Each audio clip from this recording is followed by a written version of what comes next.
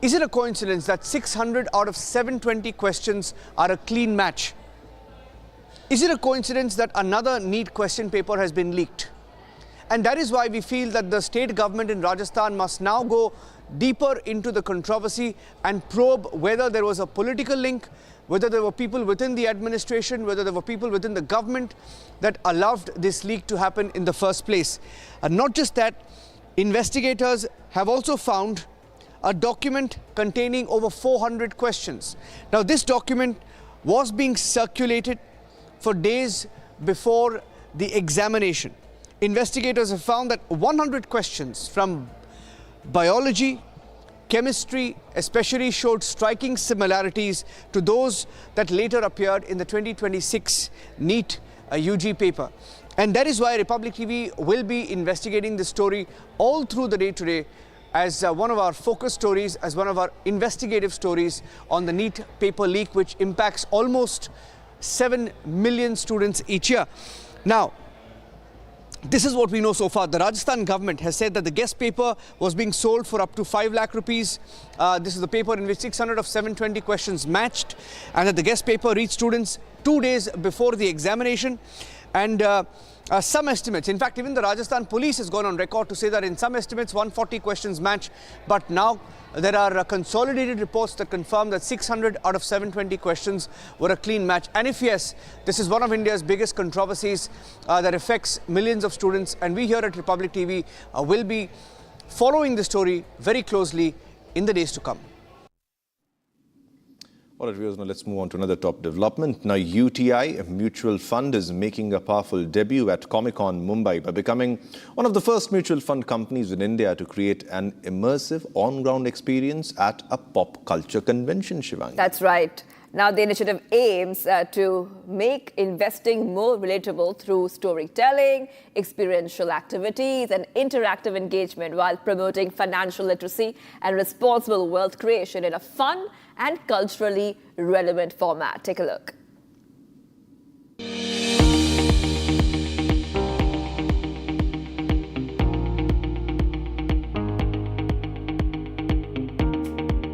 UTI is the oldest mutual fund brand in the country, and we have been there in the industry for the last 62 years. We always felt that UTI is a very well-known brand with the investors, but we wanted to connect with the young audience, the young at heart audience, right from the 10-year-old to the 60-year-old young at heart people. And that's why we thought, what better than Comic-Con to give us this platform to connect with our young audience.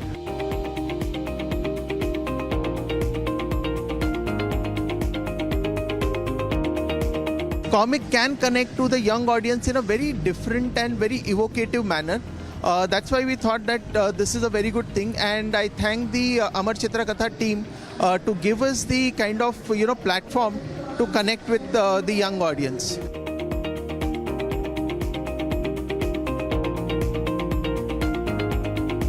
On both the days that we were there at Comic-Con, it was a fantastic response. We had more than 3,000 people coming to our booth and interacting with us.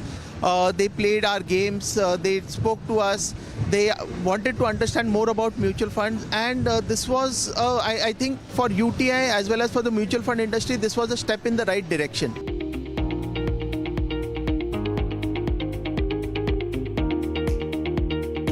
Mutual fund investing is for the long term.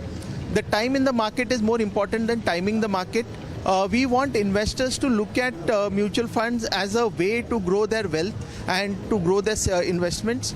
But through this comic book, we want to give investors a message that invest for the long term, invest for your future, and definitely mutual fund will help you to grow your wealth.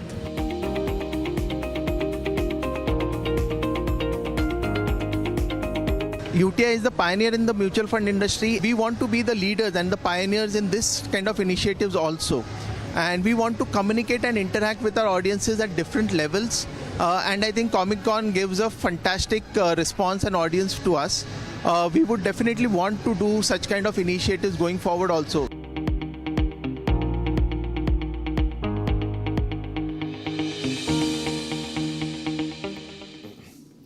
Well, Shivam, What we are counting down to is a grand oath-taking ceremony which will be taking place later in the day. So we can expect Prime Minister Modi, Amit Shah, Union Home Minister, Finance Minister, all top leaders to attend Himanta Biswa Sarma's oath-taking ceremony. Yeah, this is coming up after a short commercial break. Hat-trick for BJP in Assam. Himanta to take oath as Assam Chief Minister for second consecutive term today.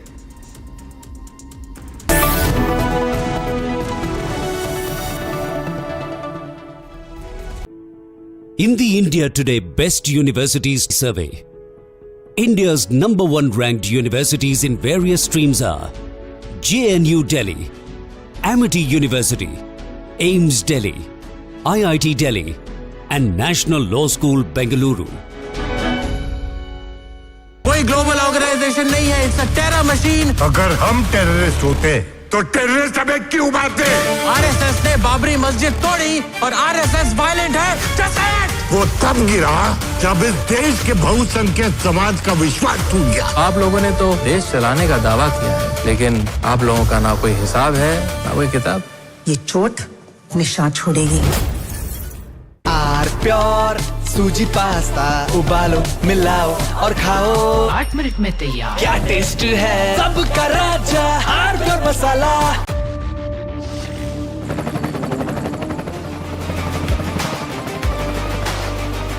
Character, the taste of success. चमकी चाट से क्या बना है? Sandwich लस्सी और छाछ। हर घूंट में चमकी चाट। अब बताओ स्वाद आया? आया। असली स्वाद सिर्फ चमकी चाट। हमें पेट्रोल डीजल का उपयोग कम करना।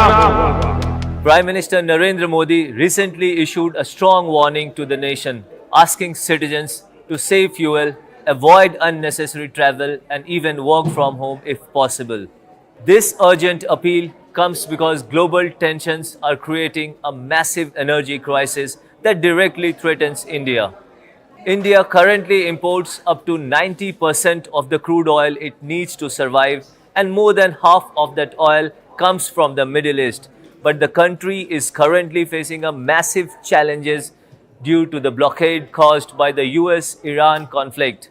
And right in the middle of this dangerous situation, an event is about to take place that could make things much worse. United States President Donald Trump is traveling to Beijing to meet with Chinese President Xi Jinping. While the news might focus on their discussions about trade rules, technology, or artificial intelligence, the most critical topic for India is what these two leaders will decide regarding the Middle East and global oil supplies. The choices made during this specific meeting will determine if India will have enough fuel for its vehicle or if the country will face a severe shortage at the petrol pumps. The biggest risk for New Delhi involves a major shift in how China buys its energy. Currently, China is the main buyer of Iranian oil, taking in about 1.5 million barrels a day. This discounted oil keeps the global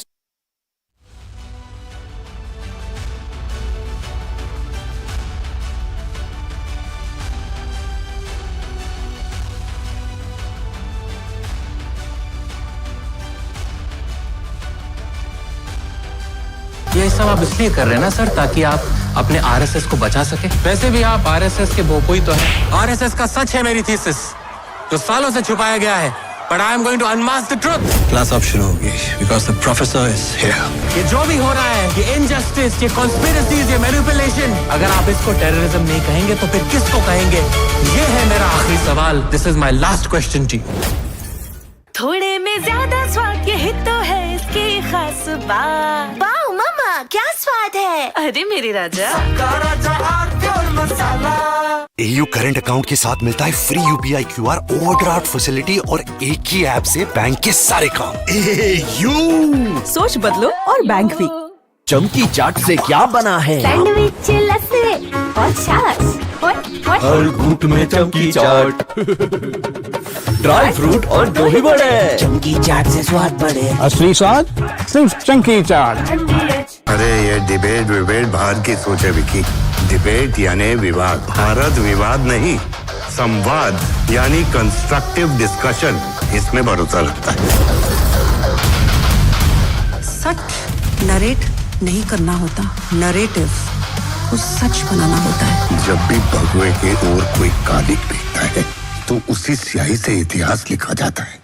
This week we've seen a developing investigation into a cluster, a very unusual cluster of cases of a certain type of Hanta virus.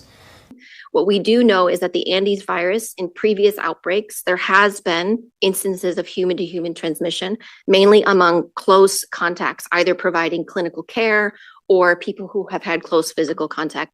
For the decades that scientists have known about Hanta virus, they've almost always believed that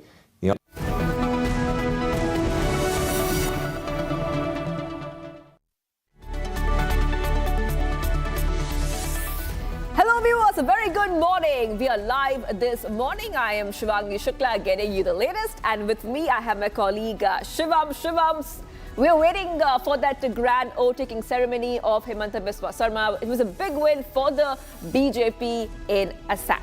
And also, Himanta Biswa Sarma is becoming the Chief Minister for the second consecutive term, and also the NDA is coming back to power for the third consecutive term. We have various chief guests who will be coming for the grand swearing-in ceremony. There will be industry leaders, also ambassadors from various places, and also the chief ministers of the NDA ruled states. We'll get you minute-to-minute updates of that. But first up, let's have a look at the top headlines of the hour.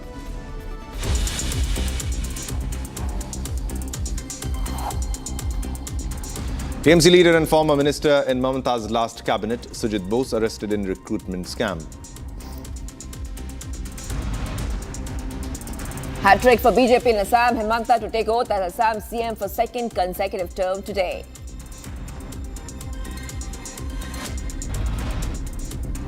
Kerala CM suspense likely to end. Congress High Command to announce Kerala CM today. NEET UG paper leak controversy deepens. Alleged multi-state network links in circulation trail traced. 13 suspects apprehended. Probe in TCS grooming gang case widens. AIMIM Matan Patel, who shielded Nida Khan, moves court to halt demolition of house.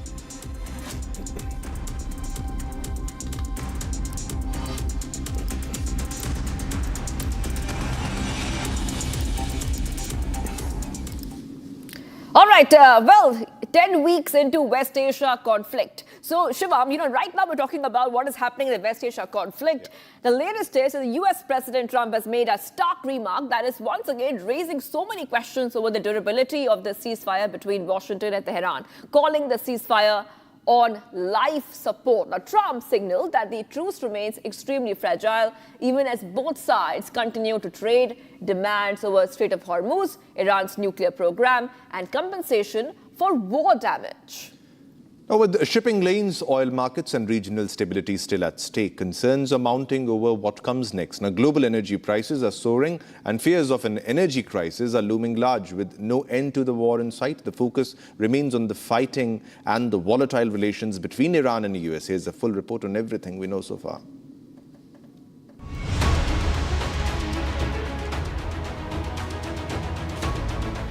Ten weeks into the West Asia conflict, Donald Trump once again dropped hints over the fragility of the ceasefire between Iran and the United States. Trump calling the ceasefire on life support has once again fueled concerns over whether the conflict will continue to disrupt shipping through the Strait of Hormuz. It's unbelievably weak, I would say. I would call it the weakest right now. After reading that piece of garbage they sent us, I didn't even finish reading it. They said, I'm not going to waste my time reading it. I would say it's one of the weakest right now.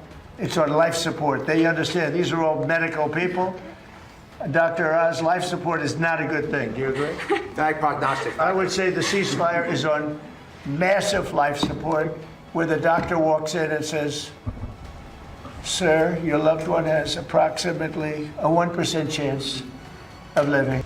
This comes after Iran said the war must end on all fronts, including Lebanon, which has remained the center of discussion in earlier weeks. To this, the United States has floated a proposal aimed at reopening negotiations. Meanwhile, Iran has questioned whether asking for safe passage through the Strait of Hormuz an excessive demand. بنابراین هر آنچه که ما در متنمون پیشنهاد کردیم خواسته‌های معقول، مسئولانه و پیشنهادهای سخاوتمندانه بود، نه فقط برای منافع ملی ایران بلکه برای خیر و ثبات و امنیت کل منطقه. Tehran also demanded compensation for war damage, emphasized its sovereignty over Strait of Hormuz, and called on the US to end its naval blockade and guarantee no further attacks. Meanwhile, Trump has declared what he calls a complete victory. There's no pressure. There's no pressure at all. We're going to have a complete victory. We've already, in theory, had a complete victory from the military standpoint. The military, look, their navy is dead. Additionally, Trump has reiterated that Iran cannot be allowed to possess a nuclear weapon. Trump has demanded a major rollback of Iran's nuclear activities, while Iran is pushing for a more limited agreement that would reopen the strait and lift the blockade. The plan is very simple. You know, in war you have to change, you have to be flexible, you have a lot of plans, but you have to do different plans in different days. But I have a great plan. But the plan is they cannot have a nuclear weapon. On the economic impact of the war, Trump said he's considering suspending the federal gas tax to help offset higher fuel prices. In his upcoming visit to China, Trump is also expected to press his Chinese counterpart to use China's influence over Tehran, with China remaining Iran's largest oil buyer. With the ceasefire hanging by a thread and both sides holding firm to their demands, the future of the region now depends on whether diplomacy can prevent another escalation. Well, Shivangi, the entire scenario is tense again. The West Asian conflict seems to be escalating because Trump has not agreed to the proposal of Iran. Now, let's move on to another top story related to it. Now, fresh pressure is mounting on Israeli Prime Minister Benjamin Netanyahu as the Knesset opened its summer session. Protesters gathered outside Parliament demanding an independent state commission to investigate the October 7 Hamas attack and the government's response on it. So families of those killed and former hostages say that only a judge-led inquiry can reveal what went wrong, why communities were left exposed, and why many hostages did not return alive. Here's a full report.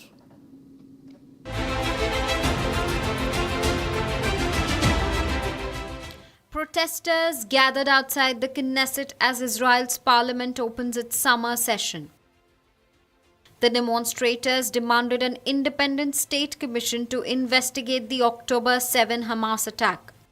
We're here to demand a commission of inquiry, a state, apolitical, professional committee of inquiry that will get to the bottom of why this all happened, why the settlements of the Gaza envelope were abandoned on Simchat Torah, the 7th of October, why it took so long to get the hostages home, why so many of them who were abducted alive came home dead. Families of victims and released hostages joined women's group in the protest. Protesters demanded for the establishment of a state commission of inquiry to examine the government policies in the run-up to the attack.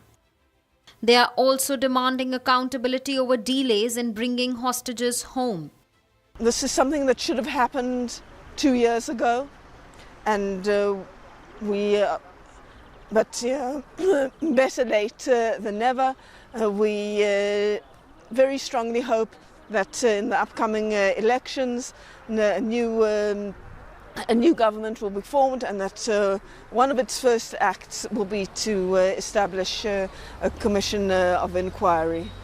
Netanyahu had approved a government-led committee to examine the security failures. But the announcement of the committee angered many in Israel who responded with concerns about its makeup. Unlike past judge-led inquiries, the Prime Minister would oversee the composition of this committee. Meanwhile, protesters say only an apolitical and professional commission can uncover the full truth. אנחנו דורשים פה ועדת חקירה ממלכתית שתוכל באמת לחקור את כל מה שהביא אותנו ל7 באוקטובר ואת מה שקרה שם ואת כל הטיוח שאחר כך.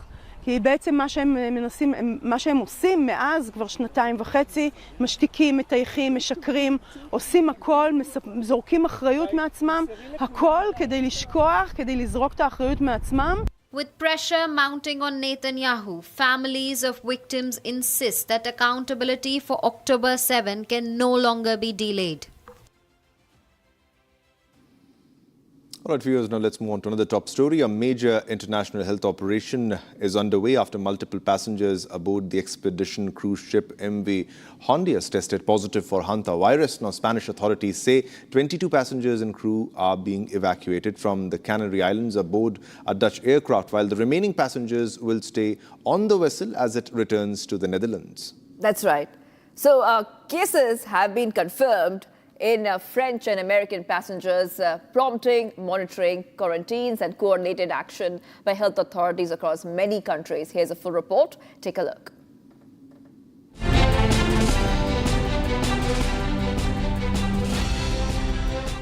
International health authorities are closely monitoring a Hanta virus outbreak aboard the expedition cruise ship MV Hondias. Spanish officials say 54 passengers and crew remained on board as of yesterday's morning. 22 passengers and crew are set to disembark and fly to the Netherlands on a Dutch evacuation aircraft. As you know, French authorities has confirmed a passenger with symptoms and positive PCR, and American authorities have confirmed one passenger with symptoms and another with low positive PCR. The operation update is that we have refueled the boat and we will provision the ship throughout the morning, this morning. Now there are 54 passengers and crew on the boat. We are expecting 2 planes, but now we know that there will be only 1 plane. This afternoon, predictably, 22 people will disembark and take the plane of Netherlands. Finally, only the plane of Netherlands will arrive here to Canary Island, and then finally we will disinfect our port according to the health protocols. The remaining 32 people will stay on board as the vessel returns to the Netherlands. The passengers expected to disembark include 4 Australians, 1 New Zealander, 1 British citizen, and several crew members of different nationalities. Authorities have confirmed that a French woman and an American passenger tested positive for Hanta virus. Spanish health officials say symptoms can appear suddenly even after initial screenings show no fever. Lo consideran positivo. Y sí, es normal que una persona no tenga síntomas y empiece a tenerlos. Cuando hablamos de síntomas, en este caso, por ejemplo, en el pasajero francés, estamos hablando de fiebre. Cuando subió, por ejemplo, Sanidad Exterior al buque y con los 4 médicos que estaban dentro del buque por la mañana antes de desembarcar se les tomó la temperatura a todos y ninguno presentaba fiebre, y cuando se subió al avión presentó fiebre. Efectivamente, la evolución de la enfermedad y la infección es muy particular en cada una de las personas y por supuesto que puede ocurrir. Por eso estamos monitorizando diariamente a todos y cada uno de los pasajeros. In the United States, one of the 17 evacuated passengers in Nebraska tested positive but remains asymptomatic, while another has mild symptoms. US President Donald Trump said the virus is difficult to spread and expressed confidence that the situation is under control. And they were willing to negotiate, but it was so popular when I pulled out. They gave us all wrong information. On COVID, they were totally wrong. And I looked today and I saw the same doctor that was there.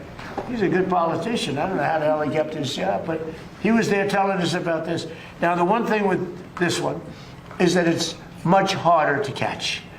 And we've had it for a long, it's been around for a long time. People are very familiar with it. So, I hope it's fine. All I can do is everything that a president can do, which is actually somewhat limited. But it seems like it is not easy to spread. In fact, it's in certain ways very hard to spread. We've lived with it for years, many years. And we think we're in very good shape. We're very careful. And Nebraska has done a fantastic job. They have a place there that those doctors are unbelievable, the job they've done. Yeah, please. Health and Human Service Secretary Robert F. Kennedy said CDC teams were deployed from day one and that the outbreak is under control. Yeah, I mean, we've had CDC teams on it from day one. I was speaking with the University of Nebraska since the second day of the outbreak. I was speaking with Governor Pillen of Nebraska. We had a CDC team at Tenerife. We had airplanes ready to take the patients, the 17 patients, off the vessel and transport. 2 of them went to Atlanta. One of those was symptomatic. They're in a biocontainment lab in Atlanta. The other 16 are now in Nebraska. One of them is symptomatic. He is in the biocontainment lab. The other ones are being tested and supervised and given plans for going home. We have this under control and we're not worried about it. The World Health Organization has recommended close monitoring and several countries have placed former passengers under quarantine. With Hanta virus cases across multiple countries and passengers under daily surveillance, global health agencies are racing to contain the outbreak and prevent any wider spread.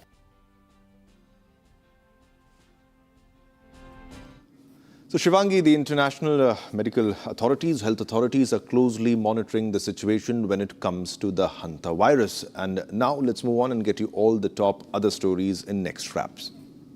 Yes, let's get started.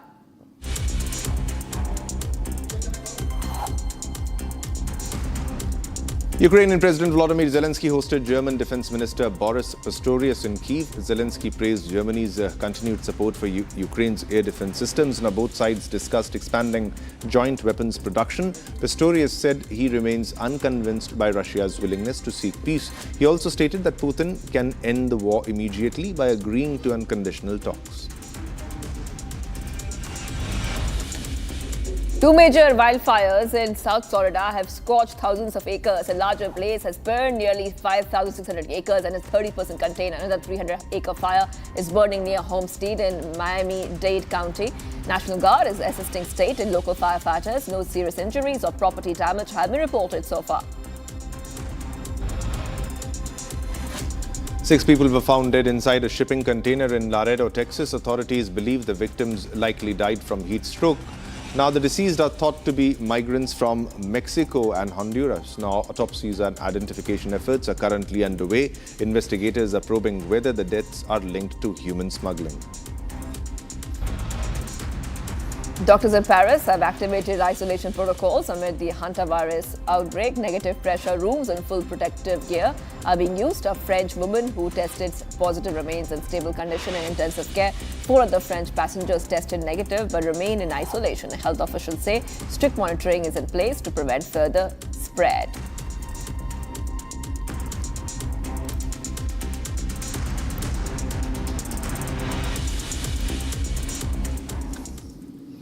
All viewers, let's move on to another top story. Now, the TCS Nashik, a sexual harassment and alleged religious conversion case, has now exploded into a full-blown political controversy in Maharashtra. The main accused, Nida Khan, has now been sent to judicial custody till May 24 after being produced before a Nashik court. Now, fresh allegations have now triggered a major political slugfest after claims surfaced that AIADMK leaders allegedly sheltered the accused while she was absconding, Shivangi. That's right. So municipal demolition notices, allegations of illegal property construction, claims of financial support, and now AIADMK chief Aswaddin Owaisi openly defending Nida Khan. The case is rapidly snowballing into Maharashtra's biggest political flashpoints. Let's now take a look at what Republic Editor-in-Chief Arnab Goswami said and his sharp opinion on the entire controversy.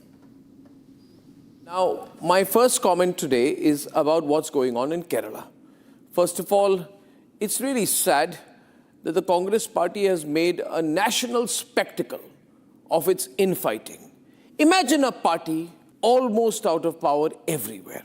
In one state, it gets a chance, that also not on its own, through the support, patronage of the Muslim League, which is all right because the Congress is a Muslim party. So they'll be very happy to be together with the Muslim League. There's a Muslim alliance, therefore, that's happening in Kerala. But what's happening is that 3 Congress leaders are in a do-or-die battle fighting each other. In our country, the last round of elections was on the 29th of April. On the 4th of May, the results came out. On the 9th of May, Shuvendu Adhikari was elected and sworn in as the Bengal Chief Minister. Then yesterday, we had Vijay, who was sworn in as the Tamil Nadu Chief Minister. And tomorrow, Himanta Biswa Sarma will be sworn in as the Assam Chief Minister. The only one state where they cannot decide anything, where they are fighting for their lives. And both Satishan and Venugopal have made life hell for Rahul Gandhi. And that's a good visualization. Is Kerala, where they are fighting. It's a direct fight between 2 people. One person who says, I led the fight. That's the man on the right. His name is Satishan, 61-year-old. He said, I led the fight. On the other side, there is K.C. Venugopal who says to Rahul Gandhi, but I'm your man, I'm your yes man in Delhi. Isn't it my turn? And of course, there's a third person also called Ramesh Chenitala, but the real fight is between these 2. One is Rahul's man, and the other man is the Congress workers' choice. Ladies and gentlemen, V.D. Satishan supported by the electorate, and K.C. Venugopal supported by the party high command. One other point is to be made. The Congress is a weak party. This time they should have come back with a super majority, but they couldn't. They're not even the halfway mark. They got 63, only 63 MLAs out of 140, which means they're 100% reliant on the Indian Union Muslim League, which means effectively it's a Muslim League-led government. So the Congress is a Muslim League-led party. Its leaders are fighting desperately within. And I think personally that Muslim League wants Satishan as the Chief Minister, so he should be the one who should be made the Chief Minister. But I think Rahul Gandhi's man, K.C. Venugopal, will win this fight because eventually in the Congress party, historically, personal relationships matter more than merit. And this man, though he has no mass base, will hold either of 2 positions. Either he will be made the Chief Minister of Kerala or he will be given a consolation prize and told, let Satishan be Chief Minister of Kerala and we'll throw out Kharge and make you the Congress party president. In the process, however, of pushing his man, K.C. Venugopal, Rahul Gandhi will make the party weaker and divide it down the middle in Kerala. Just like in the process of dumping the DMK and becoming a junior partner of TVK, Rahul Gandhi has ended up making the Congress party weaker in Tamil Nadu and nationally. So it's Rahul Gandhi's ego, inability, incompetence that is leading the party to this terrible situation that it is in. Therefore, ladies and gentlemen, as the Congress party is stuck in Kerala, please remember, every move is important because it could mean the further attrition of a party that is left with very few places where it can remain in power in the country. All right, well, Shivam, we are taking a short break, but we are waiting down for that oath-taking ceremony later in the day. Yes, it's a big development and a big day for BJP. Himanta Biswa Sarma, it's a hat-trick for BJP. NDA in Assam, Himanta to take oath as Assam Chief Minister for 2nd consecutive term today. 3rd time the NDA government is coming back in Assam.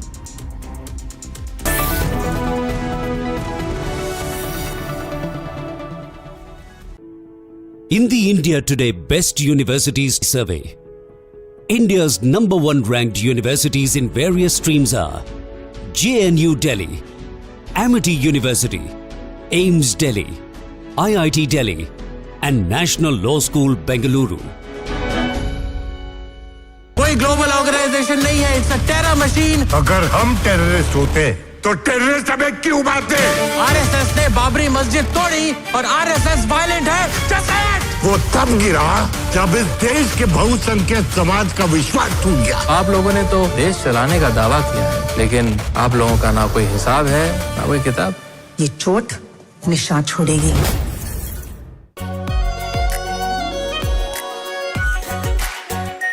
Are pure shahi paneer masala, delicious, healthy everyday. केसरिया से मन जोगी हुआ रे, दिल झूमे देखो मतवारा हुआ रे। केसरिया से मन जोगी हुआ। हर पल मनाओ केसरी त्योहार। विमल, बोलो जुबान केसरी। प्यास बुझाए, ठंडक लाए, सबको भाए जीरा से। MTH का जल जीरा, जीरा से। जीरा से असली रिफ्रेशिंग, असली स्वाद, असली मजा। हमें पेट्रोल डीजल का उपयोग कम करना। Prime Minister Narendra Modi recently issued a strong warning to the nation.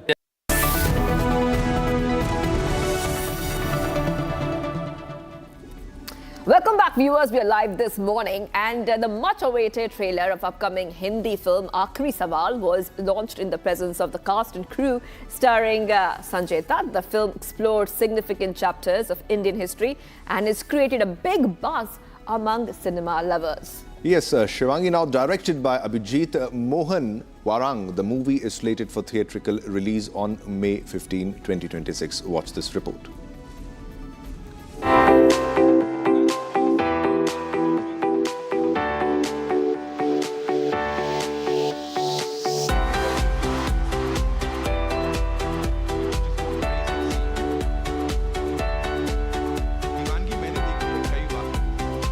We have a very intelligent audience out there, और इस फिल्म में हमने जिन जिन सवालों के जवाब दिए हैं, जिन सवालों को सोशल मीडिया पे बहुत अलग तरीके से बताया जाता है, उसके जवाब वो हिस्टोरिकल इवेंट्स क्रिएट करके हमने दिए हैं।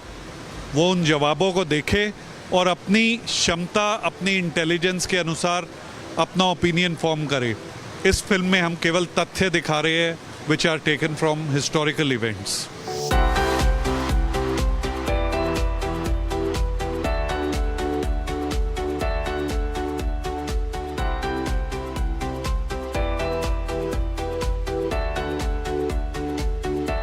इस फिल्म से जब लोग इसे देखेंगे उनको समझ में आएगा, और संघ जो इतने सालों से देश के लिए करते आ रहा है उसके बारे में भी समझ में आएगा, और आप अपने अनुसार अपने व्यक्तिगत से आप क्या कर सकते हैं।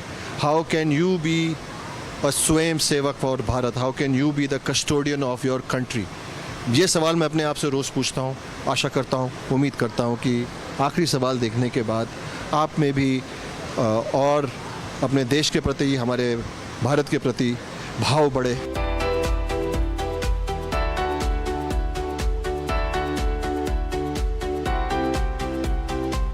मतलब ये सवाल जो है हर बार पूछे जाते हैं, इसके जवाब हम देना चाहते हैं लेकिन कोई सुनना नहीं चाहता है, और जानबूझ के उसको बगल दी जाती है। इसलिए इस फिल्म के माध्यम से ये कुछ सवाल है जो राष्ट्रीय स्वयंसेवक संघ के बारे में हमेशा हर किसी के मन में होते हैं, ये पूछने का हमने धाड़स किया इस फिल्म से।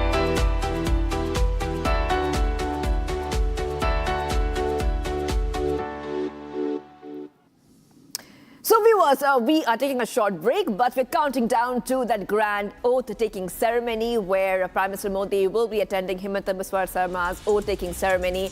Shivam, that's a big story you're tracking today. Big day. This is the second time Himanta Biswa Sarma is coming back to power. NDA is coming back to power for the third time, and various dignitaries, chief guests will be present in Guwahati, including ambassadors of various countries and industrialists. Coming up after a short commercial break. Don't go anywhere. Himanta's grand return.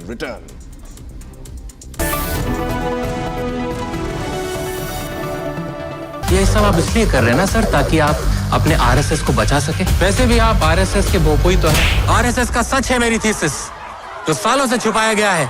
But I am going to unmask the truth. Class अब शुरू होगी because the professor is here.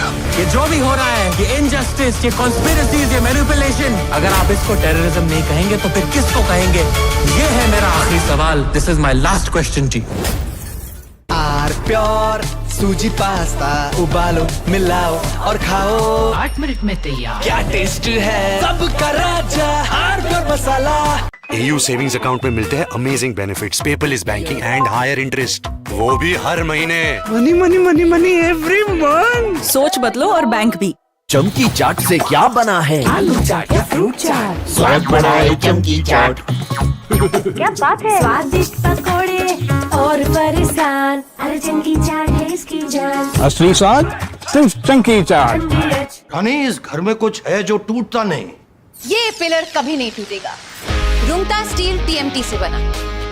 Rungta नहीं तो घर strong नहीं। Rungta steel TMT बार एकदम solid. थोड़े में ज्यादा स्वाद, यही तो है इसकी खास बात। वाओ मामा, क्या स्वाद है? अरे मेरे राजा। This week we've seen a developing investigation into a cluster, a very unusual cluster of cases of a certain type of Hanta virus. What we do know is that the Andes virus, in previous outbreaks, there has been instances of human-to-human transmission, mainly among close contacts, either providing clinical care or people who have had close physical contact. For the decades that scientists have known about Hanta virus, they've almost always believed that the only way you can get it is from being in contact with the droppings, the dried urine of mice or other rodents. Saying this is not the next pandemic, this is not the next epidemic, this is a cluster of cases. From Asia's largest news headquarters, setting the agenda for Bharat.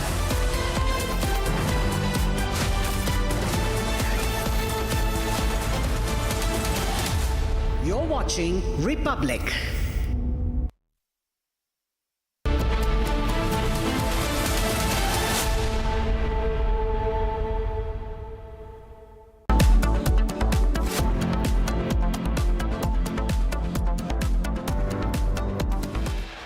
Headlines brought to you by Canara Bank.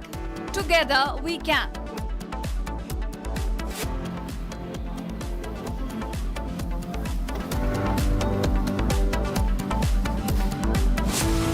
TMC leader and former minister in Mamata's last cabinet, Sujit Bose, arrested in recruitment scam.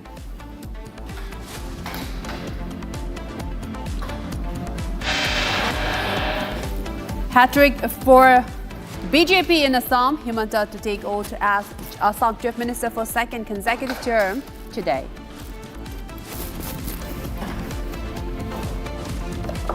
Kerala Chief Minister suspense likely to end. Congress High Command to announce Kerala Chief Minister today.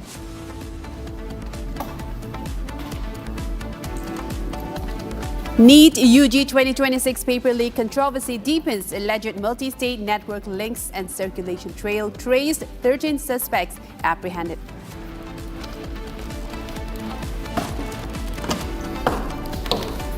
Probe in TCS grooming gang case widens. AIMIM Matin Patel, who shielded Nida Khan, moves court to hold demolition of his house.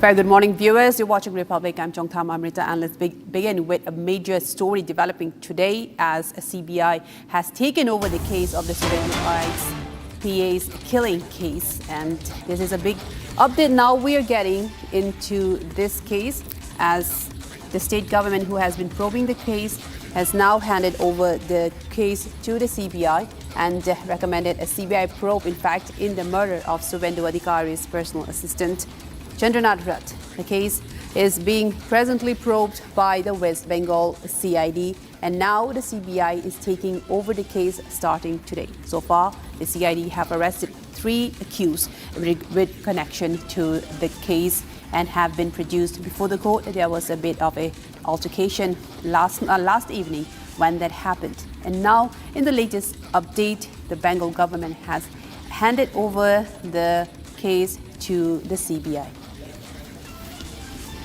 There's a big development coming in as CBI now takes over the case of the murder of Suvendu Adhikari's personal assistant Chandranath Rath, who was chased down by bike-borne assailants, in fact sharpshooters, and 3 sharpshooters so far has been arrested with regards to this case and have been produced before the court yesterday, and now the case is being handed over to the CBI for further inquiries and further investigation to take place into this matter as more questions emerge as to who hired these killers, and was this a contract killing that truly targeted Suvendu Adhikari's personal assistant, and why, and the motive behind the murder that took place just 2-3 days before the oath swearing-in ceremony of the new Bengal Chief Minister term.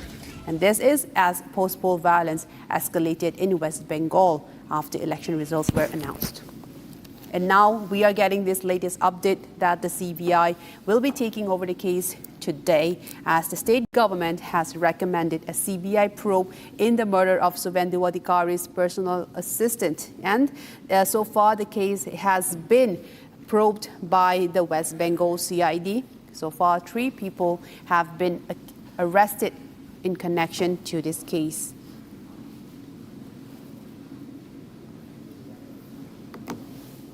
This is a major story, viewers, as you can see now, that now the CBI has entered the picture, taking over the case, and with more stories, with more questions emerging in this case as to who hired the 3 sharpshooters who chased down Suvendu Adhikari's personal assistant and killed him just 60 meters away from his home.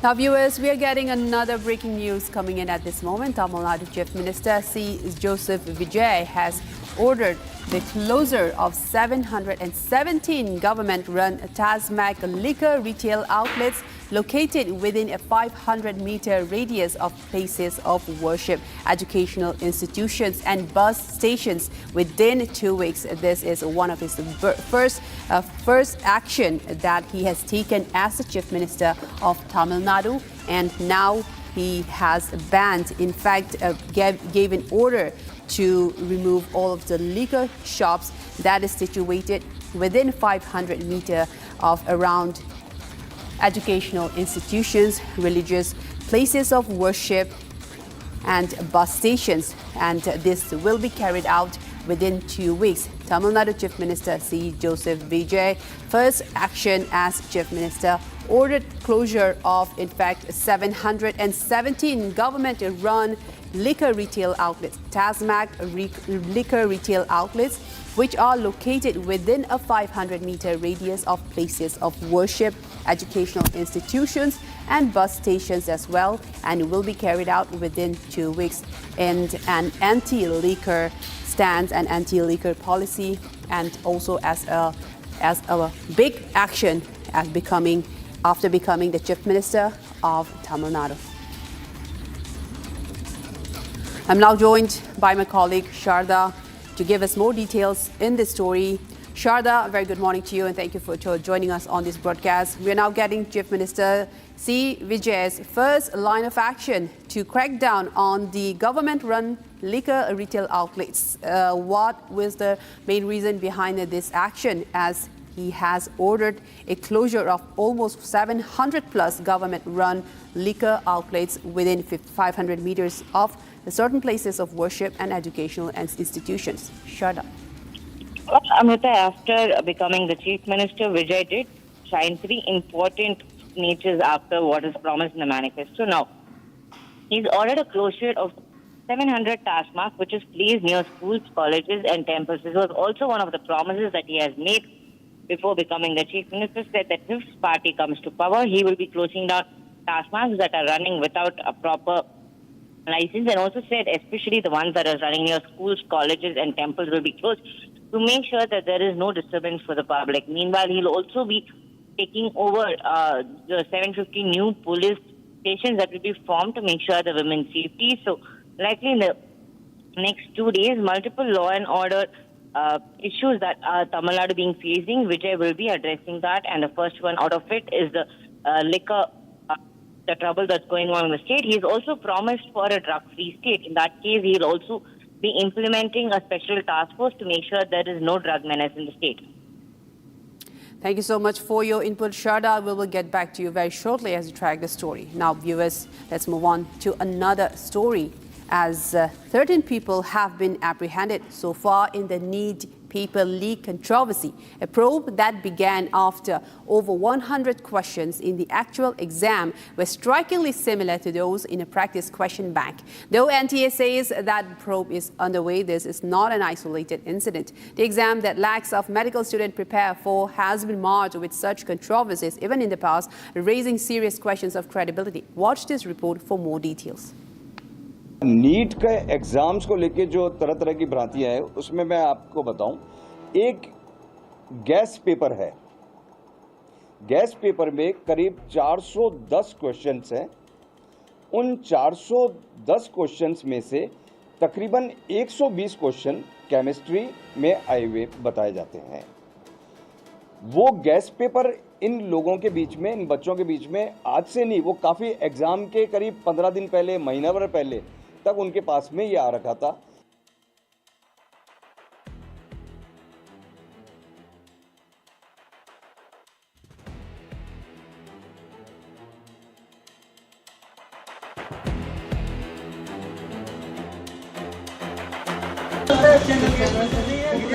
अंदर allow नहीं है भाई, बाहर से visual बना रहे हैं। नहीं भाई, बाहर से बनाओ, बाहर से बनाओ, अंदर अंदर से नहीं भाई, कल वो हमारी भी ड्यूटी है। मेरे अंदर अलाउ ही नहीं है, आपको पता होना चाहिए। हेलो हेलो, अंदर नहीं प्लीज भाई, आइए प्लीज। आपको बाहर से ले रहे हो आप आराम से, चलिए चलिए ठीक हो गया। अब कर रहे हैं यहाँ से, तो आप कुछ नहीं कर सकते। वहाँ से सर, हाँ यहाँ से कुछ नहीं कर सकते, यहाँ से। हाँ हाँ, बस आप ले लीजिए। कितनी देर लेंगे? जो वो ले लूँगा मैं बाबा आपका। हाँ ठीक है ना, वो मैं ले लूँगा। नीट के एग्जाम्स को लेके जो तरह तरह की भ्रांतियां हैं उसमें मैं आपको बताऊं, एक गैस पेपर है। गैस पेपर में करीब 410 क्वेश्चंस हैं। उन 410 क्वेश्चंस में से तकरीबन 120 क्वेश्चन केमिस्ट्री में आए हुए बताए जाते हैं। वो गैस पेपर इन लोगों के बीच में, इन बच्चों के बीच में आज से नहीं, वो काफ़ी एग्ज़ाम के करीब 15 दिन पहले, महीना भर पहले तक उनके पास में ये आ रखा था। जैसे किसी ई मित्रा पे किसी ने फोटोकॉपी कराई तो ई मित्रा वाले ने आगे उसको फोटोकॉपी को आगे देना शुरू किया। तो हमारी जांच इस गैस पेपर के बेसिस के ऊपर जो चीटिंग हो रही है या किसी प्रकार का क्या कोई क्राइम हो रहा है उसके ऊपर केंद्रित है कि हम उसकी देखें। कि हमने काफ़ी लोगों से बातचीत करी है कि किस जगह से ओरिजिन हुआ है, कहाँ से क्या हुआ है, लेकिन जो बच्चे जो एग्ज़ाम्स दे रहे थे उनके पास में उनके व्हाट्सएप पे, उनके उसके मोबाइल के ऊपर इसका ट्रैवल होना पाया गया है। तो उनके बेसिस के ऊपर हम लोग कड़ी से कड़ी बढ़ाते हुए, इट्स ए लेबोरियस और पेनफुल प्रोसेस, तो हम सभी लोग उस अधिकारी उसमें इन्वॉल्व थे। सर कड़ी से कड़ी, जैसे ये जो गैस पेपर था, उस गैस पेपर में वो करीब 150 पेजेस का, 87 प्लस 64-65 पेज, तो करीब 150 पेज का वो एक PDF है। उस 150 पेज में करीब 400 से अधिक क्वेश्चंस हैं।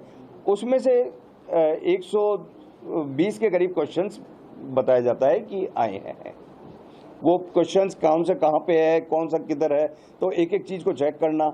फिर यदि वो देहरादून में, यदि कोई व्यक्ति उसी लिंक में कोई देहरादून में था तो उसको हमने पूछताछ कर रहे हैं।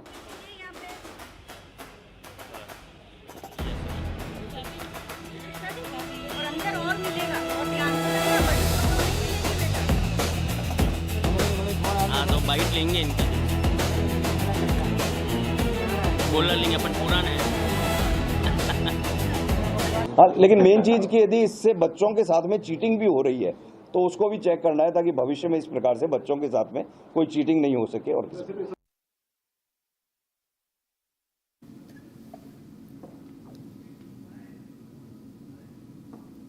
Now, viewers, we have a big story now coming in as US President As we have a big story now coming in, Trump aide and U.S. Senator Lindsey Graham has said that U.S. must revisit the role of Pakistan as a mediator. Now this comes after a U.S. report has emerged claiming Pakistan has allowed Iran to park its critical aircraft at Nurkan Air Base to shield them from American strikes. Now Trump aide has said that they must now revisit the role of Pakistan as the mediator after U.S. reports have claimed such instances of Pakistan indulging in even shielding Iranian military assets in its Nurkan Air Base. Now, U.S. officials, as per U.S. media reports, have said Iran moved several aircraft, including military assets, to Pakistan Air Force Base at Nurkan near Rawalpindi shortly after a ceasefire was announced by U.S. President Donald Trump in early April. The officials have also said that the aircraft movements appeared aimed at protecting Iran's remaining aviation and military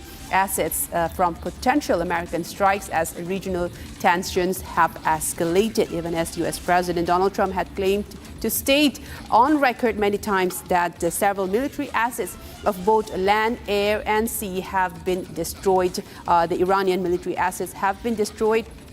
And now a U.S. senator has claimed to say that all this while, Pakistan has been shielding Iranians' military assets in Pakistan's own Nurkan Air Force Base and even questioned Pakistan's role as a mediator, as it looks like that Pakistan has been backstabbing U.S. all this while. And this is a big statement coming in, even as a ceasefire that is in talks for weeks now has not come to a concrete agreement with both sides. And now U.S. Senator Lindsey Graham, a close aide of U.S. President Donald Trump, has questioned Pakistan's role and claimed that they have shielded and sheltered key aircraft and military assets belonging to Iran at Pakistan's own Rawalpindi in the Nurkan base. A big statement coming in, even as a ceasefire hangs in the balance in the West Asian war crisis, but there is no complete end so far, even as there are a potential escalation that may take a breakout anytime soon. And now U.S. Senator Lindsey Graham has gone on to say that Pakistan's role as a mediator can be questioned, as they have shielded military assets belonging to Iran in Pakistan.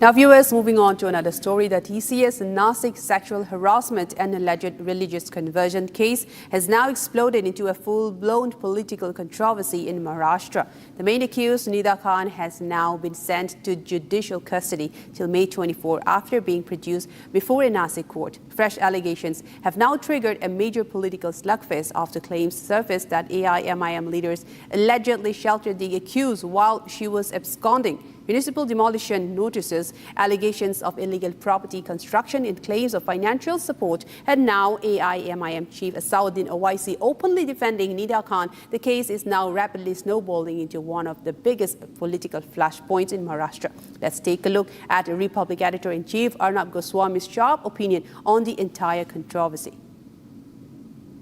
Now, my first comment today is about what's going on in Kerala. First of all, it's really sad that the Congress party has made a national spectacle of its infighting. Imagine a party almost out of power everywhere.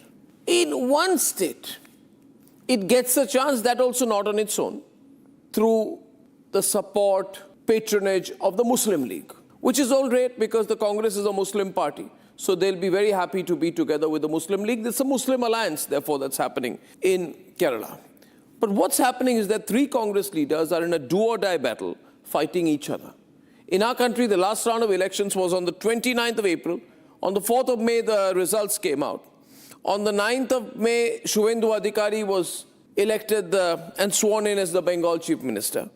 Then yesterday, we had Vijay, who was sworn in as the Tamil Nadu Chief Minister. And tomorrow, Himanta Biswa Sarma will be sworn in as the Assam Chief Minister. The only one state where they cannot decide anything, where they are fighting for their lives. And both Satishan and Venugopal have made life hell for Rahul Gandhi. And that's a good visualization. Is Kerala, where they are fighting It's a direct fight between two people. One person who says, I led the fight. That's the man on the right. His name is Satishan, 61-year-old. He said, I led the fight. On the other side, there is K.C. Venugopal who says to Rahul Gandhi, but I'm your man. I'm your yes man in Delhi. Isn't it my turn? And of course, there's a third person also called Ramesh Chenitala. But the real fight is between these two. One is Rahul's man, and the other man is the Congress workers' choice.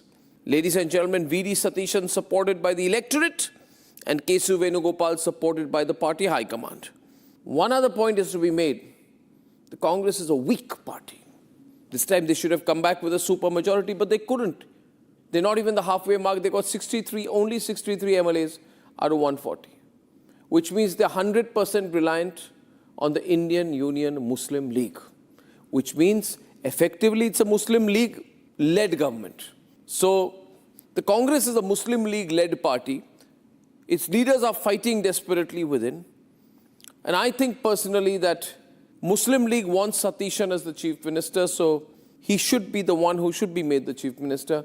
But I think Rahul Gandhi's man, K.C. Venugopal, will win this fight because eventually in the Congress party, historically, personal relationships matter more than merit. And this man, though he has no mass base, will hold either of two positions. Either he will be made the Chief Minister of Kerala or he will be given a consolation prize and told, let Satishan be Chief Minister of Kerala and we'll throw out Kharge and make you the Congress party president. In the process, however, of pushing his man, K.C. Venugopal, Rahul Gandhi will make the party weaker and divide it down the middle in Kerala. Just like in the process of dumping the DMK and becoming a junior partner of TVK, Rahul Gandhi has ended up making the Congress party weaker in Tamil Nadu and nationally. So it's Rahul Gandhi's ego, inability, incompetence that is leading the party to this terrible situation that it is in.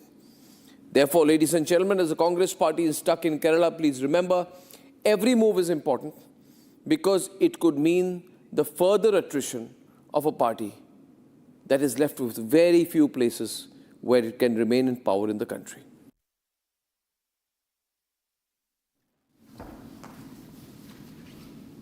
And now, viewers, moving on to a big focus story, shifting focus in Assam today. After a massive victory in the 2026 Assam elections, BJP leader Himanta Biswa Sarma is set to take oath for a second consecutive term as Assam's chief minister, while the BJP-led NDA returns to power in the state for a historic third consecutive term. The swearing-in ceremony in Guwahati will be attended by none other than Prime Minister Narendra Modi, along with Home Minister Amit Shah as well. And the chief ministers of several NDA-ruled states have already started arriving in Guwahati to attend the swearing-in ceremony of Himanta Biswa Sarma's second stint as the chief minister. Let's take a look.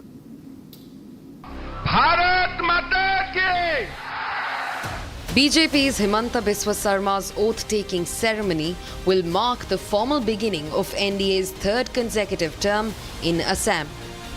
The alliance swept the assembly elections with 102 seats in the 126-member House. While the BJP first came to power in Assam in 2016 with Sonowal, Himanta Biswa Sarma became the chief minister after the 2021 elections.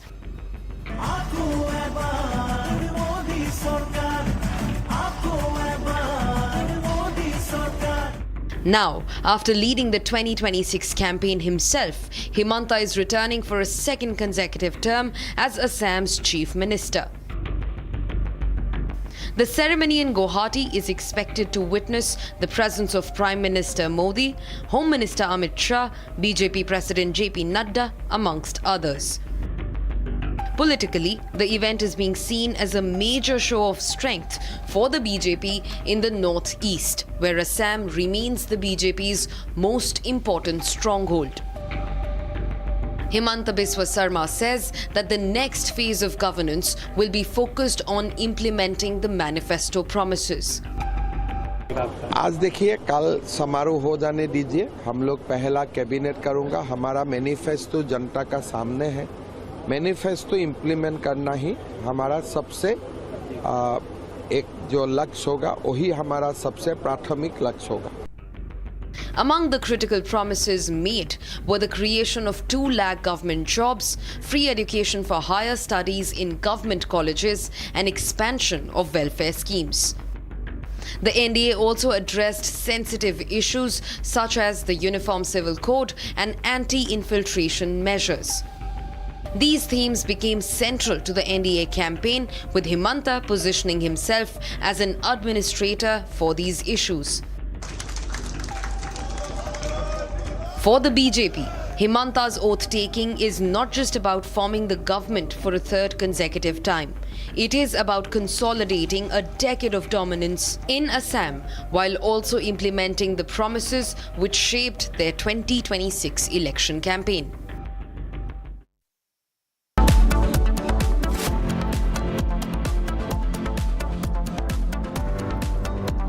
AU current account के साथ मिलता है free UPI QR overdraft facility और एक ही app से bank के सारे काम। AU सोच बदलो और बैंक भी।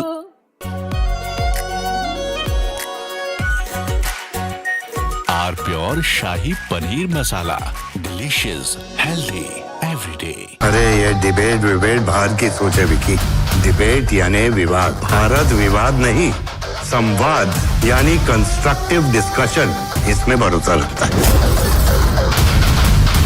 सच नरेट नहीं करना होता, नरेटिव को सच बनाना होता है। जब भी भगवे के ओर कोई कालिक फेंकता है तो उसी स्याही से इतिहास लिखा जाता है। प्यास बुझाए, ठंडक लाए, सबको भाए जीरा से। MTH का जल जीरा, जीरा से। जीरा से असली रिफ्रेशिंग, असली स्वाद, असली मजा।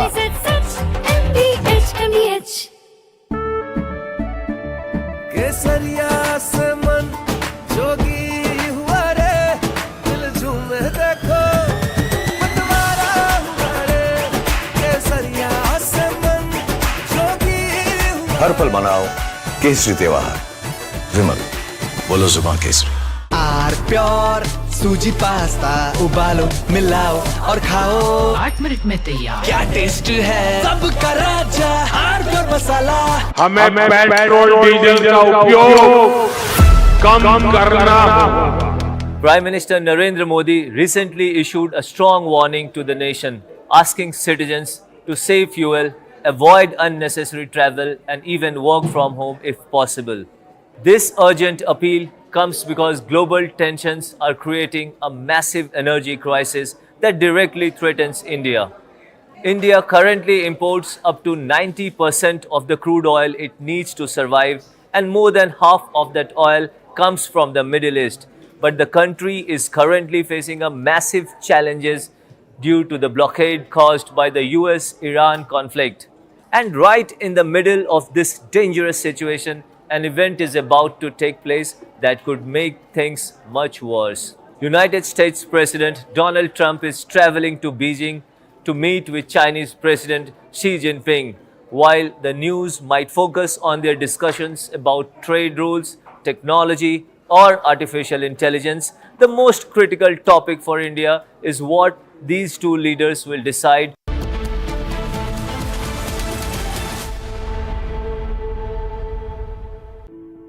In the India Today Best Universities Survey, India's #1 ranked universities in various streams are JNU Delhi, Amity University, AIIMS Delhi, IIT Delhi, and National Law School Bengaluru.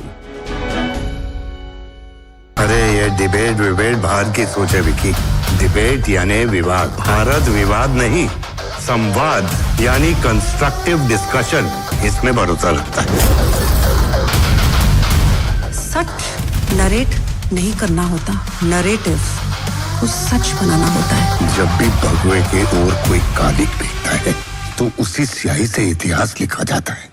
थोड़े में ज्यादा स्वाद, यही तो है इसकी खास बात। वाओ मामा क्या स्वाद है। अरे मेरे राजा, सबका राजा आर प्योर मसाला।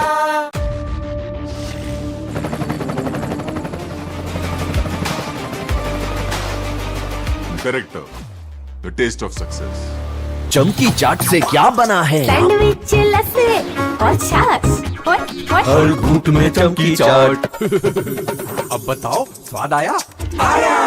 असली स्वाद सिर्फ चंकी चाट. This week, we've seen a developing investigation into a cluster, a very unusual cluster of cases of a certain type of Hanta virus. What we do know is that the Andes virus, in previous outbreaks, there has been instances of human-to-human transmission, mainly among close contacts, either providing clinical care or people who have had close physical contact. For the decades that scientists have known about Hanta virus, they've almost always believed that the only way you can get it is from being in contact with the droppings, the dried urine of mice or other rodents. Saying this is not the next pandemic, this is not the next epidemic, this is a cluster of cases.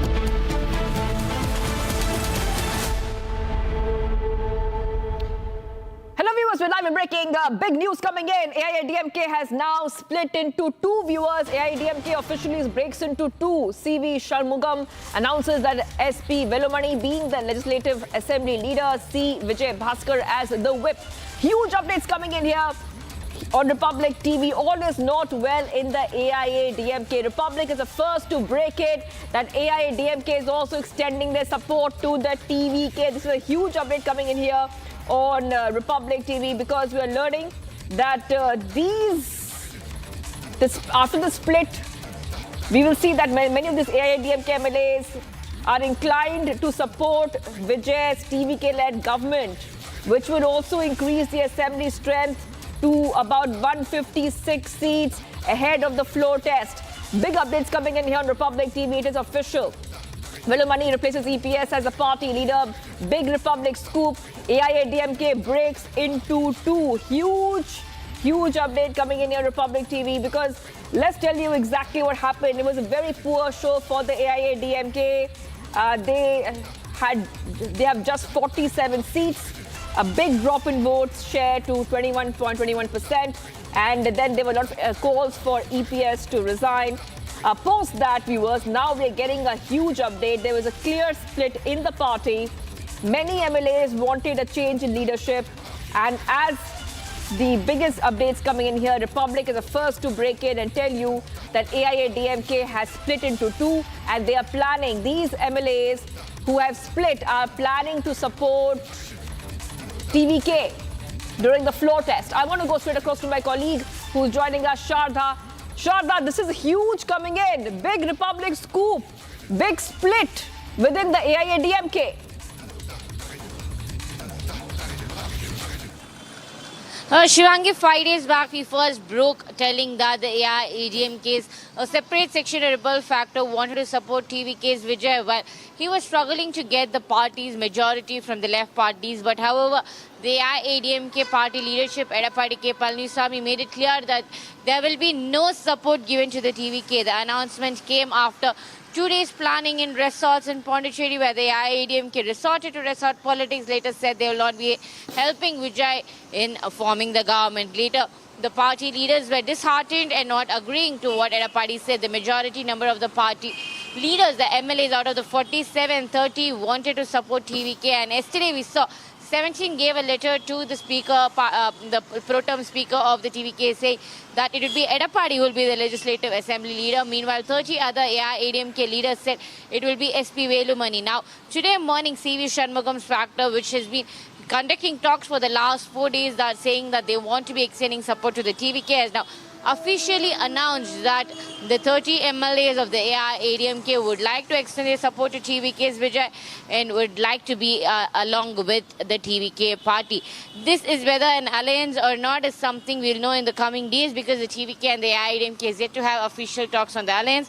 So in the coming days after the floor test, the TVK and the AIADMK will be indulging in talks. Meanwhile, SP Velumani, the second in command of the AIADMK, has made it very clear that they do not want the party to split into two, but make sure that the party leadership has changed, saying that the Edappadi's leadership has not been satisfied with everyone, and that there should be a public general meeting called in the AIADMK party, and there should be a leader change to make sure that their political decisions are made according to the majority of the MLA's decision. And now this comes right after the 30 wants to support the TVK during the floor test. Right. You know, Shardha, it looks like that the bone of contention here before the split was that EPS refused to ally with Vijay and the TVK last week when those alliance talks were on. We were discussing that. What other problems did the AIADMK MLAs, the ones who have split, have with EPS and his leadership? Well, today CV Shanmugam officially stated that it was EPS who wanted to form the government taking support from the DMK. The unnatural alliance of the AIADMK, the DMK, were actually in talks is what CV Shanmugam has revealed. He's saying that the party General Secretary Edappadi wanted to become the Chief Minister with the help of the DMK, which was not agreed by the majority of the MLAs, saying that the party's leader Jayalalitha would not have agreed for such an alliance, and they stood for what MGR and Jayalalitha would do, and saying that the AIADMK leader Edappadi Palaniswamy did not want to extend support to Vijay and not make him the Chief Minister, and tried to make sure that he was the Chief Minister, tried to reach to the governor telling that the DMK will come in support of the AIADMK if forming the government. We knew that there was backdoor talks of the AIADMK and the DMK. Okay, not okay, official, okay. Shardha, hold on for a second. I'm being joined by Apsara Reddy, who's joining us on the phone line from the AIADMK. Thank you for joining us here, Apsara Reddy. What is really happening within the AIADMK? Is this confirmed? Is AIADMK splitting into two? Do they plan to support the TVK? Is there a rebellion within the AIADMK? Yes, Apsara Reddy.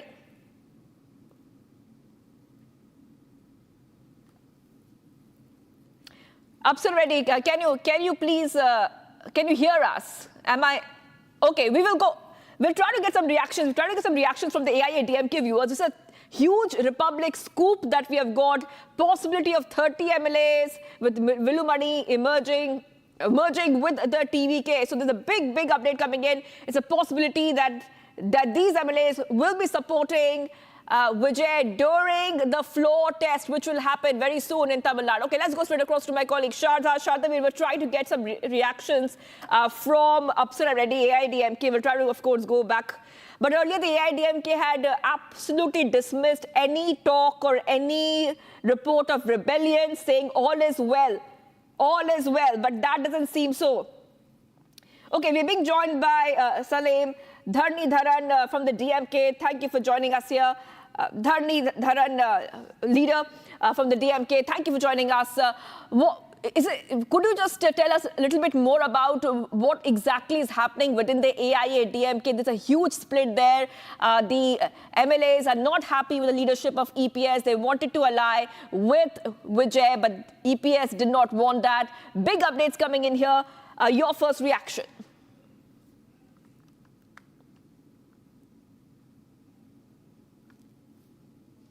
Yes.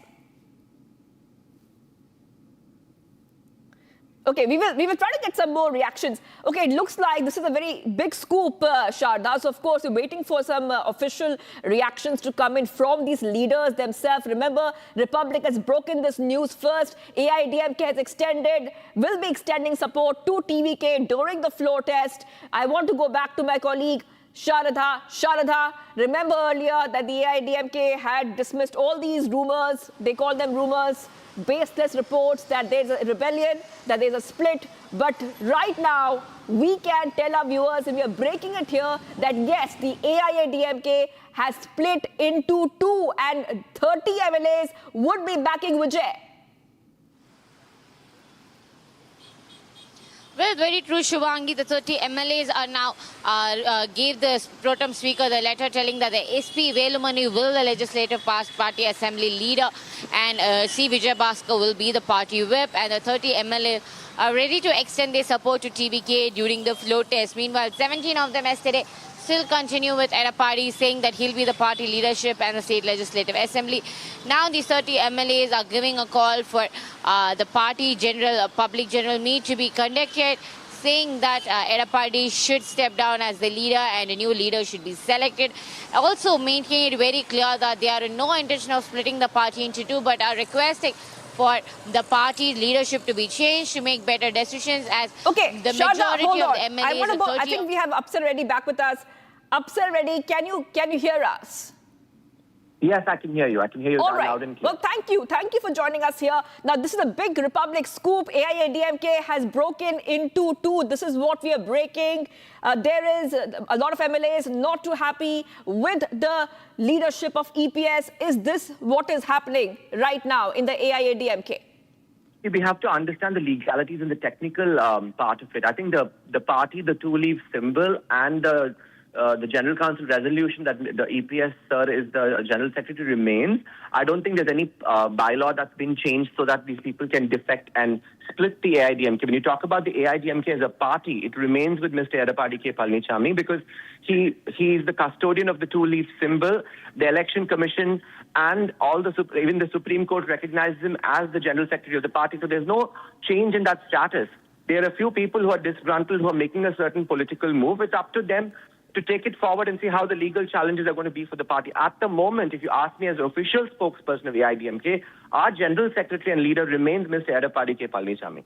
So are you saying that that there is no split within the AIADMK to support Vijay during the floor test? See, I'm not going to... I can't hoodwink what's happening right in front of our eyes all across cameras, and you're beaming it live as well. There are a few MLAs who are expressing their opinion and, want to take the party in a certain direction. But we have to see how this pans out, because technically and legally, AIADMK still belongs to Mr. Edapadi K. Palanichami. None of the bylaws have been changed. The General Council resolutions haven't been passed. So we have to wait and watch how that pans out. All right. So we are getting to know that... CV Shanmugam has announced that SP Velumani will be the Legislative Assembly leader, C. Vijay Bhaskar as a whip. So would you confirm this or would you deny this? He's come out and he's made an announcement. Mr. CV Shanmugam has made the announcement, so there's no denying it.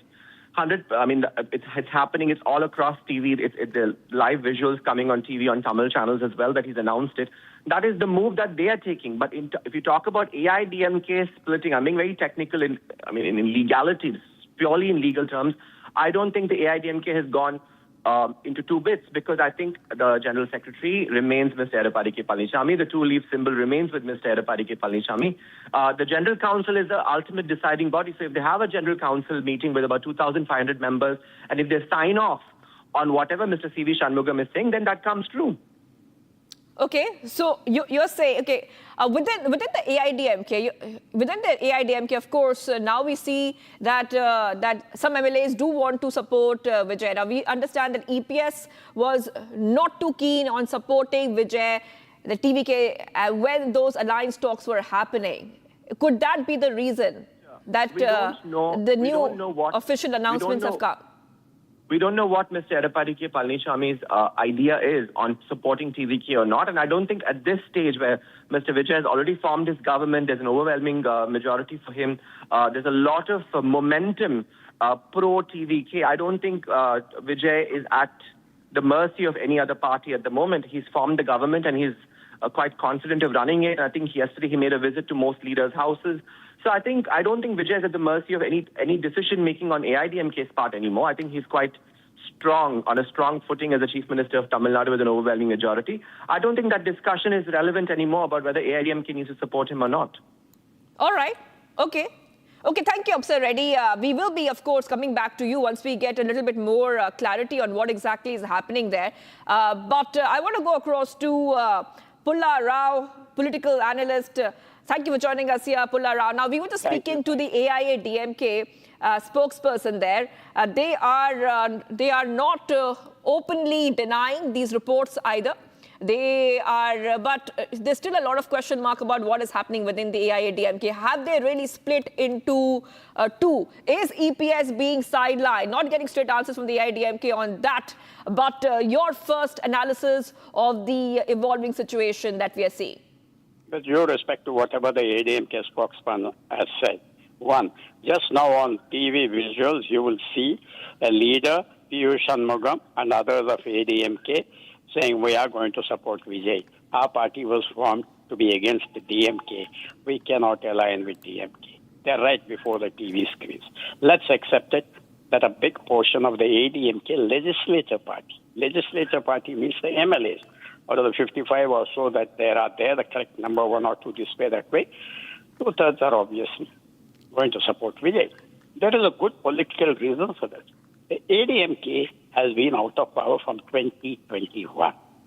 If they don't join some power setup now, that means they'll be out of power for 10 years. It's a generation. Who will care for these MLAs? Definitely they have an opportunity. And my reading is a portion of them will go over and support Vijay. Third, Vijay has a very slender margin, 3 or 4 votes. And they're dependent on the DMK's kindness. That's why he went to the House and paid respects to all those who supported him. 118 is the figure, he's got 121. Any minute, 2 or 3 of them say goodbye, it's over. Therefore, he will also welcome this. And it's my understanding that definitely there has been some talks for the split of the ADMK. To run a government for 5 years in a very hostile atmosphere in Tamil Nadu with the 2 powerful parties, DMK and the ADMK, you can't do it with a shoestring majority of 4 or 5. After 6 months, some of them may split away. Therefore, you can take it for granted, going by the visuals on the TV screen, that there will be a split in the ADMK. I think tomorrow is the vote. Either they will abstain from the vote or they will vote for Vijay. If the majority votes for Vijay, if the legislature party has split, there's nothing anyone can do. Courts or anyone. So that's where it's heading at. Why should they stay out of power for another 5 years? What will happen to them? And don't forget, many senior ADMK leaders have joined Vijay before the elections. The number 2 in the cabinet, one Mr. Sengotian, is a 9-term ADMK MLA. He's there. He must be holding parlays with that. So one thing you can take it for granted. ADMK legislative party will speak and vote for Vijay or will be neutral there. That is a given. Yes. And Mr. Pullarao, I also want to ask you this because we have seen this historical pattern of AIADMK power struggles ever since Jayalalitha's passing in 2016. AIADMK has been marked by coups, shifting alliances, consolidation of power by EPS, OPS being sidelined. So this is once again a big shift there in the way that the leadership is functioning in the AIADMK. Absolutely. And many senior ADMK leaders are personally against EPS. I'm not commenting on the reasons why. Sasikala is against him. O.P. Paneerselvam, former Chief Minister, is now with the DMK. Therefore, it's also an anti-Palaniswamy faction. And power, Vijay is in power. Just now he got in. He needs their support. Why will they wait and sit in the opposition benches for what? For decimation after 5 years? Who will care for them in the next few months? If they join now, they will have value with Vijay. And also, if they join Vijay now, then all the ally partners of DMK who went over, including the Congress, will become ciphers. Ciphers there, 10 or 11 votes won't matter if 35 of these people go. So look forward to a very big change before evening today. Look forward. To stop that is difficult. That is the way the scene is evolving. It has been evolving for the last 5 days, from May 4th, in fact, when they all went to a separate camp and stayed in a hotel in Puducherry. All of this is going on. And right. ADMK, they would have stayed with the ADMK if Palaniswamy could have formed a government, but he couldn't.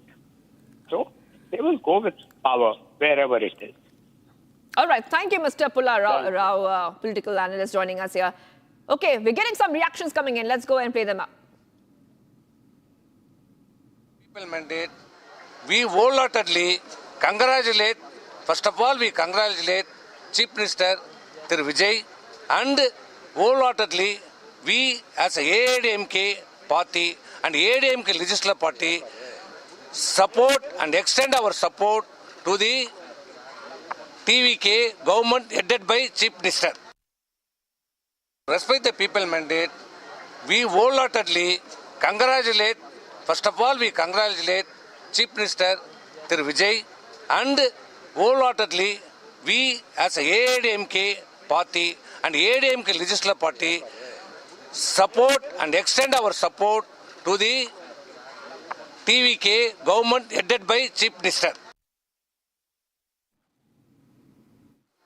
we wholeheartedly congratulate, first of all, we congratulate Chief Minister Thiru Vijay, and wholeheartedly we as a AIADMK party and AIADMK legislative party support and extend our support to the TVK government headed by Chief Minister.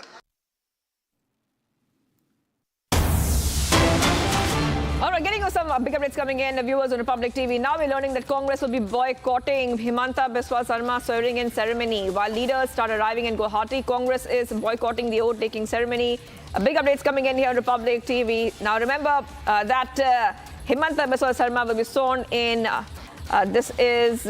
He will be taking oath as the Assam CM for a second consecutive term.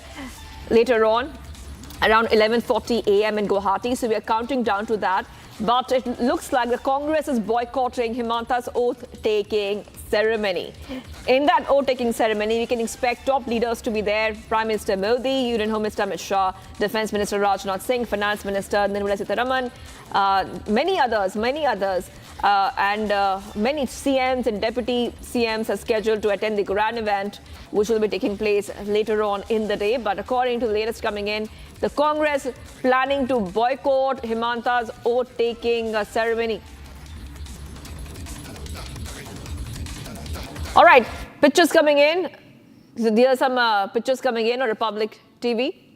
And the attendees are on your screen. So these are the attendees who will be a part of that grand event. Prime Minister Modi, Union Home Minister Amit Shah, Defence Minister Rajnath Singh, Finance Minister Nirmala Sitharaman, Union Minister Sarbananda Sonowal, BJP National President Nitin Nabin, along with 40 NDA CMs and deputy CMs, all scheduled to attend the grand event at the venue today. We go to Aniruddha. Aniruddha, what exactly is happening there? Congress saying that they will be boycotting the oath-taking ceremony. And why is the Congress going to do that, Aniruddha? Yes, Congress, in fact, has given a very absurd reasoning, as they have stated very clearly yesterday. Gaurav Gogoi has said that they will not be attending the swearing-in ceremony. None of the Congress MLAs who have been elected will be attending the swearing-in ceremony. And Gaurav Gogoi alleged that the government makes every stage or every platform a political platform, and that is the reason why the Congress party is boycotting the swearing-in. This is what Gaurav Gogoi, the deputy leader of the Congress party in the parliament, and also the Pradesh Congress president, has to say as far as the swearing-in ceremony is concerned, completely ignoring the fact this is a constitutional process.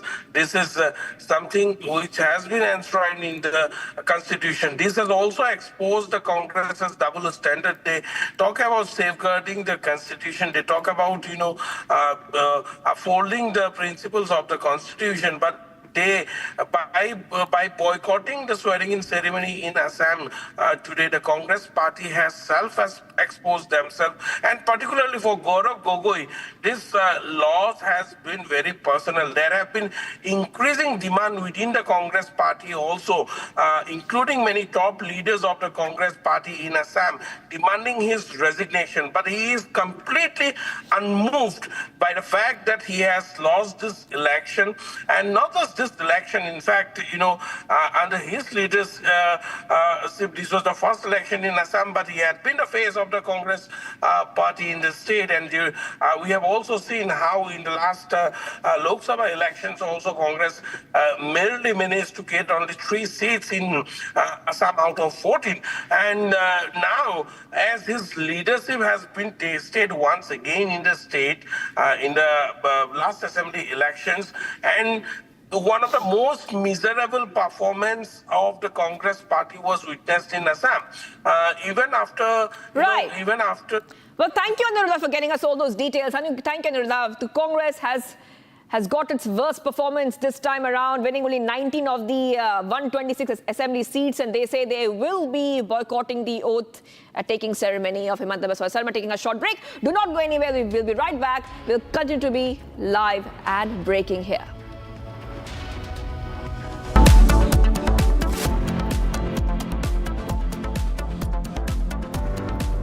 कोई global organisation नहीं है, it's a terror machine. अगर हम terrorist होते तो terrorist हमें क्यों मारते?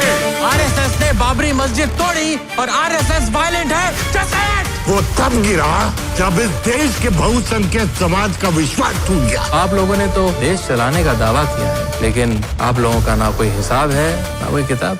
ये चोट निशान छोड़ेगी।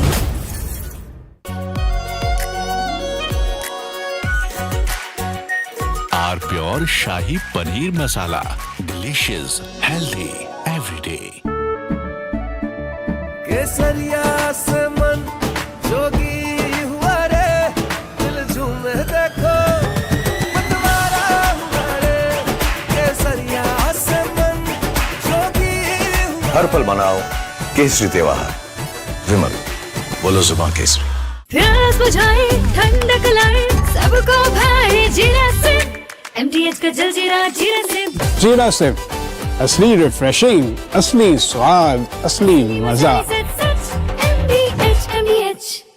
ये सब आप इसलिए कर रहे हैं ना सर, ताकि आप अपने RSS को बचा सके। वैसे भी आप RSS के बोपोई तो है। RSS का सच है मेरी थीसिस, जो सालों से छुपाया गया है। But I am going to unmask the truth. Class अब शुरू होगी because the professor is here. ये जो भी हो रहा है, ये injustice, ये conspiracies, ये manipulation, अगर आप इसको टेररिज्म नहीं कहेंगे तो फिर किसको कहेंगे? ये है मेरा आखिरी सवाल। This is my last question to you.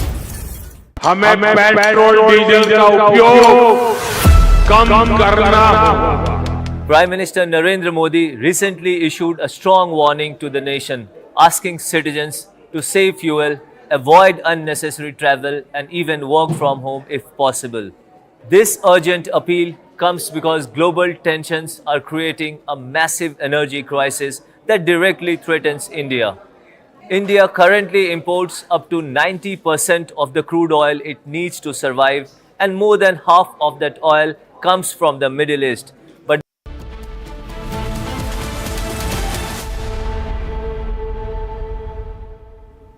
welcome back, viewers. After a massive victory in the 2026 Assam elections, BJP leader Himanta Biswa Sarma will be taking over for a second consecutive term as Assam CM, while the BJP-led NDA returns to power in the state for a historic third consecutive term. Take a look at this report as we count down to the oath-taking ceremony. Bharat Mata Ki! BJP's Himanta Biswa Sarma's oath-taking ceremony will mark the formal beginning of NDA's third consecutive term in Assam. The alliance swept the assembly elections with 102 seats in the 126-member House. While the BJP first came to power in Assam in 2016 with Sonowal, Himanta Biswa Sarma became the Chief Minister after the 2021 elections.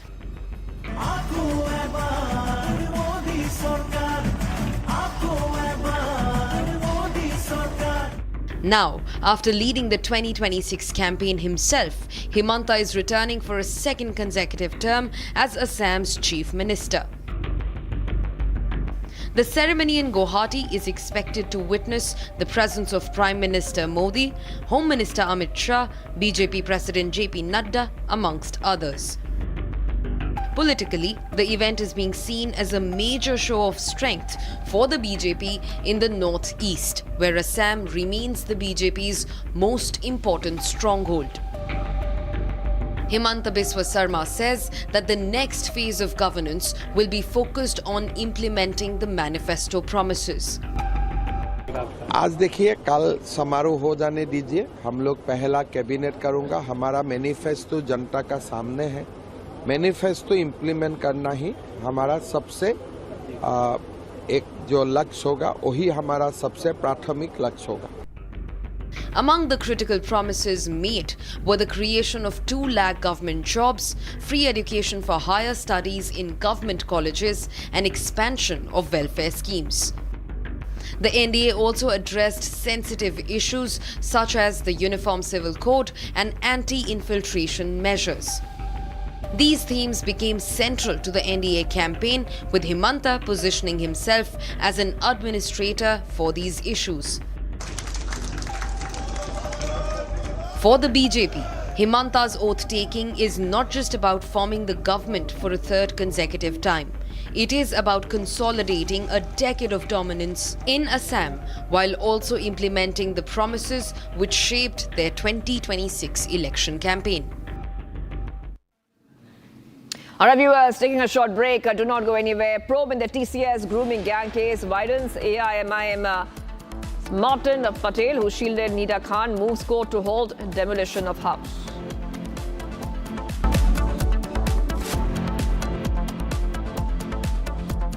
कोई global organisation नहीं है, it's a terror machine. अगर हम terrorist होते तो terrorist हमें क्यों मारते? आरएसएस ने बाबरी मस्जिद तोड़ी और आरएसएस वायलेंट है। Just say it! वो तब गिरा जब इस देश के बहुसंख्यक समाज का विश्वास टूट गया। आप लोगों ने तो देश चलाने का दावा किया है, लेकिन आप लोगों का ना कोई हिसाब है, ना कोई किताब। ये चोट निशान छोड़ेगी। ये जश्न है, जश्न का ये जश्न है। राष्ट्रीय इलायची जश्न का जश्न। आर प्योर सूजी पास्ता उबालो मिलाओ और खाओ 8 मिनट में तैयार। क्या टेस्ट है सबका राजा आर प्योर मसाला। यानी इस घर में कुछ है जो टूटता नहीं। ये पिलर कभी नहीं टूटेगा। रुंगटा स्टील TMT से बना। रुंगटा नहीं तो घर स्ट्रॉन्ग नहीं। रुंगटा स्टील TMT बार एकदम सॉलिड। चमकी चाट से क्या बना है? सैंडविच लस्सी और छाछ और हर घूंट में चमकी चाट। ड्राई फ्रूट और दही बड़े। चमकी चाट से स्वाद बढ़े। असली स्वाद सिर्फ चंकी चाट। This week we've seen a developing investigation into a cluster, a very unusual cluster of cases of a certain type of Hanta virus. What we do know is that the Andes virus, in previous outbreaks, there has been instances of human-to-human transmission, mainly among close contacts, either providing clinical care or people who have had close physical contact. For the decades that scientists have known about Hanta virus, they've almost always believed that the only way you can get it is from being in contact with the droppings, the dried urine of mice or other rodents. Saying this is not the next pandemic, this is not the next epidemic, this is a cluster of cases of very... From Asia's largest news headquarters, setting the agenda for Bharat.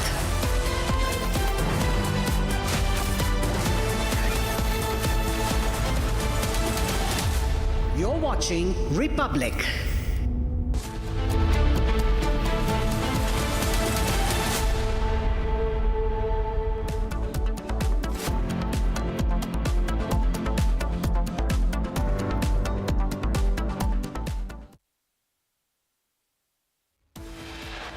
Headlines brought to you by Canara Bank. Together we can. Republic's big scoop confirmed as AIADMK splits into two over support to TVK. SP Velumani set to take over as party chief.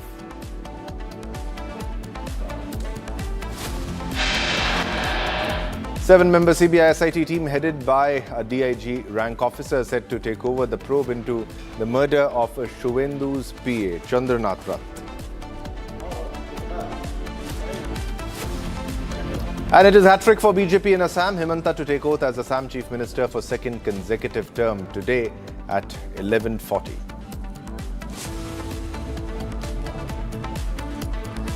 TMC leader and former minister in Mamta's last cabinet, Sujit Bose, arrested in a recruitment scam.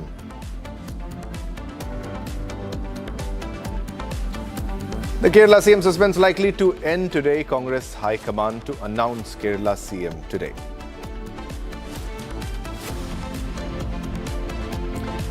The NEET UG 2026 paper leak controversy deepens. Alleged multi-state network links and circulation trail traced.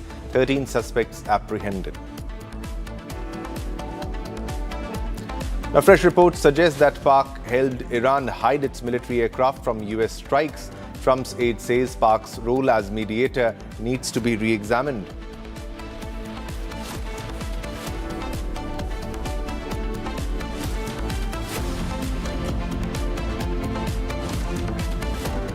All right, viewers, let's begin this bulletin with the big breaking news development that we are getting. It is about AIADMK and it is something that we already told. This is public scoop. AIADMK officially breaks into two and CV Shanmugam announces that SP Velumani be the Legislative Assembly leader and C. Vijay Bhaskar as the whip. Now, the CV Shanmugam also said that we accept the people mandate. The mandate is not for TVK. The mandate is for Vijay to become the Chief Minister, and we as AIADMK support and extend the support to TVK on their victory. So this is a very big statement also by CV Shanmugam and very big development when it comes to the AIADMK. We were the first ones to tell that there was a split. There is an internal rift, disagreement between the two factions.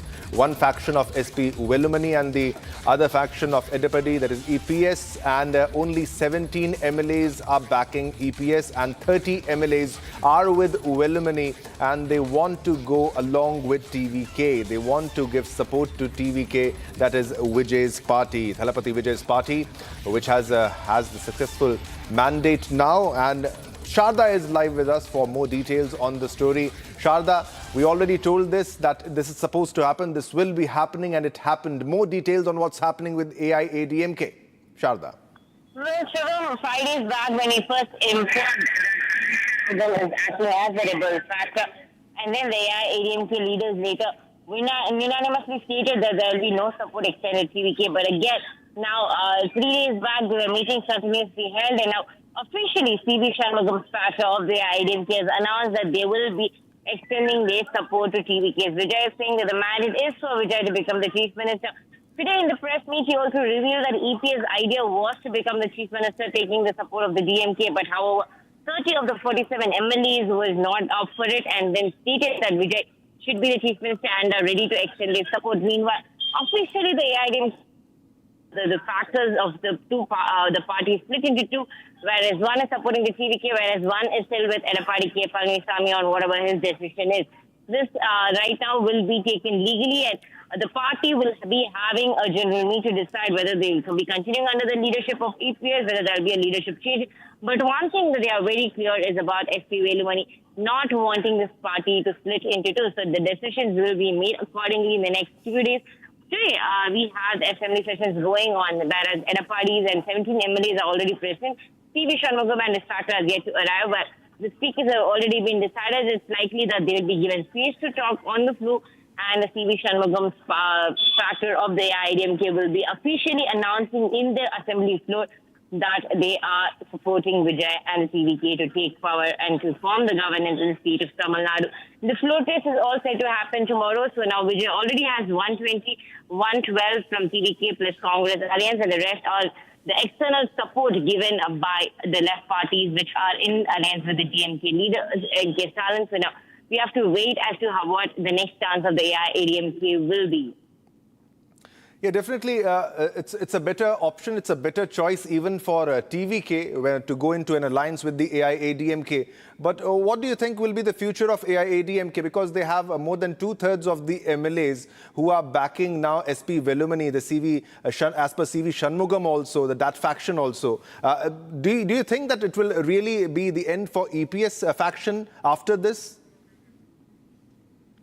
First, right, TVK is safer with the AIADMK's external support, but the Congress had initially mentioned that they have a demand that they do not have any communal party support, especially the NDA support being given to the TVK. Especially the NDA support being given to the TVK, and that they would not agree. That's the reason that Vijay was talking to the left parties first before approaching the AIADMK. Now, the AIADMK will be extending an external support once the party leaderships change. Most likely it will be SP Velumani, because 30 of the 47 MLAs are supporting Velumani to become the next party leader, the Deputy General Secretary. They need 2 more MLAs to agree to this. So 17 is with EPS, 30 is with SP Velumani, so they need 32 for the 2/3 of the majority in the party to change the leadership. Meanwhile, the party general meeting is expected to happen very soon, whereas the EPS factor and the SP Velumani factor to fight head-on and seek all the support from the MLAs, of the 47 MLAs that they have. If 32 is done, it will be SP Velumani who's leading next. If not, EPS might continue, but only with an external support to the TVK. If SP Velumani is selected, then we have to wait if the TVK leader Vijay is going to be accepting their support, and will there be alliance talk? Will the AIADMK even part in the coalition government? Is all to be known in the coming days. Yeah, definitely. Also, the statement by SP Velumani, who is saying that we are not breaking the party into two. But does he exactly mean what he is saying, that they are not breaking the party into two? Because if more than two-thirds majority support is with him, then it means that he will be leading the AIADMK. That faction will be stronger, and also it will be a difficult road for EPS in the coming future. Very true. It is going to be a difficult road for the EPS in the coming days, because two-thirds of the party majority is already supporting Velumani to take over. In that case, EPS will have to step down. However, he has willingly not said that he'll be stepping down as party general secretary, because even yesterday there were 17 MLAs who submitted the letter to the pro tem speaker telling that Edappadi will continue as the legislative assembly leader of the AIADMK. So now the AIADMK leaders will be having an important meeting. Following that, the party's majority will decide who their party leadership will be. But as you mentioned, it's going to be a very, very tough time for EPS to prove the majority, because we already know 30 of them have already signed the mandate telling that they want to support Vijay, and has already submitted it to the speaker with CV Shanmugam and SP Velumani's factor leading in the Legislative Assembly, whereas C. Vijay Bhaskar, who is also with CV Shanmugam, will be the party's whip in the Legislative Assembly. Meanwhile, as we speak, AIADMK leader TTV Dinakaran, who claimed that their party support is with the AIADMK leader Edappadi K. Palaniaswamy, today Kamaraj, the MLA from Manargudi, has openly agreed that his support is for TVK Vijay. So this will also put in the place if the AIADMK leader is going to be shifting to the TVK on the whole. Is he going to bring TTV Dinakaran support to Vijay, or is there going to be a back and forth pull between the AIADMK party leader and his MLA? Is all in place is for today. Yeah, it's also the AIADMK who's also shown support for the TVK. That's a big breaking development there also. And also just a day before the floor test, AIADMK splits into two, and there is support for TVK, and this means a stronger and stable government. Stay with us, Sharda. We also will play the reaction of CV Shanmugam, what he actually spoke. Respect the people mandate. We wholeheartedly congratulate, first of all, we congratulate Chief Minister Thiru Vijay, and wholeheartedly we as AIADMK party and AIADMK legislative party support and extend our support to the TVK government headed by Chief Minister. Respect the people mandate. We wholeheartedly congratulate, first of all, we congratulate Chief Minister Thiru Vijay, and wholeheartedly we as AIADMK party and AIADMK legislative party support and extend our support to the TVK government headed by Chief Minister. All right, Shraddha, if you can put this into perspective also, is the AIADMK, as per CV Shanmugam, hinting that there won't be any post-poll alliance after this, that they are splitting? Also, they're moving out of the NDA, that is leaving the BJP, the Bharatiya Janata Party. What will be the future for NDA after that? Well, the talks between the parties is still going on, so we have to wait and watch if they are going to leave the NDA, because if the CV Shanmugam factor wants to support TVK Vijay will accept it only if the AIADMK is out of the NDA alliance. So in that case, NDA has to be broken, which is consisting of the parties PMK, BJP, AIADMK and the AIADMK all put together 53 MLAs. So BJP is 1, PMK is 4, and then there is AIADMK with 1 and the AIADMK at 47. So now we can keep 30 from the AIADMK and 1 from the AIADMK, rendering support to the TVK. So the BJP and the PMK will just be not taking part in the floor test. What exactly was the reason of the rift? Was it because there's ideological difference? AIADMK was launched against DMK. They have ideological differences, and there were talks also of a possible AIADMK and DMK alliance, and that's something that CV Shanmugam and the other faction did not like. So there was a split because that exactly was the reason, the main reason behind the split. Do you think so? Shivam, let's be clear that both are Dravidian parties, both ADMK and DMK do not have much of an ideology difference. Same goes for the TVK party. The party ideological leader seems to be Periyar for Vijay as well. So the rift is not because of ideology, but for the support to be rendered to the party that's taken into power. So the AIADMK 30 MLAs wanted to be with the TVK to make sure that they extend support to the party. In that case, they'll at least be part of the ruling party instead of in the third place, because DMK has secured 73 along with the alliance, apart DMK plus and sort. In that case, we leave Congress and the left parties, which have now with the TVK. 59 seats in the DMK are still there, which makes them the opposition, whereas the ADMK with 47 goes to the third place. AIADMK knows that being in the third place, they will not be giving an equal fight to the TVK and the DMK. So in the next 5 years, there's chances of the AIADMK party going completely underestimated. In that case, AIADMK wants to make sure that they are either part of the ruling or the opposition. In this case, they have decided it is TVK and not DMK. Initially, the talks, as I mentioned, AIADMK and DMK went on with EPS being portrayed as a chief minister. But there was a point when the DMK said they will render support if Tirumavalan is made the chief minister. If the VCK leader is made the chief minister, then the DMK will render support and the AIADMK and DMK can come together. But that was not something these 30 MLAs agreed, because it was not their party's initial aim, because they, from the start, they've been wanting to support Vijay and they continue to stick on to that. So we cannot bring in ideological differences here, but the difference is only to accept the people's mandate of making Vijay the chief minister. Yeah, thanks a lot for the details on this story, ladies and gentlemen. Let's move on to another big breaking news development that we're getting. And the big question is that, was PM Modi's route targeted? More details emerge from Bengaluru, and it's not just gelatin sticks. Even circuit and timer found to trigger the blast.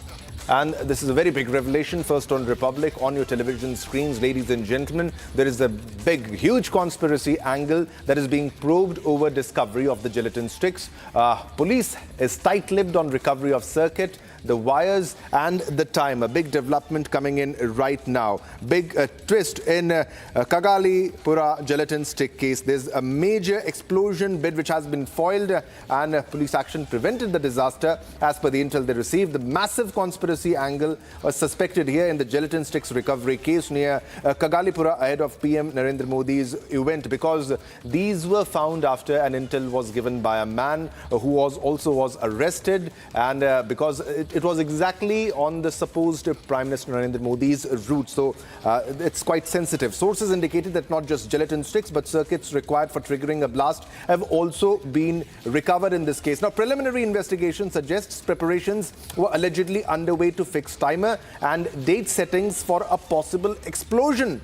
Now, investigators suspect that if detonators had been attached and timing activated, a major blast could have occurred. A major blast was averted, and police are being credited for timely action and detection. However, they are tight-lipped, not much of a response from them on what exactly was the reason, the motive. However, officially, police have so far maintained that only gelatin sticks were recovered. Investigation is on. Investigation is going on as we speak, but a big development, and this is about the timer and other things that have been found. A preliminary investigation suggests preparations were allegedly underway to fix timer and date settings for a possible explosion.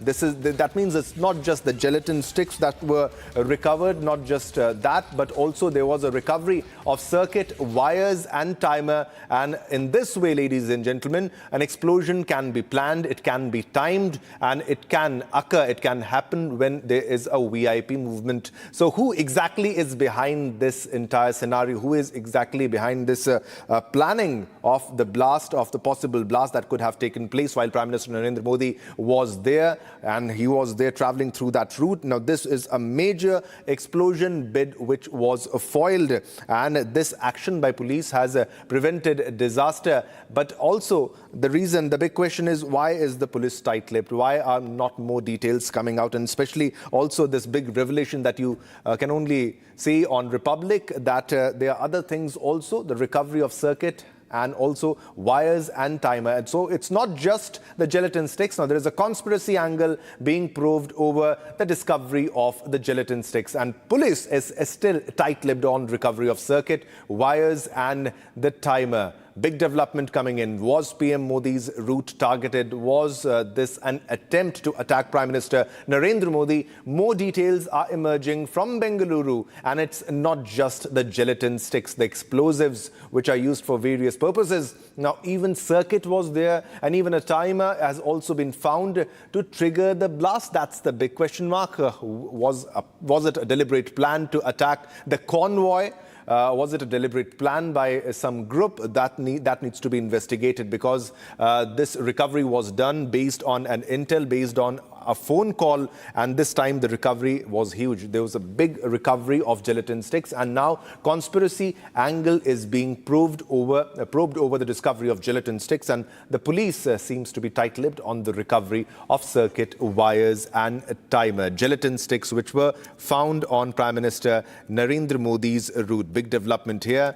There's also recovery of wires and a timer where this explosive was found, and police is tight-lipped on the recovery. Gelatin sticks found along Prime Minister Narendra Modi's convoy, and just imagine, police detained the suspect who made the call to the police control room at around 7:30 a.m., who threatened to trigger explosion near the airport and the Art of Living premises during Prime Minister's visit, and it can be dubbed as a huge, immense security breach, because as per protocol, the security needs to be intensified when there is a PM's visit. When you have the PM's route which has been declared, identified, the police recovered gelatin sticks abandoned along the PM's convoy route minutes before it passed to reach the Art of Living ashram, just before it was passing through that route. And these are the next revelations which we have just found. Explosive revelations where not just the gelatin sticks but also the timer, wires to trigger a possible explosion and attack PM Modi's convoy. A security scare which unfolded on the outskirts of the city hours before Prime Minister Narendra Modi travelled along the Khanapara road to visit the Art of Living Foundation campus. Now, 2 gelatin sticks were found near Koparedikere, close to Thataguni estate on the route used by PM's convoy, and this prompted an immediate response from security and anti-sabotage teams already deployed for the high-profile visit. Now, as per the police, the explosives were discovered roughly 20 to 25 feet away from the main road near a compound wall on National Highway 948, just about 2 kilometers from the Art of Living campus. The discovery came around 1.5 hours before Modi's convoy was scheduled to pass. The packet contained gelatin sticks, and it was noticed by the police constable deployed on the special duty, and there was also intel. So there are various reports that suggest there was intel and the police was active. However, they're not revealing more further details about the wires, the circuits and the timer, which have also been recovered. Gelatin sticks were recovered, noticed by the police which had been deployed there, and the suspicious packet was then taken, and this was found that there were gelatin sticks there. And anti-sabotage teams were rushed to the spot, and the gelatin sticks were seized. Case has been registered under Explosives Act. Now, this is being investigated by Kagalipura police station initially. Now, it's a big development, and this is a possible attack on the convoy of Prime Minister. So this needs to be thoroughly investigated, and the police needs to respond on this, on the developments of the investigation. Now, there were gelatin sticks which were thrown just near the road, 20 to 25 feet near the road, and also there was one constable who was alert, and he was the first one to recover the gelatin sticks. And as per police, they say that there was no immediate danger of explosion because that time there was no detonator as per initial reports. But now we are getting it that there was also recovery of circuit, wires and timer, and PM was very close to the Art of Living campus. He was scheduled to go there, and the route was from that road from where these gelatin sticks were found. All right, we have Abhishek with more details on this entire development. Abhishek, so this is a very big revelation that there was also a recovery of circuit, wires and timer in this case. So one can understand that gelatin sticks might be used for explosion of various purposes, but what about the circuit, the wires and timer? Was there a deliberate planning that we are looking at to attack PM's convoy in this case? Shivam, prima facie, it looks like this was a planned attack on Prime Minister's convoy, which happened in Bengaluru on the Sunday, where he was here in Bengaluru's outskirts to attend the private program in Art of Living campus. Just even before the entry of the Art of Living gate, around 2.5 kilometers away from the Art of Living's gate, 2 gelatin sticks were found on the roadside just below a light pole. And the area was...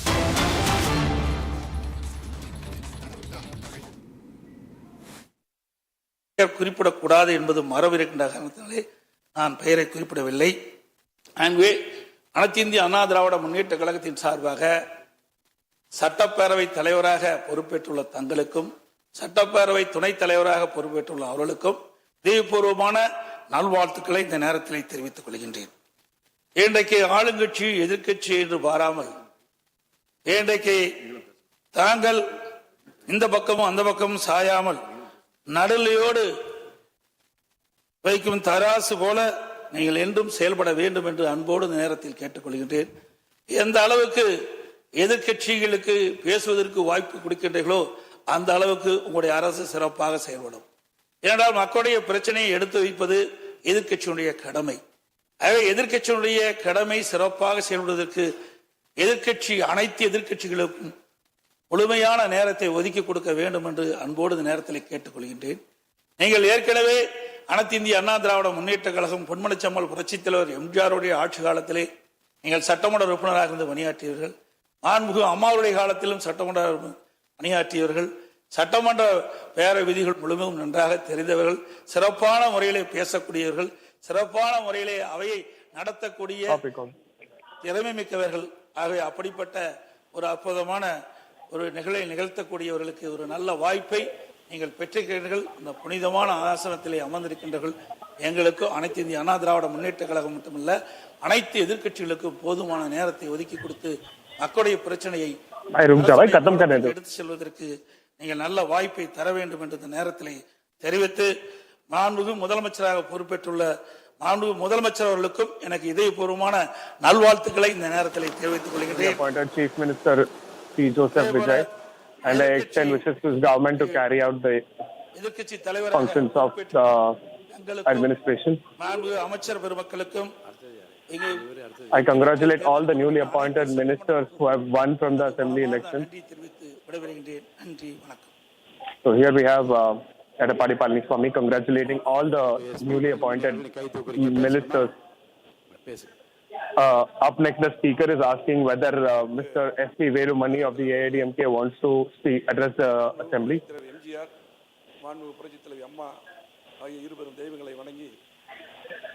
S.P. Velumani begins his address by by paying tributes to Mr.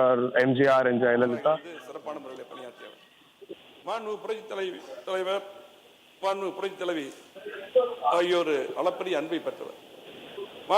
தலைவர் காலத்திலே மாண்புமிகு புரட்சித் தலைவர் அம்மாவுடைய காலத்திலும் வில்லிவாக்கம் தொகுதியிலிருந்து சட்டமன்ற உறுப்பினராக தேர்ந்தெடுக்கப்பட்டு இந்த அவையில் சிறப்பான முறையிலே பணியாற்றியவர். AIADMK பல்வேறு we have been waiting to Villivakkam assembly since the time of MGR and Jayalalitha, and we have been running the constitution properly. The similar situation was also happening in the Thousand Lights constituency. பேரவைத் தலைவராக நடுநிலையோடு பணியாற்றி அண்ணன் doctor Kalimuthu, அண்ணன் நம்முடைய ஜெயக்குமார், அதே போல மாண்புமிகு S.P. Velumani is talking about the leaders from the respective constituencies in Chennai who have been winning for the last few years and have been working for the constituency itself.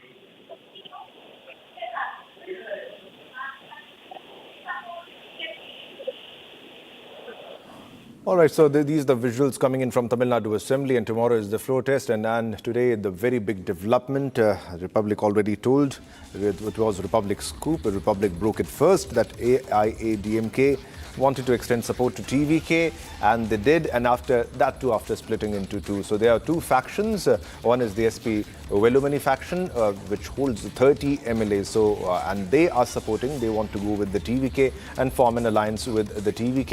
And then you have their deputy faction, the EPS faction, which has 17 MLAs, and this is a very big development coming in from Tamil Nadu. So now Vijay is getting all the support that he needed earlier, which he was lacking, and then somehow he was able to achieve the 120 mark, post the 118 majority mark that was required. And now the AIADMK, since the result came out and there was internal rift, there were tensions within the party over the senior leadership. While one faction was reluctant, the other was ready to go with the TVK.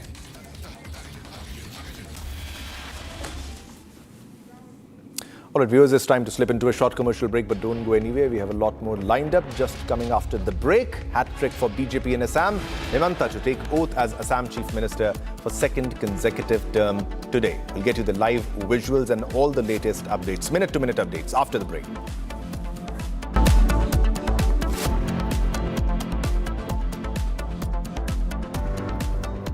ये सब आप इसलिए कर रहे हैं ना sir, ताकि आप अपने आरएसएस को बचा सके। वैसे भी आप आरएसएस के बोपोई तो है। आरएसएस का सच है मेरी थीसिस, जो सालों से छुपाया गया है। But I am going to unmask the truth. Class option होगी, because the professor is here. ये जो भी हो रहा है, ये injustice, ये conspiracies, ये manipulation, अगर आप इसको terrorism नहीं कहेंगे, तो फिर किसको कहेंगे? ये है मेरा आखिरी सवाल. This is my last question to you. थोड़े में ज्यादा स्वाद, यही तो है इसकी खास बात। वाओ मामा, क्या स्वाद है? अरे मेरे राजा, AU करंट अकाउंट के साथ मिलता है free UPI QR overdraft facility और एक ही ऐप से बैंक के सारे काम। AU सोच बदलो और बैंक भी। चमकी चाट से क्या बना है? आलू चाट या फ्रूट चाट, स्वाद बढ़ाए चमकी चाट। क्या बात है? स्वादिष्ट पकोड़े और परेशान, अरे चमकी चाट है इसकी जान। असली स्वाद सिर्फ चमकी चाट। अरे ये डिबेट बाहर की सोचे विकी। डिबेट यानी विवाद, भारत विवाद नहीं, संवाद यानी कंस्ट्रक्टिव डिस्कशन, इसमें भरोसा लगता है। सच नरेट नहीं करना होता, नरेटिव को सच बनाना होता है। जब भी भगवे के ओर कोई कालिक दिखता है, तो उसी स्याही से इतिहास लिखा जाता है। हमें पेट्रोल डीजल का उपयोग कम करना होगा। Prime Minister Narendra Modi recently issued a strong warning to the nation, asking citizens to save fuel, avoid unnecessary travel, and even work from home if possible. This urgent appeal comes because global tensions are creating a massive energy crisis that directly threatens India. India currently imports up to 90% of the crude oil it needs to survive, and more than half of that oil comes from the Middle East. But the country is currently facing a massive challenges due to the blockade caused by the US-Iran conflict. And right in the middle of this dangerous situation,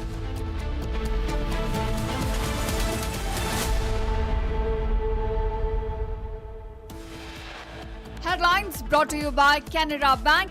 Together we can. Republic's big scoop confirmed as AIADMK splits into two over support to TVK.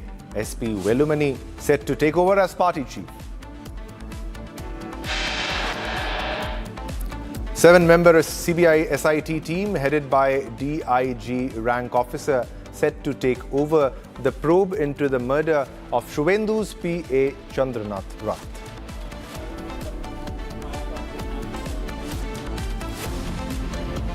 Hat-trick for BJP in Assam. Himanta to take oath as Assam Chief Minister for second consecutive term today at 11:45 a.m. TMC leader and former minister in Mamta's last cabinet, Sujit Bose, arrested in recruitment scam.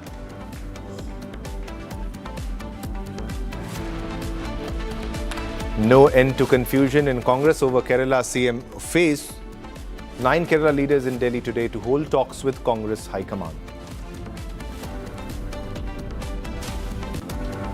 NEET UG 2026 paper leak controversy deepens. Alleged multi-state network links and circulation trail traced. 13 suspects apprehended.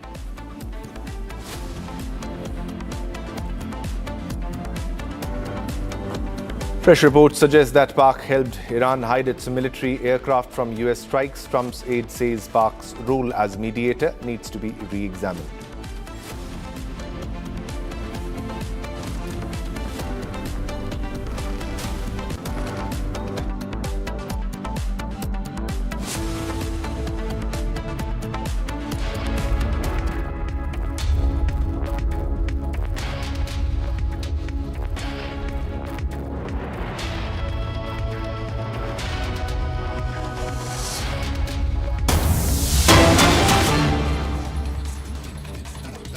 We have a big breaking news coming in now as Pakistan has admitted that it shielded Iranian aircraft during the war. This is coming after US Senator Lindsey Graham has claimed that Pakistan has been shielding and sheltering military assets, Iranian military assets, including aircraft at its Nur Khan Air Force Base. And now Pakistan has in fact admitted to shielding Iranian aircraft during the war. This comes after US Senator Lindsey Graham has also questioned Pakistan's role as a mediator, as now Pakistan is coming out as somewhat as a player that has played both the sides, both the US and Iran, after admitting that they have in fact shielded Iran's aircraft and other military assets in its Nur Khan base. And this coming even as a ceasefire hangs in the balance, and Pakistan emerging as a player where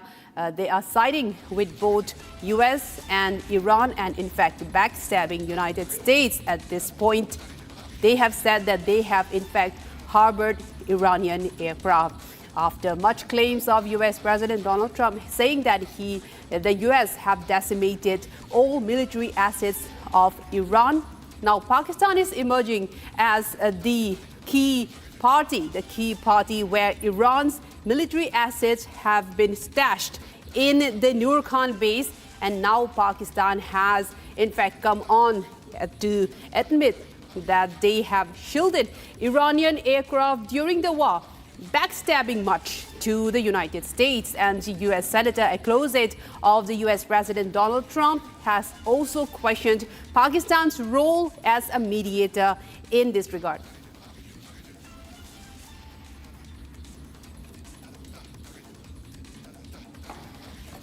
And now I'm joined by our guest, Major Samarpal Tour. On this broadcast, a very good morning to you, sir. And well, this is a big breaking coming in as Pakistan has admitted that they have been sheltering Iranian aircraft and military assets in its Nur Khan base, and now coming out as somebody, a player, a partner that have backstabbed US, and now their role as a mediator is being questioned at this point. Major. The fact that there were two variants of C-130s that the Iranians had, and in fact this was already done almost 20 to 25 days back, and when they had shifted these two C-130s in Pakistan, it was much prior to the first round of talks. So what is a bit intriguing is the timing of it getting exposed. I mean, it was already declared before. The Pakistanis knew about it. The Americans knew about it. But why is it being called out now is the big question. Secondly, Pakistan has also opened up its road links, its borders, and one rail link so as to link the Iranian trade with the Chinese, and to also secure its own oil supply from Iran. So these are the hypocritical double standards of Pakistan, which is actually now irking USA, and USA is now calling it out in the open so as to put Pakistan in a spot, so as to call on its hypocrisy that it is done. It's been doing it since the Afghanistan war. It has done it when they sheltered Osama bin Laden. They've been doing it again, even now. So I think high time that the Americans have called it out. The Americans are also now fed up with the Pakistanis and their dual standards, and their deception and their deceiving and their lying to the Americans. So I certainly feel that Pakistan has crossed the red line, and it is time that America has run out of patience, and it is calling it out internationally in front of the world that what Pakistan is doing is against the interest of the Americans. Also, Major, what was Pakistan aiming to gain from this particular step? They were trying to play US, they are trying to be in hand in glove with Iran while sheltering their military assets, while also speaking of ceasefire talks while going to Washington. This is coming as they have also raised the question of a second ceasefire talk after the first one failed. What was Pakistan aiming to gain from all of this? See, end of the day, we all know that Pakistan's economy is in shambles. Economically, they're not doing well. They've taken bailout packages from the International Monetary Fund. They've actually only been taking loans to pay back loans. They don't have a strategic growth structure in terms of their industrialization or enhancement of employment in the nation. Their GDP is struggling. So yes, it is a situation of dire straits because Pakistan does not have oil reserve. So that is basically this war has pushed Pakistan on the edge. Its economy is on the edge. It's on the verge of implosion. The fuel prices are like 400 rupees a liter. A common man in Pakistan is not able to afford even commuting, and they're not even to afford 3 meals a day. So definitely Pakistan is on the edge. And because of its desperation, it knows that America is not going to come in to help. Saudi Arabia will only help if it offers its military protection to the Saudis. And in return of that, they are being paid. That too, they are being paid in phases, not all the money at once. So yes, there are a lot of limitations which have increased for Pakistan. They are totally dependent upon, the loans and the bailout packages. That is one of the major reasons what compelled them to actually support Iran indirectly and to avoid this war. Because either ways, they are siding with the Saudis. Saudis want to go to war with the Iranians. And then simultaneously, the Americans want to use the Pakistani logistical air bases at Shamshi. And again, it will drag Pakistan into the war. So either ways, Pakistan is on the edge. Even if it doesn't want to go to war, it has to go to war. If it is in support of US and Saudi Arabia, it also wants to keep in good relations with the Iranians because of its dependency of oil, which again remains very uncertain now. So I think it is only time that is going to decide whether Pakistan's economy is going to implode at any moment or they are going to carry on struggling like this. And also, Major, this thus puts the focus back in Pakistan as a nation, at least in the global stage, as a nation that cannot be trusted. Because earlier in the past, we have seen Pakistan have given shelter to Osama bin Laden. They have given shelter to other big terrorists also who were attacking India. So they are now emerging more and more as a nation that cannot be trusted. And why even mediate peace talks at this point? Certainly, because you see, the terror tanzeems, Operation Sindoor has exposed the support that the Pakistan government and the military was actually providing to the 13 tanzeems. That is where we hit and struck and destroyed the markazas, and that is what came out in the public domain. And after that, it was a huge matter of embarrassment for Pakistan. Then their airfields getting hit and getting decimated. They were not being able to utilize those airstrips, which rendered their air force, worthless. And that is one of the major reasons that, Pakistan has been playing this double game, including China. They have derailed the CPEC project. They have deceived the Chinese by actually offering President Trump the rare earth minerals. what Asim Munir did. So Asim Munir's closeness and his inclination towards the Americans has resulted in the deterioration of relationship between Pakistan and China. And moreover, you see the Pakistan military diaspora and the Pakistan political diaspora are not getting along well. It is the President Zardari who is pro-Chinese. His inclination is more towards China. So he's been visiting China.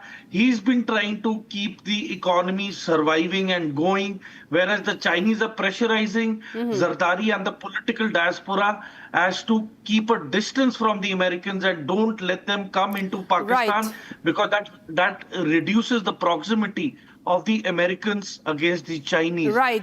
Major, do stay with us because we are joined by my colleague Gursimran again from the ground. Gursimran, this is a major story emerging as Pakistan has now admitted to shielding Iranian aircraft after US Senator has also alleged that they have done the same, that they were sheltering Iranian aircraft and military assets. What's the latest you're tracking for us at this point? See, Pakistani Ministry of Foreign Affairs has come out with a statement in which they have admitted that there are currently aircrafts of Iran that are still parked in the various bases of Pakistan. Though they have denied that there is something that they have landed their air bases or something like that. But the reality remains the way Pakistan has come out with the mincing words admitting that they still have the Iranian aircraft still parked in Pakistan. Though the negotiations are long over, and from the statements that have been coming from the US President also, there lies zero possibility that any of the contingent, either from the United States or any of the associates of the United States, will be traveling to Islamabad to hold talks with the Iranians, because recent statement that has come from the Donald Trump that clearly states that this ceasefire is on life support system and it can collapse anytime. So there is no negotiations that are going on. Now coming to the Pakistan is trying to actually kill two birds with the same stone. And I would like to ask Major Samarpal Toor also that how does Major Samarpal Toor see this move of Pakistan, that they are trying to please Pakistan as well as Iran, because by US, Pakistan wants them to be on the tables for the talks, and for Iran they are providing a safe space. Major Toor. Straits, because the reason being, the Pakistan military establishment is inclined towards the Americans. They want to, Asim Munir is a powerful person. Basically, he's the one who is responsible for the democratic erosion. That is how we saw when he received the Iranian delegation, how he received J.D. Vance. So it is an admission of Pakistan political diaspora that it is Asim Munir who's the man in charge. So he's an undeclared dictator of Pakistan. He's the one who's calling the shots. And unfortunately for China, Asim Munir is not inclined towards China, but is inclined more towards the Americans. Because by offering the rare earth metals, that is one of the big deal that he wanted, by which the Americans and the American market would have entered Balochistan. As a result, he would have achieved dual purposes. That is to control the Balochistan freedom struggle. Secondly, economically, he would gain from the American companies doing the mining projects over there. As far as China is concerned, yes, the proximity of the American forces next to China is a matter of great concern, because China is already being surrounded by the Americans, because Americans have the military bases in Japan. It has a military base in South Korea. It has its presence in Taiwan. And now its presence is almost there in Bangladesh and now Pakistan. So this is what is actually creating a lot of issues between China and Pakistan. The undercurrent is not very good. And Zardari is the one who's been visiting China from a political party and point of view, so as to douse the misunderstanding. And the CPEC projects have already taken a hit. They have stopped at multiple places. It has come to a dead end and stagnation. And the Chinese did point out that it is due to the corruption within the Pakistan government and the corrupt contractors at various locations that CPEC project is not able to proceed at the pace that the Chinese predicted. So as a result, the Chinese are disgruntled. They are feeling betrayed. and now the pressure is mounting upon the political diaspora from the Chinese. As far as the Americans are concerned, they are actually encouraging and entertaining Asim Munir to call the shots. And that is one of the major reasons what made Asim Munir call in the 27th Amendment so as to get immune powers, that he will not be tried by the court of Pakistan, irrespective of whatever decision he takes during his military tenure. And other than that, he's planning for one more amendment to take place in which he will be enabled to actually stand in for the political elections to be the Prime Minister of Pakistan. So yes, things are on the edge. The people are suffering. Their economy is on the verge of imploding, and a lot of distrust between the Americans and the Pakistanis. And eventually, the Iranians themselves declared Pakistan not to be a very reliable mediator. So if Pakistan chooses to assist the Americans, it gets hit by the Iranians itself. And if Pakistan sides with the Saudis or the Americans either ways, it is going to face the wrath of the Iranian in any case. And also, Major, we know that US President Donald Trump is set to visit China in just a few days. So what do you think will take place at these talks, especially with regards to this latest revelation? And now, do you think that the ceasefire talks will be officially dropped after the latest developments? I certainly feel this is either a make or a break period for the Americans and the Chinese. Because if these talks do not end well, then probably a second phase of Cold War will begin in the world. That will be between China and the Americans. The Chinese are uncomfortable with the American presence in and around Taiwan and equipping Taiwan with their latest weapon systems. So that is what the Chinese are against, and it is hampering their one China policy, which is being challenged by the Americans. So the American influence in this region of Southeast Asia has increased. American presence has increased in the Philippines. In fact, it was yesterday night that first time Tomahawk missiles firing drill was conducted over the Philippine Islands. So that is what is irking the Chinese, and the instigation, they call it the instigation by the Americans for carrying out military exercises with the Philippines. Then we have the issue of Malacca Strait. We have the issue of the Coco Islands, which are there. And India is very, very concerned because Coco Island is just 45 kilometers north of Andaman. And that is where majority of the trade and traffic will pass by. So the rhetoric and the support that Iran is giving, China is giving to Iran, that it should control the Strait of Hormuz, is basically a blueprint that China itself is wanting to implement in Southeast Asia, which is not going to be the case. And probably President Trump is going to come in to offer, olive branch and to economically start good relations, to drop the tariffs and to normalize the relations with the Chinese. But if the Chinese have an aggressive stance and are in support of Iran, then probably the talks will disintegrate. And moreover, China has already declared that the year 2027, they will be conducting military operation to take over Taiwan. It all depends on how the Chinese, come to a certain conclusion in terms of President Trump and what demand he puts in front of the Chinese. All right. Thanks so much, Major Samar Patul and Gursimran, for joining us on this broadcast and for your inputs.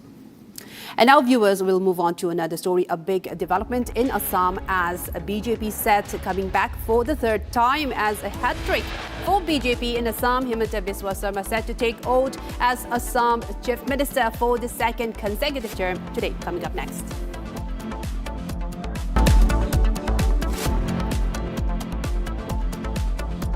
कोई global organisation नहीं है, it's a terror machine. अगर हम terrorist होते तो terrorist हमें क्यों मारते?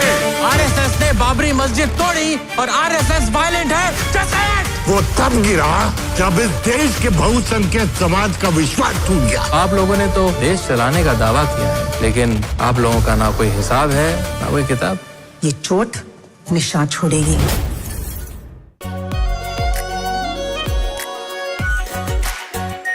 Are pure shahi paneer masala, delicious, healthy everyday. रानी, इस घर में कुछ है जो टूटता नहीं। ये पिलर कभी नहीं टूटेगा। रुंगटा स्टील TMT से बना।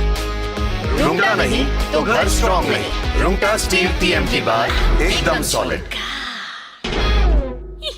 प्यास बुझाए, ठंडक लाए, सबको भाए जीरा से। MTH का जलजीरा जीरा से। जीरा से असली रिफ्रेशिंग, असली स्वाद, असली मजा। This week, we've seen a developing investigation into a cluster, a very unusual cluster of cases of a certain type of Hanta virus.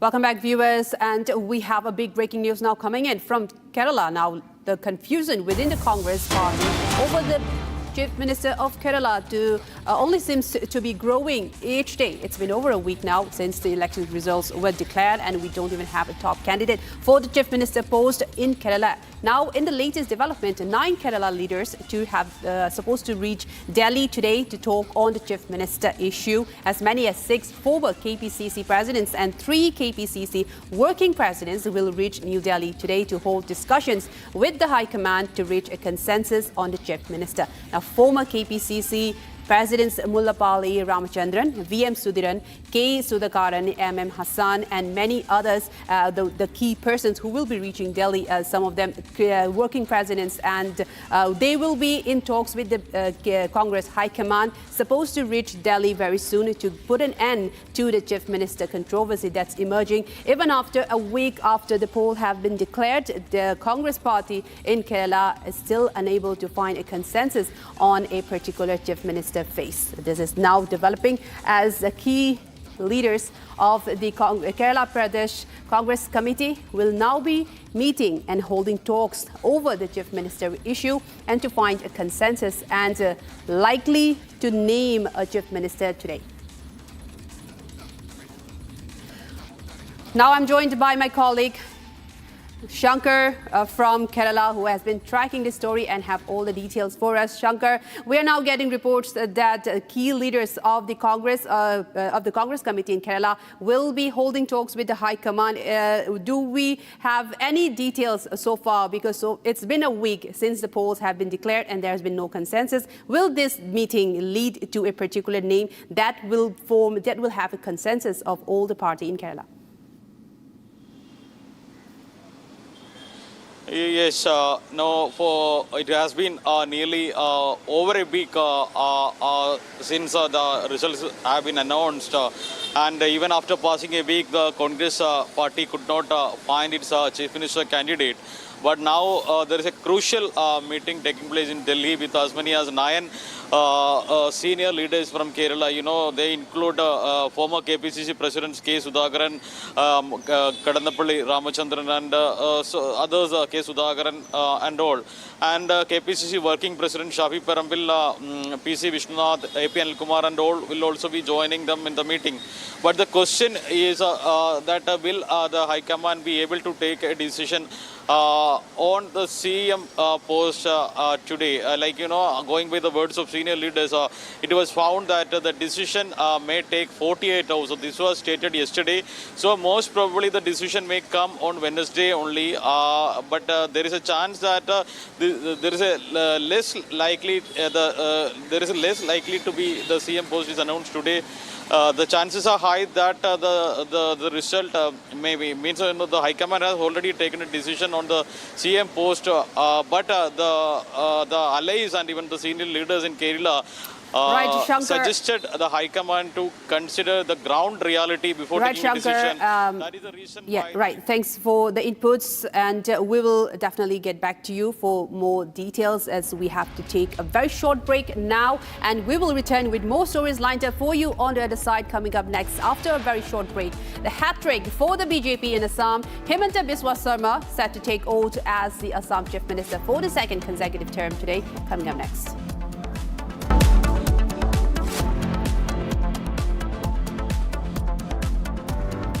ये सब आप इसलिए कर रहे हैं ना सर, ताकि आप अपने आरएसएस को बचा सके। वैसे भी आप आरएसएस के भोपोई तो है। आरएसएस का सच है मेरी थीसिस, जो सालों से छुपाया गया है।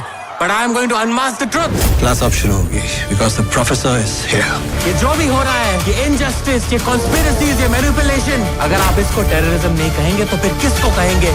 ये है मेरा आखिरी सवाल. This is my last question to you.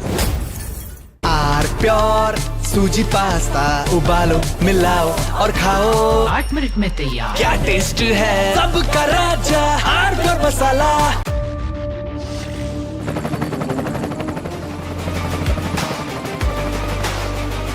Correct. The taste of success. चमकी चाट से क्या बना है? सैंडविच लस्सी और छाछ हर घूंट में चमकी चाट। अब बताओ स्वाद आया? असली स्वाद सिर्फ चमकी चाट। हमें पेट्रोल डीजल का उपयोग कम करना होगा। Prime Minister Narendra Modi recently issued a strong warning to the nation, asking citizens to save fuel, avoid unnecessary travel, and even work from home if possible. This urgent appeal comes because global tensions are creating a massive energy crisis that directly threatens India. As Americans continued to bomb military targets in Iran, was Pakistan shielding Iranian military aircraft? An American media report has confirmed that several Iranian jets were secretly parked in the Noor Khan base in Pakistan, with Pakistan now confirming after this report emerged in the American media. What it confirms is that while Pakistan was also giving support to America while targeting Iran, it was also double-crossing America while shielding Iranian aircraft. The story is playing out in different ways diplomatically, with even the Trump administration asking for ties to be reconsidered with Pakistan. That's our focus at 12 p.m. on the live report. अरे ये debate बाहर की सोचे Vicky. Debate यानी विवाद, भारत विवाद नहीं, संवाद यानी कंस्ट्रक्टिव डिस्कशन, इसमें भरोसा रखता है। सच नरेट नहीं करना होता, नरेटिव को सच बनाना होता है। जब भी भगवे के ओर कोई कालिक दिखता है तो उसी स्याही से इतिहास लिखा जाता है। थोड़े में ज्यादा स्वाद, यही तो है इसकी खास बात। वाओ मामा क्या स्वाद है। अरे मेरे राजा, मसाला केसरिया से मन जोगी हुआ रे, दिल झूमे देखो मतवारा हुआ रे, केसरिया से मन जोगी हुआ। हर पल मनाओ केसरी त्योहार। विमल बोलो जुबान Kesari.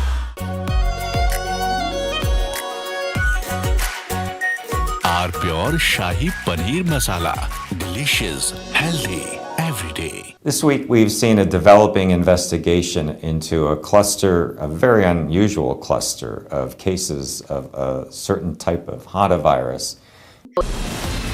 From Asia's largest news headquarters,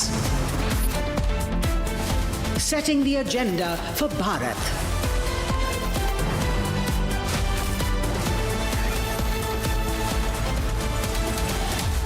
You're watching Republic.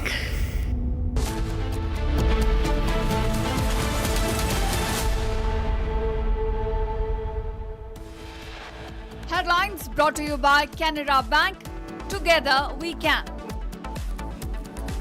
Republic's big scoop confirmed as AIADMK splits into two over support to TVK. SP Velumani set to take over as the party chief. 7-member CBI SIT team headed by DIG rank officer set to take over the probe into the murder of Suvendu's PA Chandrana.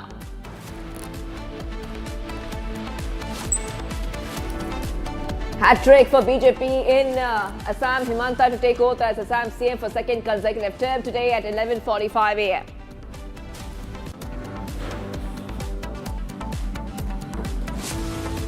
TMC leader and former minister in Mamta's last cabinet, Sujit Bose, arrested in the recruitment scam.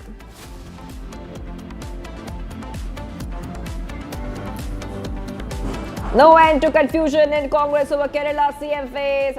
9 Kerala leaders in Delhi today to hold talks with the Congress High Command.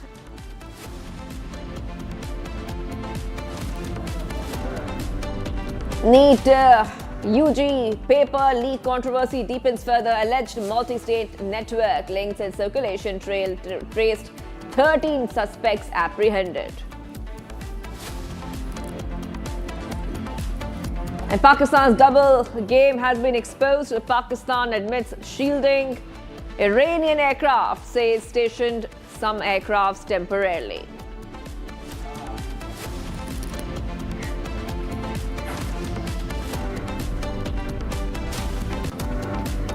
We're getting some updates coming in, viewers. We are live and breaking. I'm Shivangi Shukla getting you the latest. The question we are asking is that was PM Modi's route targeted? So more details are emerging from Bengaluru. Not just gelatin sticks, even circuit and timers found to trigger the blast. Conspiracy angle being probed over discovery of gelatin sticks. Police are tight-lipped on recovery of wires and timers and circuits. So this is coming in as the NIA has joined the probe into the recovery of suspected explosive materials along the route scheduled for Prime Minister Modi during his visit in Bengaluru on last Sunday. And now we're getting all these updates coming in as some serious discoveries have been made. So we are getting our viewers all these updates. The police remain tight-lipped about what exactly has been found. So they have found, like we told you, wires and timers, and it is not just gelatin sticks, but circuits and timers have been found. And were they being used to trigger the blast? So was Prime Minister Modi's route being targeted? More details are emerging from Bengaluru. So back-to-back updates coming in here on Republic TV, viewers. And this is coming as at the backdrop of the gelatin sticks which were found along Prime Minister Modi's convoy route in Bengaluru. And a lot of ministers had demanded a comprehensive probe by the NIA and other agencies into the gelatin sticks that triggered a security scare. I really want to, we'll be going across to our colleagues in a short while from now. Okay. Right now, let's go straight across to Guwahati. Let's go to Guwahati because we are counting down to the oath-taking ceremony, which will be taking place shortly. Guwahati is all decked up for that oath-taking ceremony. Traffic curbs in Guwahati ahead of the swearing in. Prime Minister Modi and other dignitaries will be arriving very shortly for the NDA oath-taking ceremony. Okay, pictures coming in on your screen. The security has been tightened and beefed up ahead of that huge event that we are counting down to. That will begin approximately half an hour from now. And Prime Minister Modi has already arrived ahead of the swearing-in ceremony of the third BJP-led NDA government in Assam. So there's some live pictures that we are getting for you. Preparations are underway as the oath-taking ceremony is not too far away. We are counting down to that. And those are the pictures that we are getting for you of the security and the venue where the oath-taking ceremony would be taking place. Okay, let's go straight across to my colleague who's joining us. I'm being joined by Anuradha. Anuradha, we see that the district administration and the Guwahati traffic police have issued detailed traffic advisory ahead of the event. We're also seeing many pictures come in of the tight security in Guwahati ahead of that big event.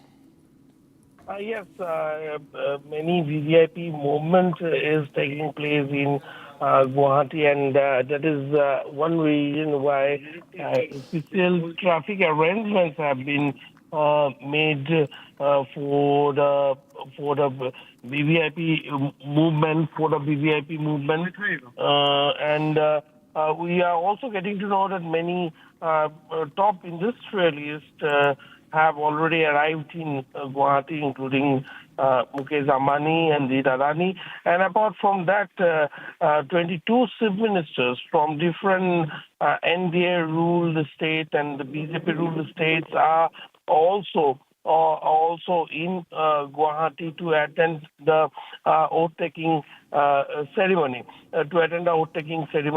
And apart from that, also many top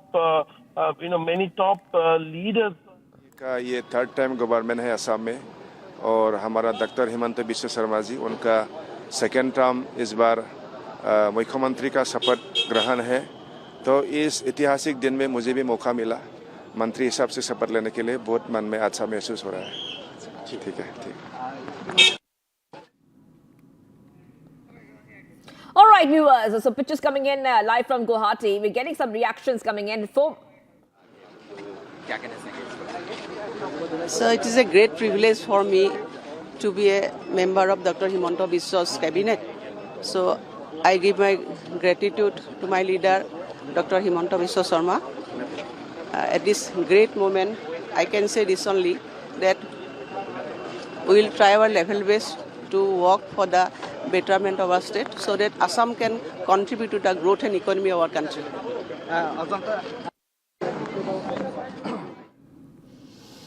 Okay, so we're getting these reactions coming in. So Himanta Biswa Sarma will be taking oath as a CM of Assam for a second consecutive term. He will become the first non-Congress leader in the state to achieve the milestone after Prafulla Kumar Mahanta. The swearing-in ceremony will be taking place very shortly in Guwahati. Prime Minister Modi, Defence Minister Rajnath Singh, Home Minister Amit Shah and Finance Minister Nirmala Sitharaman are expected to attend this event. Chief Ministers from 22 NDA-ruled states and UTs, BJP leaders, ambassadors, and many, many more will be present for that big event. And Sarma has announced that 4 ministers will be taking oath as well. And the final list of ministers will be decided after discussions with the BJP National President Netanyahu. Remember that the BJP-led NDA, which includes the BJP, the AGP, the BPF, secured a third straight term with 102 seats in 126-member assembly. The BJP alone won 82 seats. BJP President JP Nada said 8 BJP MLAs proposed Sarma's name as the legislature party leader. Okay, so we are counting down to that update. Suvendu Adhikari has also landed in Guwahati a short while back. In fact, West Bengal CM Suvendu Adhikari has praised Himanta Biswa Sarma's leadership in Assam. And he has arrived to attend the swearing-in ceremony of Himanta Biswa Sarma, calling him like an elder brother. Okay, let's go to Aniruddha. Aniruddha, counting down to the oath-taking ceremony. What is happening on the ground?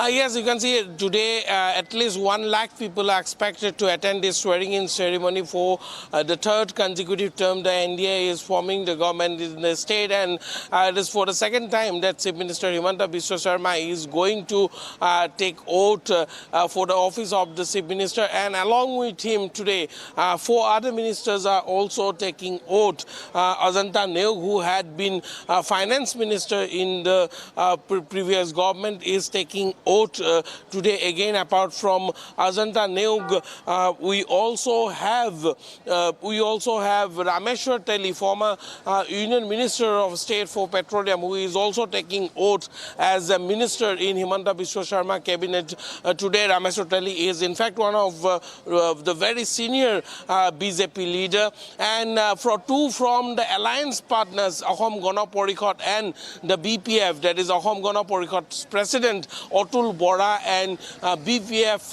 leader Sharan Boro are the one who are taking oath today. So altogether 5 ministers, including Chief Minister designate Himanta Biswa Sarma, will be taking oath today, and later on there will be expansion of the cabinet, and as in Assam, including the Chief Minister, there can be 19 ministers in the cabinet. We are not sure whether in this government there will be a full council of ministers or not, because in the previous council of ministers we saw that 3 posts were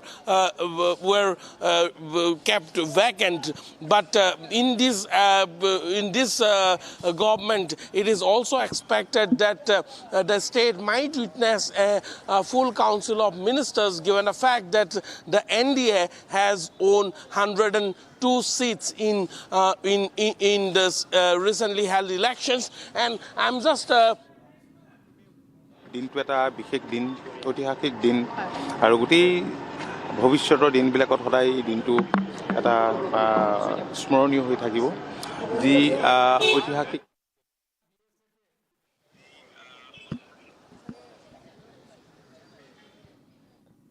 Yes, Aniruddha. Yes, Aniruddha. Okay, we are getting these reactions coming in. We'll try to go back to Aniruddha, who's joining us in a short while from now. So Aniruddha was telling us, yes, go ahead, Aniruddha. 4 ministers to take the oath as well. Go ahead.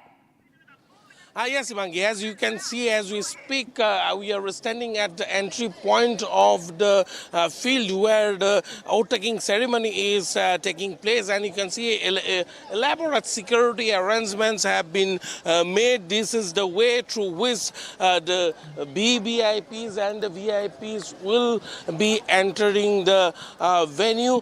In fact, Prime Minister Modi will also enter from this side,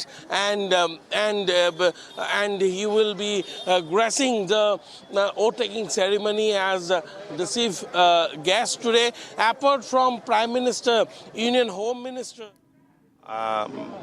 अनुष्ठान में हमारे देश का सम्मानीय आदरणीय प्रधानमंत्री, गृह मंत्री और नितिन नवीन जी, केंद्रीय मंत्री और 20 से अधिक स्टेटों का चीफ मिनिस्टर्स मौजूद है, एम्बेसडर भी मौजूद है, लोग राज्यों का कोने कोने से आ रहे हैं।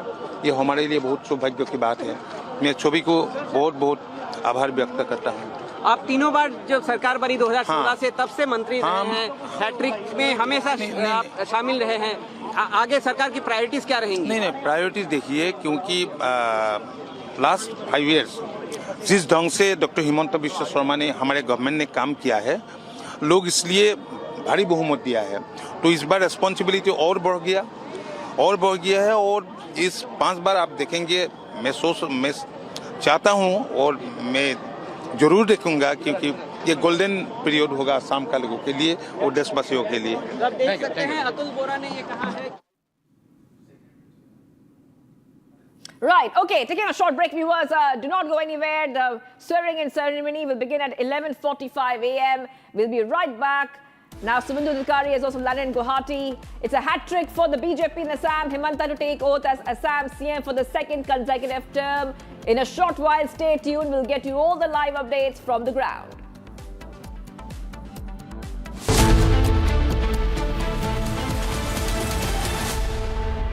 चमकी चाट से क्या बना है? सैंडविच, लस्सी और छाछ और हर घूंट में चमकी चाट, ड्राई फ्रूट और दही बड़े। चमकी चाट से स्वाद बढ़े। असली स्वाद सिर्फ चमकी चाट। केसरिया से मन जोगी हुआ रे, दिल झूमे देखो मतवारा हुआ रे। केसरिया से मन जोगी हुआ। हर पल मनाओ केसरी त्योहार। विमल, बोलो जुबान केसरी। आर प्योर सूजी पास्ता, उबालो, मिलाओ और खाओ। 8 मिनट में तैयार। क्या टेस्ट है, सबका राजा आर प्योर मसाला। कोई ग्लोबल ऑर्गेनाइजेशन नहीं है, इट्स अ टेरर मशीन। अगर हम टेररिस्ट होते तो टेररिस्ट हमें क्यों मारते? आरएसएस ने बाबरी मस्जिद तोड़ी और आरएसएस वायलेंट है। वो तब गिरा जब इस देश के बहुसंख्यक समाज का विश्वास टूट गया। आप लोगों ने तो देश चलाने का दावा किया है, लेकिन आप लोगों का ना कोई हिसाब है ना कोई किताब। ये चोट निशान छोड़ेगी। हमें पेट्रोल डीजल का उपयोग कम करना होगा। Prime Minister Narendra Modi recently issued a strong warning to the nation, asking citizens to save fuel, avoid unnecessary travel, and even work from home if possible. This urgent appeal comes because global tensions are creating a massive energy crisis that directly threatens India.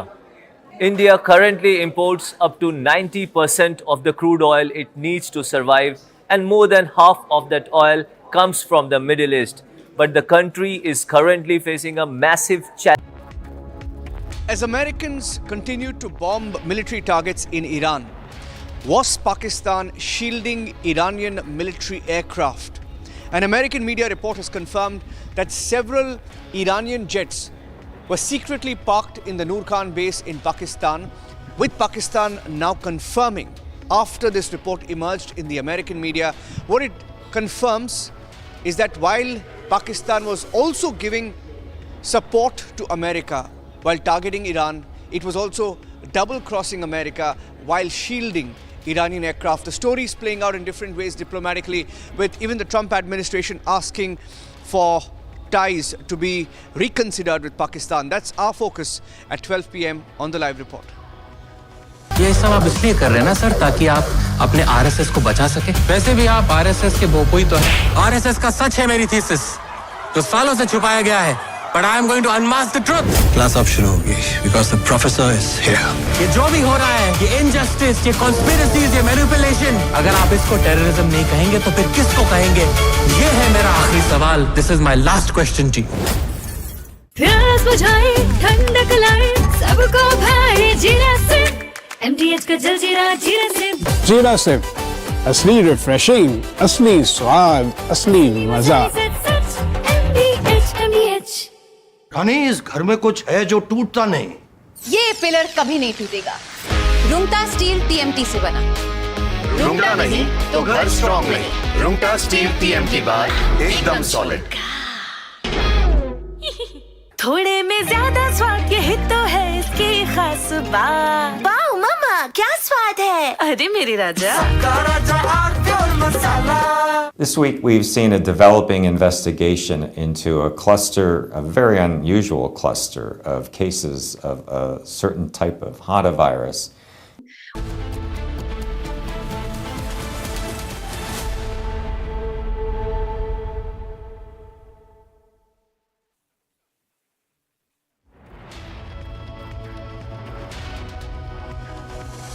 Come back.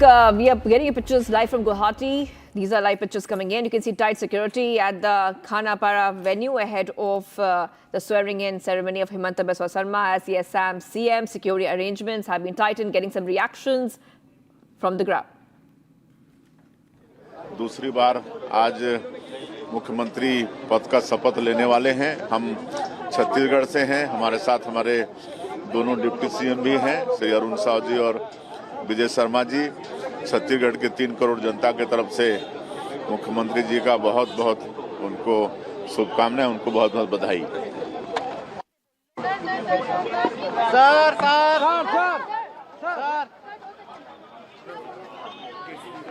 Coming in, ladies and gentlemen, after the record mandate in Assam, Himanta Biswa Sarma set to take oath as the Chief Minister once again. Himanta. Okay, let's cut across live. Shivraj Singh Chauhan. बहुत शुभकामनाएं.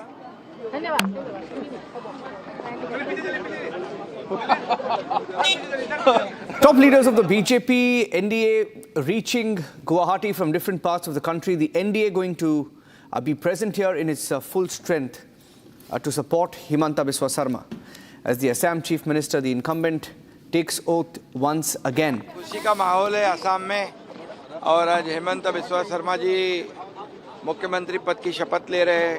ये बहुत ही आसाम वासियों के लिए खुशी का माहौल है. आज देख रहे हैं हम, और ये हिस्टोरिक हैट्रिक है भारतीय जनता पार्टी NDA की, और हेमंत बिस्वा शर्मा लगातार दूसरी बार ये मुख्यमंत्री बन रहे हैं. एक डायनामिक और विजनरी लीडरशिप के तौर पर उन्होंने काम किया है. इंफ्रास्ट्रक्चर को बढ़ा दिया है. ये कई वेलफेयर स्कीम करी है. स्वास्थ्य और शिक्षा विभाग में काम उन्होंने अच्छा किया है. इसलिए जनता ने लैंडस्लाइड मैंडेट उनको दिया है. 102 सीटें देकर सेंचुरी मार दी है.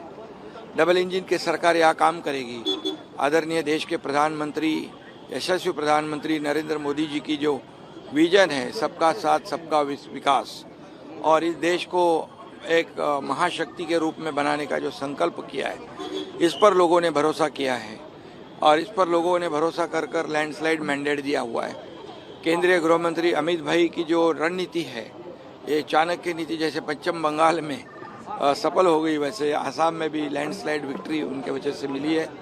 यहाँ की जनता को मैं धन्यवाद देना चाहता हूँ कि डेवलपमेंट को उन्होंने वोट किया है, डेवलपमेंट को वोट किया है और इसके वजह से डबल इंजन की सरकार तेजी से काम करेगी। बहुत बहुत शुभकामनाएं। Thank you sir.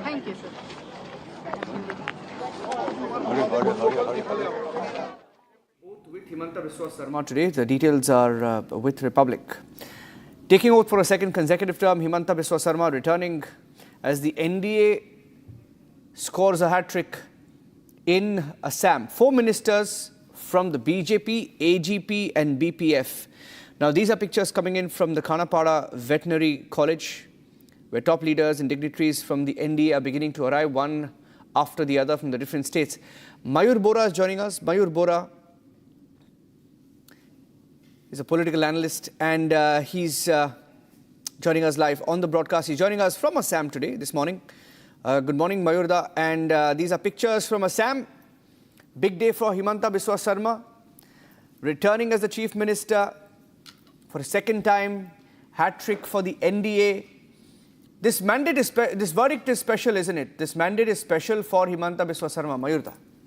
Absolutely, yeah. This, as you have rightly pointed out, third time NDA is coming to power in Assam and second time consecutively under Dr. Himanta Biswa Sarma. And this time they are emboldened with a very sensory kind of a mandate. 102 seats for the NDA, and for the first time BJP has crossed the halfway mark, and halfway mark is 63. They have gone up to 82 this time. So there is a massive mandate, and in the process what has happened, it has heightened the expectation of the people. They have been, as you know, during his campaign also, people have been coming him, hugging him, embracing him, picking his nose and cheeks and everything. He has become very popular. But in 2021, actually, very sarcastically, some people tried to use a pejorative term like mama for him. But this is the astute Himanta Biswa Sarma who adroitly used it to his advantage. And later on in the whole country, he has become very, very popular by utilizing the same epithet which was used in a way to corner him, in a way to a little bit satire him and all. So that's the adroitness and astuteness of Himanta Biswa Sarma. And since he is a 24/7 politician, there are many things which I personally have lot of reservations. But one thing nobody can find. किया और जनता ने भी अपना पूरा विश्वास और आशीर्वाद उन्हें दिया, मोदी जी की सरकार को दिया। हम ढेर सारी बधाई और शुभकामनाएं देते हैं जनता को जिन्होंने विकास किया। बंगाल में भी बड़ी जीत हुई है। बंगाल में भी बड़ी जीत हुई है। पूरा देश मोदी जी के नेतृत्व की सराहना करता है और उनके किए हुए कामों को आगे बढ़ाना चाहता है। महिलाओं ने भरपूर वोट दिया है, आपने भी बहुत कैंपेन किया दोनों राज्यों में। अब महिलाएं समझ रही हैं कि उनका लाभ, उनका सम्मान किसके साथ रहने में है। तो मोदी जी ने हमेशा महिलाओं को धुरी मान करके अपनी हर एक योजना बनाई, उनके लिए इतना काम किया, उनके सुखद और सम्मानपूर्ण जीवन के लिए। तो महिलाएं जरूर अपने साथ किए हुए अच्छे व्यवहार का पुण्य प्रताप देती हैं। ने कामाख्या मंदिर के दर्शन किए, क्या मांगा? पूरे देश के लिए सुख और शांति, हमारा देश आगे बढ़े, मोदी जी के नेतृत्व में हम सब आगे बढ़े। पीएम ने जो अपील की है वेस्ट एशिया को लेकर, उसको दिल्ली सरकार किस तरह से इम्प्लीमेंट कर रही है? देखिए, हम ऑलरेडी पब्लिक ट्रांसपोर्ट की दिशा में बहुत काम कर रहे हैं। हमारी ईवी पॉलिसी होकर के हम खड़े रहें और इस एकजुट होने में ही देश की भलाई है, हम सबकी भलाई है। Okay, so that's Rekha Gupta from Delhi. Going back to Mayurda. Yes, Mayurda, please go ahead. We had to interrupt to cut across live. Yeah. Although personally speaking, many people have many reservations, but nobody can find fault with the fact that here is a man who is so enterprising, who is so diligent, who is a 24/7 politician, he is a 24/7 administrator also, and everything, starting from politics to many issues of governance and administration, he keeps everything on his fingertips. And that's why most of the opposition leaders, they become quite listless and they become totally redundant before the behemoth, before the gigantic force that Himanta Biswa Sarma unleashes, especially before the election. And as I was telling about the heightened expectation of the people, I'm sure Himanta Biswa Sarma, as is the existential and very of repeated credo of BJP, that Sabka Saath, Sabka Vikas, now while performing the governance for the second time with a massive mandate, I'm very sure and I wish that he will be covering everyone, those who have come to Assam, there are, you know about the Bengali origin Muslim, a lot of politics took place. But I personally feel now, those who have come before 25th March 19 है और प्रधानमंत्री जी Narendra Modi Himanta Biswa Sarma, I'm sure he will go ahead with this kind of a mandate. He can be extremely magnanimous. He can be extremely inclusive. And compared to his earlier times, I don't say that he was not, but I think there is always a scope for improvement in terms of inclusive development to touch all the corners, every section of the population.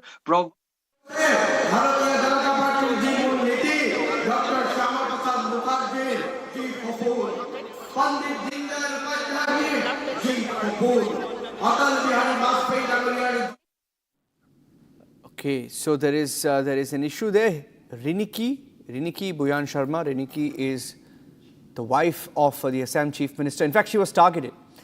She was personally targeted. It was very personal, this election for Himanta Biswa Sarma. And he spoke about it in detail when he opened up to our editor-in-chief, Arnab Goswami, about why this election was different. This election was different. Himanta said going in after the Zubeen Garg incident, the campaign focus, they could not focus completely on the campaign because of the Zubeen Garg incident. That happened, and he faced personal attacks. His children came under attack. He opened up in great detail while speaking to our editor-in-chief. Mayurda, but despite all of that, I mean, for him to have come back and scored a century, 102 is not an easy number. You know that. Definitely not. For the first time in the state history in the recent past, he has received this enviable number of 102 out of 126 seats. Assam doesn't have a huge number out of 126. If you see, BJP contested in around 90 or 91, and out of that, they have won in 82. And this despite because of the personal allegation brought about by Congress party against the Chief Minister's wife. And that is in a court of law, so I don't want to comment. But one thing I can tell you, that people of Assam, majority of them did not take all these allegations at the face value. That's why you can see this kind of a mandate. Otherwise, you see the kind of seriousness of the allegation people have also gone by or have accepted the allegation as true. I don't think Himanta or BJP would have got 102 seats. So ultimately, in a democracy, I think the people, they are the supreme arbiter of the destiny of all the people who contested election. And that has been made very, very clear. Now, rest is in a court of law. I don't know. But apparently, if you ask me... अब ये 5 साल उससे भी ज़्यादा असम के विकास के 5 साल हो गए और देश के भी विकास में एक बहुत अहम भूमिका असम निभाएगा, ऐसा मेरा विश्वास है। देवेंद्र जी, वैश्विक स्तर पर प्रधानमंत्री ने अपील की है, महाराष्ट्र में इसका क्या असर होगा और क्या-क्या उसके आगे कदम उठाए जाएंगे? प्रधानमंत्री जी की अपील ये देश हित में अपील है। हम सभी को प्रयास करना होगा। मैं ये मानता हूँ कि एक दिन में सारा बदलाव नहीं हो सकता है, लेकिन सबने थोड़ा-थोड़ा प्रयास किया तब भी बदलाव हो सकता है। हम लोग भी अपने तरीके से इसमें क्या बदलाव कर सकते हैं, व्यक्तिगत रूप से देवेंद्र फडणवीस क्या बदलाव कर सकता है, शासन के रूप में महाराष्ट्र शासन क्या बदलाव कर सकता है और जनता को हम किस प्रकार से प्रेरित कर सकते हैं, ये पूरा प्रयास हम महाराष्ट्र में करेंगे। कोई खाका तैयार किया है? नहीं, अभी तो करेंगे, अभी करेंगे। All right, I'm going across to Aniruddha as well. Aniruddha, stay with me. Let me get in a word from Aniruddha. He's inside the venue there. Aniruddha, okay, the Sarvananda Sonowal. Let's cut across live and then go to Aniruddha. NDA तीसरी बार सरकार बनाने जा रही है, Himanta Biswa Sharma CM के पद की शपथ ले रहे हैं। हमारे लिए बहुत बड़ा दिन है, historic day for the people of Assam, for NDA, under the dynamic leadership of Honorable Prime Minister Narendra Modi ji, with the blessing of the people of Assam. And here, under the leadership of Dr. Himanta Biswa Sarma, we could able to create history. Now we are going to witness those mammoth gathering because people have come from across the state very spontaneously and enthusiastically to witness this historic event.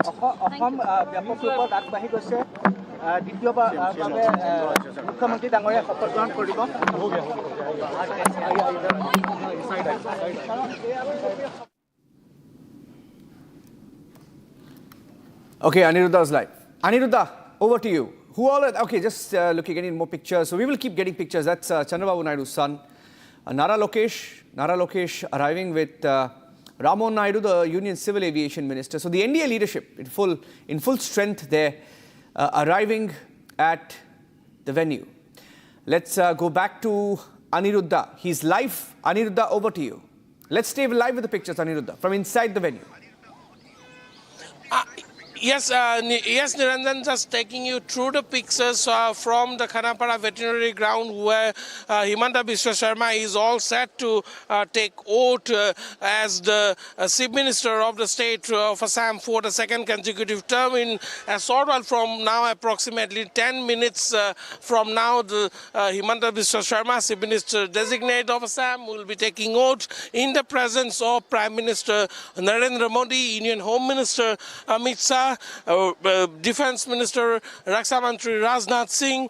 Apart from that, there are other host of union leaders and also the chief ministers of 22 chief ministers from different. देखिए, भारत के यशस्वी प्रधानमंत्री, विश्व के सबसे लोकप्रिय नेता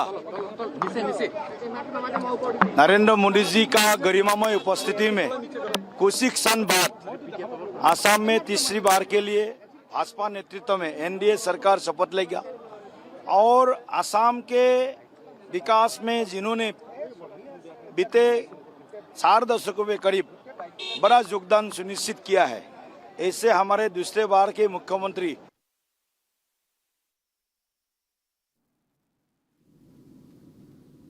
Aniruddha, okay, let me go back to Aniruddha. You will keep getting all those visuals endlessly and those reactions because it's a live story. There will be interruptions. Aniruddha, over to you. Visuals coming in from Guwahati, you can see elaborate security arrangement has been made. Apart from the politicians and the leaders from various political parties or the affiliates of the NDA, also top industrialists of the state are also attending the industrialists of the country, in fact, are attending this oath-taking ceremony, and people from different walks of life from all across Assam. If we talk about the common public that is attending, apart from that, many people have been given out invitation by the state government, inviting them to participate, and this also includes some common public who have no take on politics or who are common daily earners.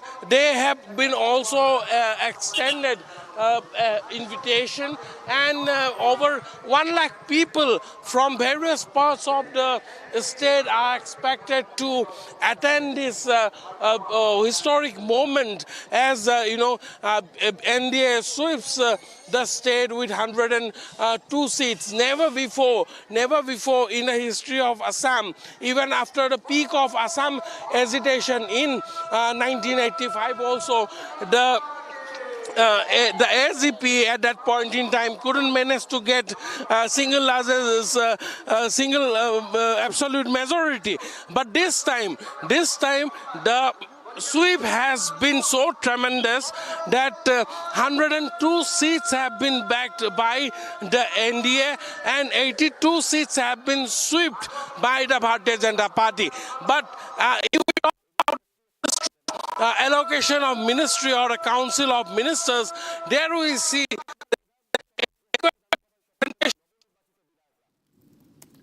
well, yes, Aniruddha is right over there, and we just saw those pictures come in a short while back of Himanta Biswa Sarma, who's just arrived at that venue, and we see that lakhs of people are also turning up for that oath-taking ceremony. Niranjan, our executive editor, continues to be with us. This ceremony is attended by PM Modi, Union Home Minister Amit Shah, Defense Minister Rajnath Singh, and Suvendu Adhikari, who has also arrived, said that Himanta Biswa Sarma is like an elder brother to him. So we're getting these reactions. Aniruddha, back to you. Hello. Yes, Aniruddha. जी बताइए. कौन Aniruddha? Okay, देता. All right. Okay, Anuradha is back with us. Anuradha, if you can hear me, you were talking about the elaborate security because, of course, we see that multiple deputy CMs of NDA rule states are here. Yes, Anuradha, go ahead. What's happening on the ground?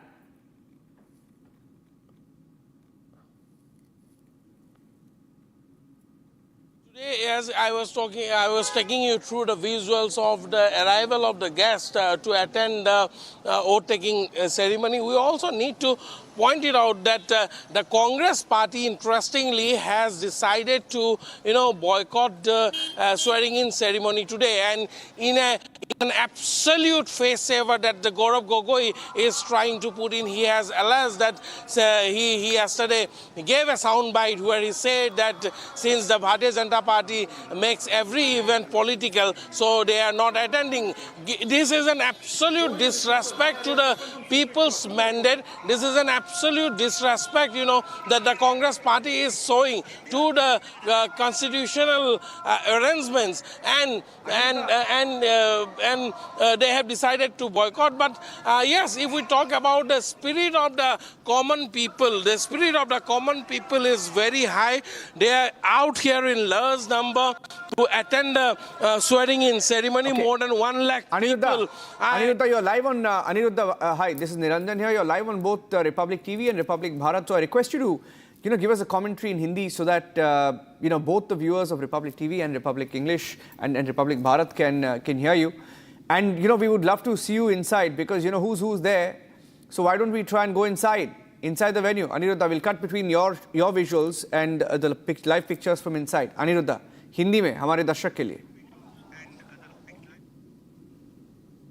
जी निरंजन, यहाँ पर आप देख सकते हैं बहुत ही एक शानदार सुरक्षा व्यवस्था यहाँ पर बना दिए गए हैं. 1 लाख से भी ज़्यादा लोग आज इस शपथ ग्रहण समारोह में शामिल होने को आ रहे हैं. यहाँ पर 22 अलग अलग मुख्यमंत्री, अलग अलग राज्यों के मुख्यमंत्री भी यहाँ पर शामिल हो रहे हैं. इसके अलावा यदि हम बात करें टॉप इंडस्ट्रियलिस्ट की, तो यहाँ पर रिलायंस इंडस्ट्रीज से लेकर के अडानी इंडस्ट्रीज तक के बड़े बड़े जो शख्सियत है वो आज यहाँ पर आ रहे हैं शपथ ग्रहण समारोह में शामिल होने के लिए. प्रधानमंत्री नरेंद्र मोदी भी के साथ साथ गृह मंत्री अमित शाह, रक्षा मंत्री राजनाथ सिंह, इसके अलावा यूपी के मुख्यमंत्री योगी आदित्यनाथ, बिहार के मुख्यमंत्री सम्राट चौधरी, इसके अलावा पश्चिम बंगाल के नए मुख्यमंत्री शुभेंदु अधिकारी भी यहाँ पर शरीक हो रहे हैं. और साथ ही साथ उत्तर पूर्व के जितने भी राज्य हैं, अरुणाचल से लेकर के सिक्किम, त्रिपुरा, मिजोरम, नागालैंड, मणिपुर, इन सभी राज्यों के मुख्यमंत्री यहाँ पर शामिल हो रहे हैं. इस शपथ ग्रहण समारोह में उपस्थित रहेंगे. कई दिग्गज नेता अब तक आकर के पहुँच चुके हैं वेन्यू के अंदर. हालांकि वेन्यू के अंदर सिक्योरिटी रीजंस के वजह से लाइव व्यू डिवाइस को अलाउ नहीं किया जा रहा है और वहाँ से वो लोग डायरेक्ट सीधा लाइव लिंक दे करके सीधा संप्रसारण की सुविधा उपलब्ध करा रहे हैं.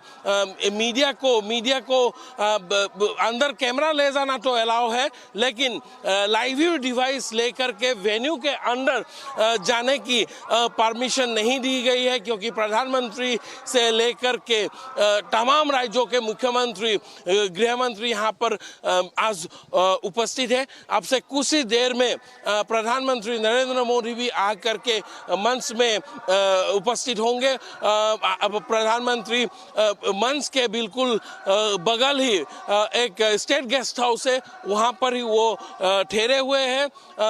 राज्यपाल लक्ष्मण प्रसाद आचार्य, मुख्यमंत्री डेजिग्नेट हिमंत बिस्वा शर्मा को शपथ वाक्य का पाठ कराएंगे और उनके साथ 4 और मंत्री भी आज शपथ लेंगे. इनमें अजंता नेयोग, जो कि पहले मंत्रिसभा में वित्त मंत्री रह चुके हैं, वो भी शपथ ले रहे हैं. इसके अलावा रामेश्वर तेली जो प्रधानमंत्री नरेंद्र मोदी के कैबिनेट पर minister of state for petroleum थे, वो भी आज शपथ ले रहे हैं।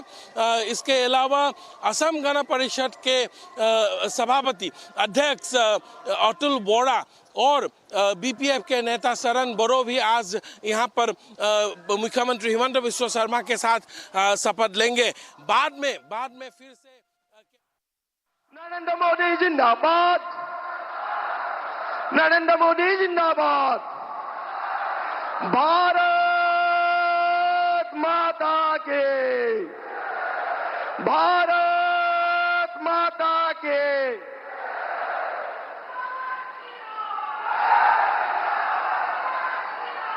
भारत माता के।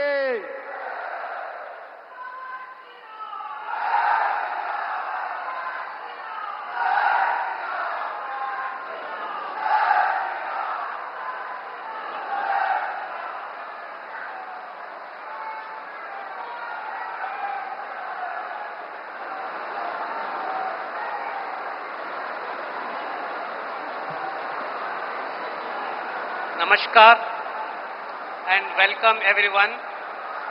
All are requested to kindly raise for the national anthem followed by state anthem.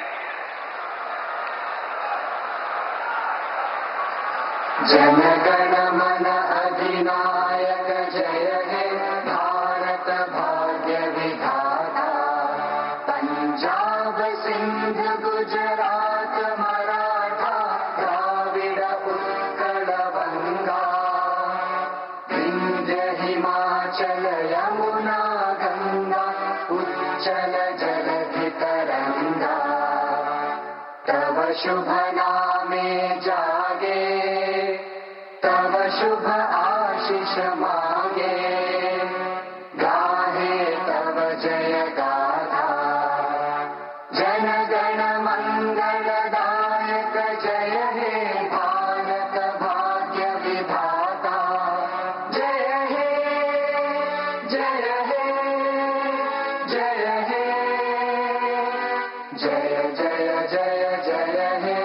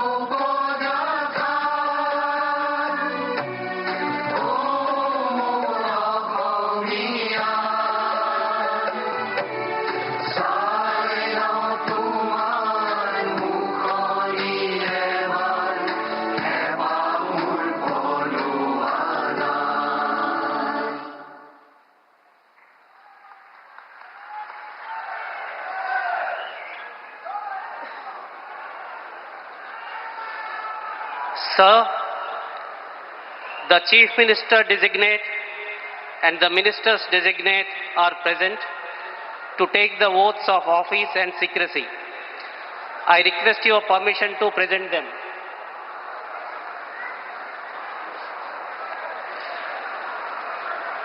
The Chief Minister designate shall now be invited to the dais to take the oaths of the office and of secrecy as Chief Minister for the State of Assam. Shri Himanta Biswa Sarma, Chief Minister designate.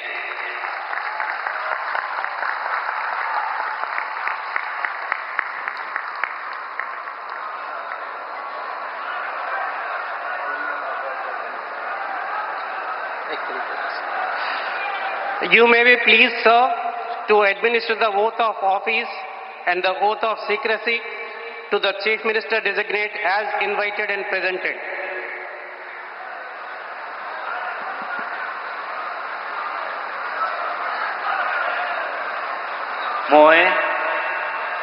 মই শ্ৰী হিমন্ত বিশ্ব শৰ্মা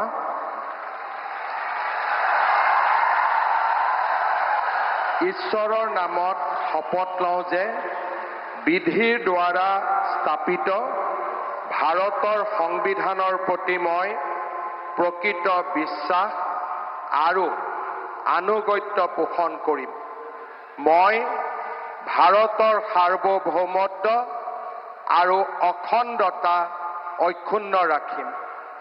মই অসমৰ মুখ্যমন্ত্ৰী হিচাপে মোৰ কৰ্তব্য বিশ্বস্ততাৰে আৰু শুদ্ধ অন্তঃকৰণেৰে সম্পাদন কৰিম আৰু মই ভয় বা পক্ষপাত অনুৰাগ বা বিদ্বেষ নোহোৱাকৈ সংবিধান আৰু আইন অনুসাৰে সকলো শ্ৰেণীৰ লোকৰ প্ৰতি ন্যায় আচৰণ কৰিম।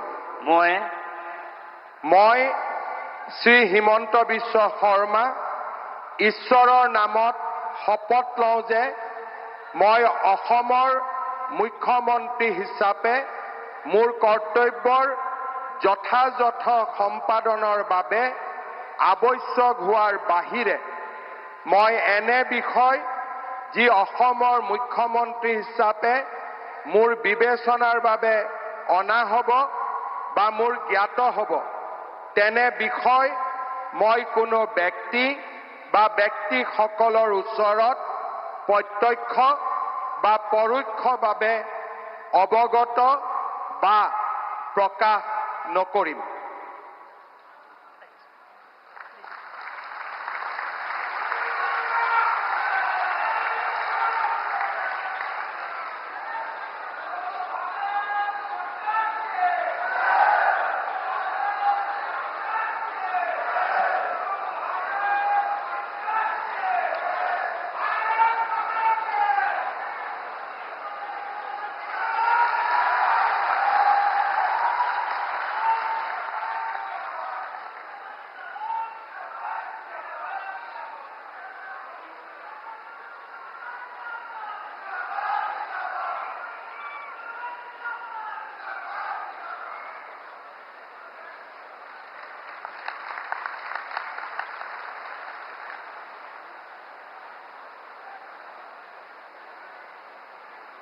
Sir, the ministers designate are present to take the oaths of office and secrecy. I request your permission to present them. The ministers designate shall now be invited to the dais one by one to take the oaths of the office and of secrecy as Minister for the state of Assam.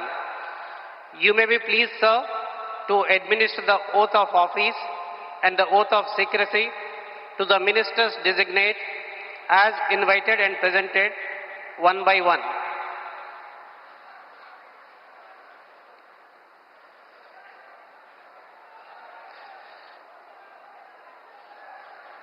Shri Rameshwar Teli, Minister Designate.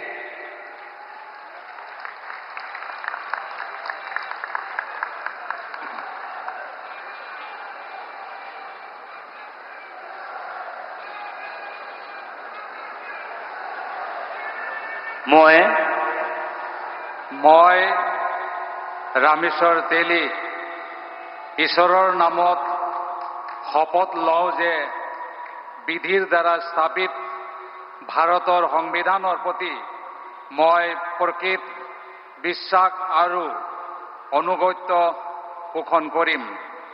মই ভাৰতৰ সাৰ্বভৌমত্ব আৰু অখণ্ডতা অক্ষুণ্ণ ৰাখিম।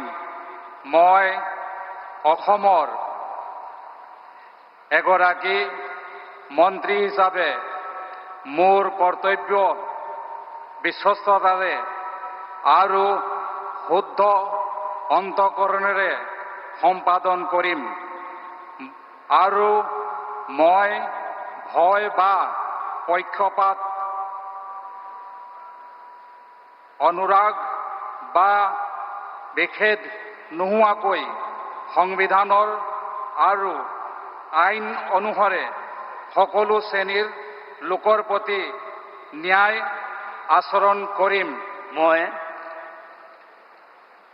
মই ৰামেশ্বৰ তেলী ঈশ্বৰৰ নামত শপত লওঁ যে অসমৰ এগৰাকী মন্ত্ৰী হিচাপে মোৰ কৰ্তব্যৰ যথাযথ সম্পাদনৰ বাবে আৱশ্যক হোৱাৰ বাহিৰে মই এনে বিষয় যি অসমৰ এগৰাকী মন্ত্ৰী হিচাপে মোৰ বিবেচনাৰ বাবে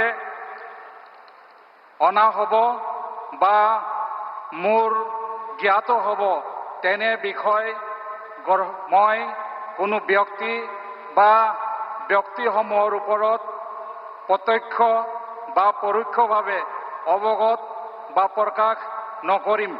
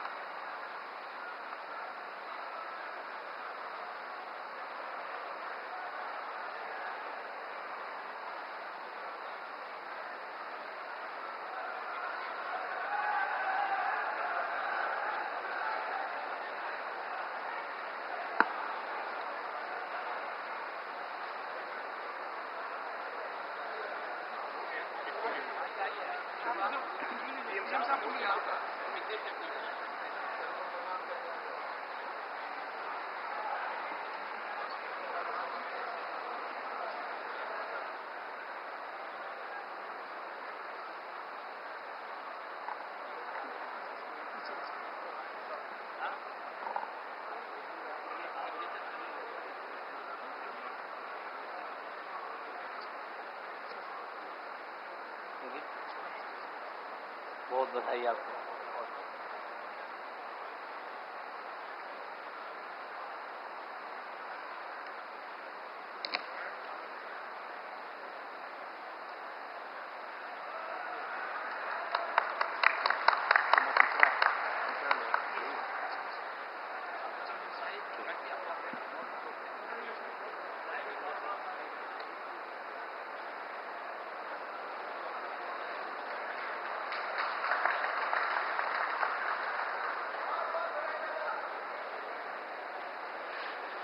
Shri Atul Bora, Minister Designate.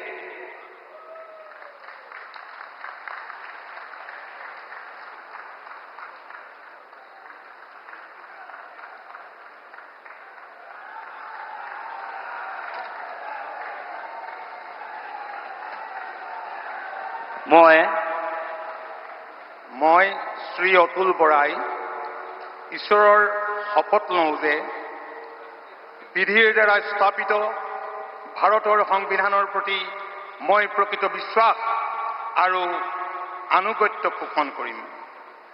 মই ভাৰতৰ সাৰ্বভৌমত্ব আৰু অখণ্ডতা অক্ষুণ্ণ ৰাখিম।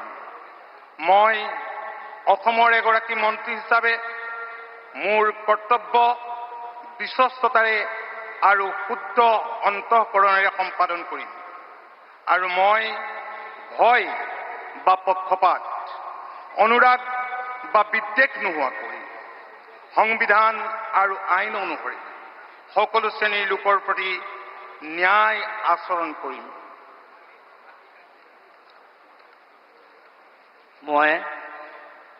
মই শ্ৰী অতুল বৰাই ঈশ্বৰৰ নামত শপত লওঁ যে অসমৰ এগৰাকী মন্ত্ৰী হিচাপে মোৰ কৰ্তব্যৰ যথাযথ সম্পাদনৰ বাবে আৱশ্যক হোৱাৰ বাহিৰে মই এনে বিষয় যি অসমৰ এগৰাকী মন্ত্ৰী হিচাপে মোৰ বিবেচনাৰ বাবে অনা হ'ব বা মোৰ জ্ঞাত হ'ব তেনে বিষয় মই কোনো ব্যক্তি বা ব্যক্তিসমূহৰ ওচৰত প্ৰত্যক্ষ বা পৰোক্ষভাৱে অৱগত বা প্ৰকাশ নকৰিম।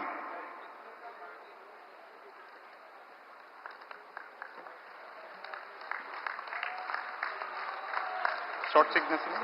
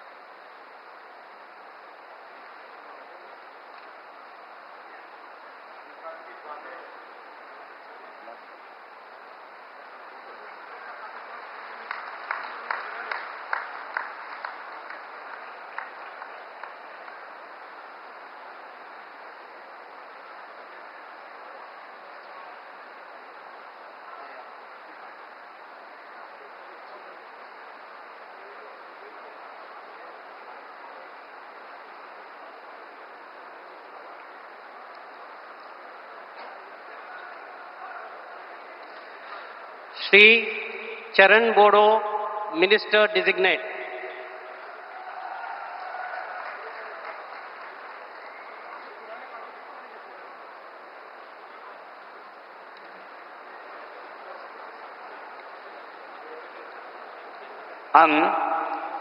आं मुस्रि चरण बर' अबं गसाइनि मुङाव समायखिरा लानानै बुङोदि आङो आयेन खान्थिजों सुजुजानाय भारत संबिजितखौ सैथोयै फोथायगोन आरो गनायगोन।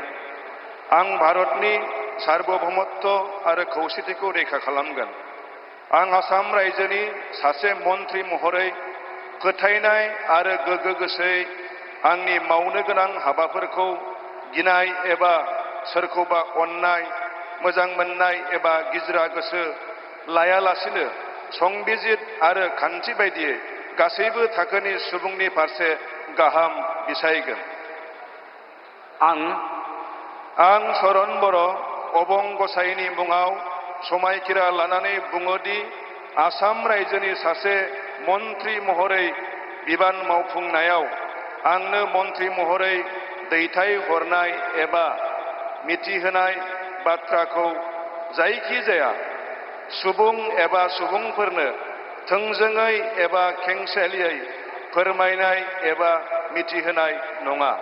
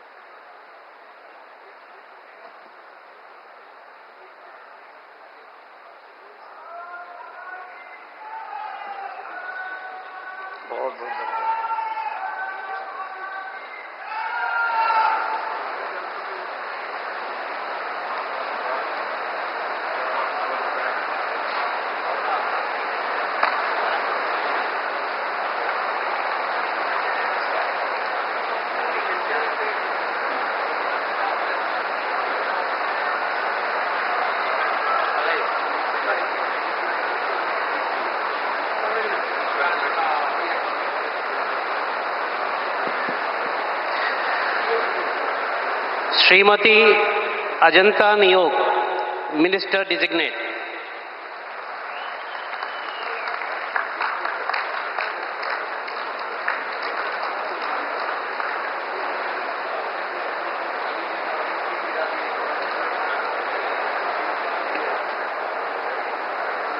মই শ্ৰীমতী অজন্তা নেওগ ঈশ্বৰৰ নামত শপত লওঁ যে বিধিৰ দ্বাৰা স্থাপিত ভাৰতৰ সংবিধানৰ প্ৰতি মই প্ৰকৃত বিশ্বাস আৰু আনুগত্য পোষণ কৰিম। মই ভাৰতৰ সাৰ্বভৌমত্ব আৰু অখণ্ডতা অক্ষুণ্ণ ৰাখিম। মই অসমৰ এগৰাকী মন্ত্ৰী হিচাপে মোৰ কৰ্তব্য বিশ্বস্ততাৰে আৰু শুদ্ধ অন্তঃকৰণেৰে সম্পাদন কৰিম আৰু মই ভয় বা পক্ষপাত, অনুৰাগ বা বিদ্বেষ নোহোৱাকৈ সংবিধান আৰু আইন অনুসাৰে সকলো শ্ৰেণীৰ লোকৰ প্ৰতি ন্যায় আচৰণ কৰিম। মই শ্ৰীমতী অজন্তা নেওগ ঈশ্বৰৰ নামত শপত লওঁ যে এগৰাকী অসমৰ মন্ত্ৰী হিচাপে মোৰ কৰ্তব্যৰ যথাযথ সম্পাদনৰ বাবে আৱশ্যক হোৱাৰ বাহিৰে মই এনে বিষয় যি অসমৰ এগৰাকী মন্ত্ৰী হিচাপে মোৰ বিবেচনাৰ বাবে অনা হ'ব বা মোৰ জ্ঞাত হ'ব তেনে বিষয় মই কোনো ব্যক্তি বা ব্যক্তিসমূহৰ ওচৰত প্ৰত্যক্ষ বা পৰোক্ষভাৱে অৱগত বা প্ৰকাশ নকৰিম।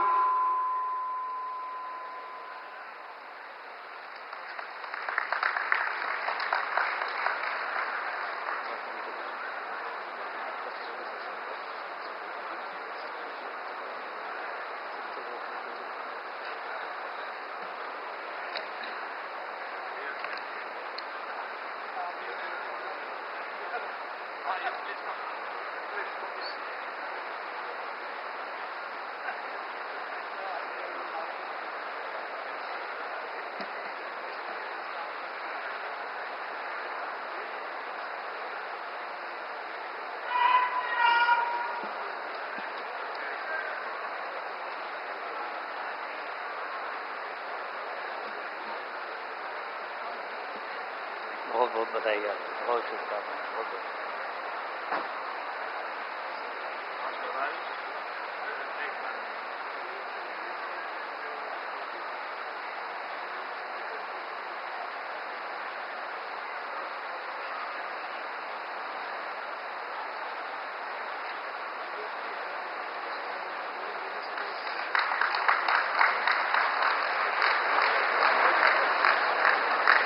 Sir, the swearing in is now complete. With your permission, the proceedings may now be closed. The proceedings are now closed. All are requested to kindly rise for the national anthem.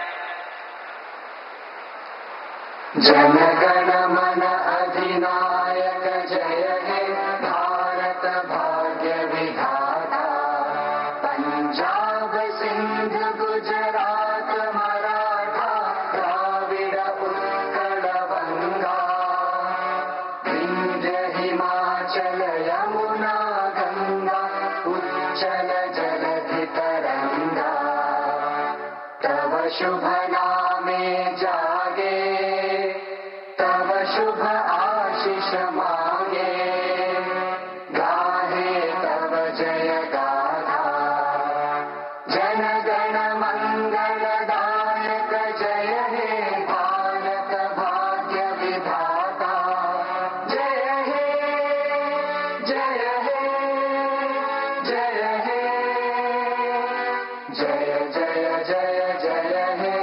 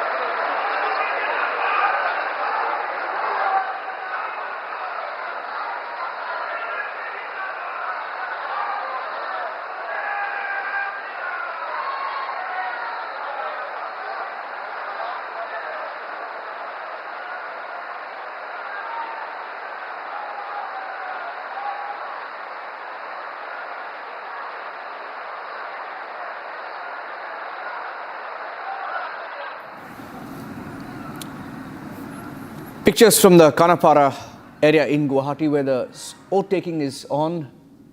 Oath-taking ceremony of Himanta Biswa Sarma, the Assam Chief Minister, senior NDA leaders, Chief Ministers, Union Ministers, party leaders in attendance. Eknath Shinde, Conrad Sangma, Chirag Paswan, Yogi Adityanath, Shuvendu Adhikari. The Prime Minister, they're making a stop by as he talks to Shuvendu Adhikari once again, inquiring about his first few days in office. The Prime Minister leaving the stage after the swearing in of Himanta Biswa Sarma. Himanta Biswa Sarma with the record mandate, the best ever tally of the BJP with 102 combined seats for the NDA. Himanta has taken oath along with 4 MLAs of the NDA. 4 MLAs of the NDA have taken oath today at this ceremony in the presence of the Prime Minister. The oath of secrecy given in by Governor Lakshman Prasad Acharya. Let me quickly get in a word from my colleague Aniruddha, who has details of the ministers who were sworn in today. Aniruddha, details of the ministers who were sworn in, and what do we know about the role each one would be playing in the new Himanta cabinet?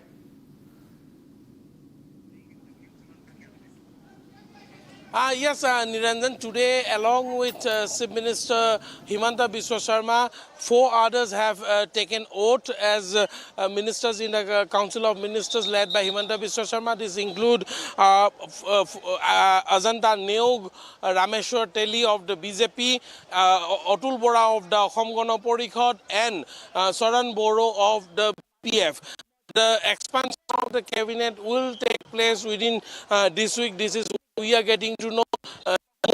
Chief Minister Himanta Biswa Sarma is expected to go to Delhi, and after coming back from Delhi, the expansion of the cabinet will take place. As we speak now here, you can see there has been a lot of movement. Prime Minister is expected to leave from the venue of the oath-taking ceremony, and apart from Prime Minister, Union Home Minister Amit Shah, Chief Minister of UP Yogi Adityanath, all other VVIPs who were present in the swearing-in ceremony of Dr. Himanta Biswa Sarma are now about to leave from the venue, and as we continue to speak, we would also try to get in a few voices of the VVIP and VIP attendees who are attending this swearing-in ceremony. But yes, the area has been cordoned off, as you can see. This is one of the very high-profile swearing-in ceremony that has taken place in Assam, and also for the fact that NDA has emerged victorious in Assam for the third consecutive term, and Chief Minister Himanta Biswa Sarma has taken oath as the Chief Minister of Assam for the second consecutive term. So this itself is speaking volume about the importance of this event, or the importance of this swearing-in ceremony that has taken place. And as we speak now, we can see Governor L.P. Acharya moving out of the venue. He has already left the venue, and in a short while from now, other BVIP guests will also move out of this venue. As I was taking you through the significance of this event today, yes, that is the most important fact remains is that more than 1 lakh people from different parts of the country, state, has arrived in Guwahati to attend the swearing-in ceremony, and yes, this you can see. This is the convoy of the Prime Minister. Prime Minister is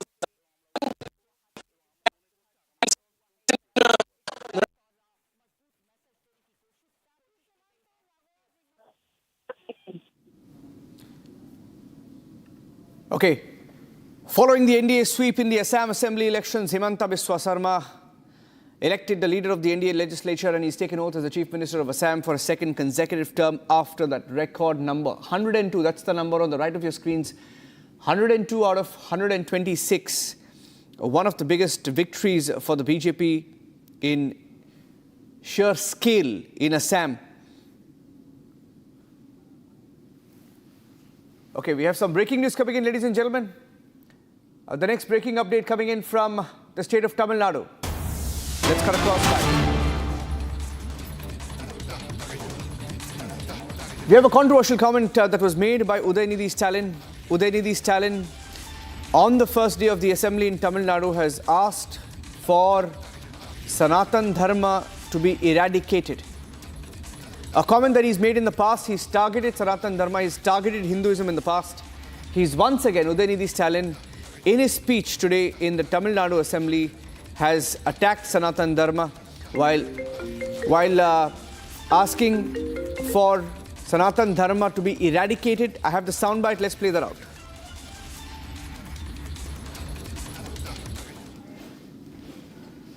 சட்டமன்ற உறுப்பினருடைய ஆதரவோடு அமைத்திருக்கக்கூடிய புதிய அரசிற்கும் மாண்பு முதலமைச்சர் அவர்களுக்கும் என்னுடைய வாழ்த்துக்களை நான் மீண்டும் தெரிவித்துக் கொள்கின்றேன்.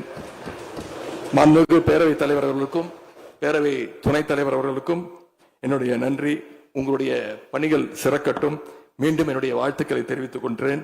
நன்றி, வணக்கம். வெல்க தமிழ், வாழ்க தமிழ்நாடு. மக்களை பிரிக்கும் சனாதானம் நிச்சயம் ஒழிக்கப்பட வேண்டும். நன்றி, வணக்கம்.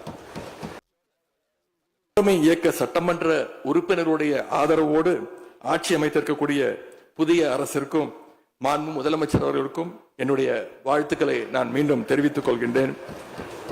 மாண்புமிகு பேரவைத் தலைவர் அவர்களுக்கும் பேரவை துணைத் தலைவர் அவர்களுக்கும் என்னுடைய நன்றி. உங்களுடைய பணிகள் சிறக்கட்டும். மீண்டும் என்னுடைய வாழ்த்துக்களை தெரிவித்துக் கொள்கிறேன். நன்றி, வணக்கம். வெல்க தமிழ், வாழ்க தமிழ்நாடு. மக்களை பிரிக்கும் சனாதானம் நிச்சயம் ஒழிக்கப்பட வேண்டும். நன்றி, வணக்கம். Every religion equally, our ideology based on everyone's equal based on birth. That by itself says we are a secular social justice party. We'll ensure no influence from other parties will put a dent in our ideology. We'll treat everyone equally, and that's how it's going to be moving forward. Thank you. And that was Mr. Revant from the TVK party, as you heard him live.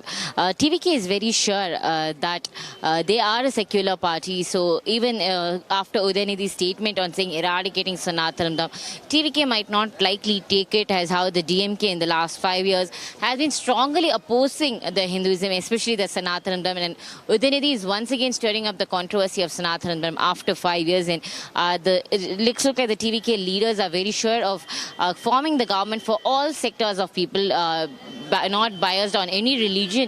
And maybe the reactions from the TVK based on the Tamil anthem saying that they believe in the language, they put Tamil first. So indirectly answering DMK, the opposition party, that anymore going forward, it will be Tamil anthem that played first before the national anthem and Vande Mataram. The controversial comment that is made, Sharda, this is not the first time that he's done this, Sharda. It's not the first time that he's done this. And I can see Vijay in that video thanking him. Everyone in the assembly seems to be quiet and nobody objected to that comment. Well, if you see, Tamil Nadu's assembly has always been like this, most of them against communalism, and the parties that come forward speak about secularism.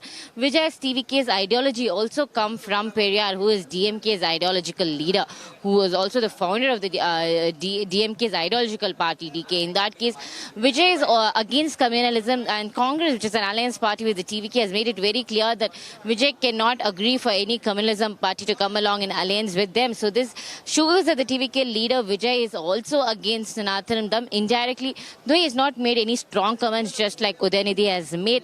He's even yesterday while oath taking, he said that the oath that he takes is promise on God. So it's contradicting on what Vijay's statement would be on Sanatan Dharma. We have to wait for the party stance, because their ideological leader is Periyar, but they take oath based on the belief in God. So probably they are not completely against Sanatan Dharma or the religion background. TVK constantly continues to say that the leader is for the people, for the betterment of the people. In that case, they are secular party for all the people, but just not giving extending communal support to a particular religion. Play out that soundbite once again. This is what Udayanidhi Stalin said. Udayanidhi Stalin on the floor of the House on the first day of assembly. Everyone watching, everyone listening, nobody raised a protest when this comment was made.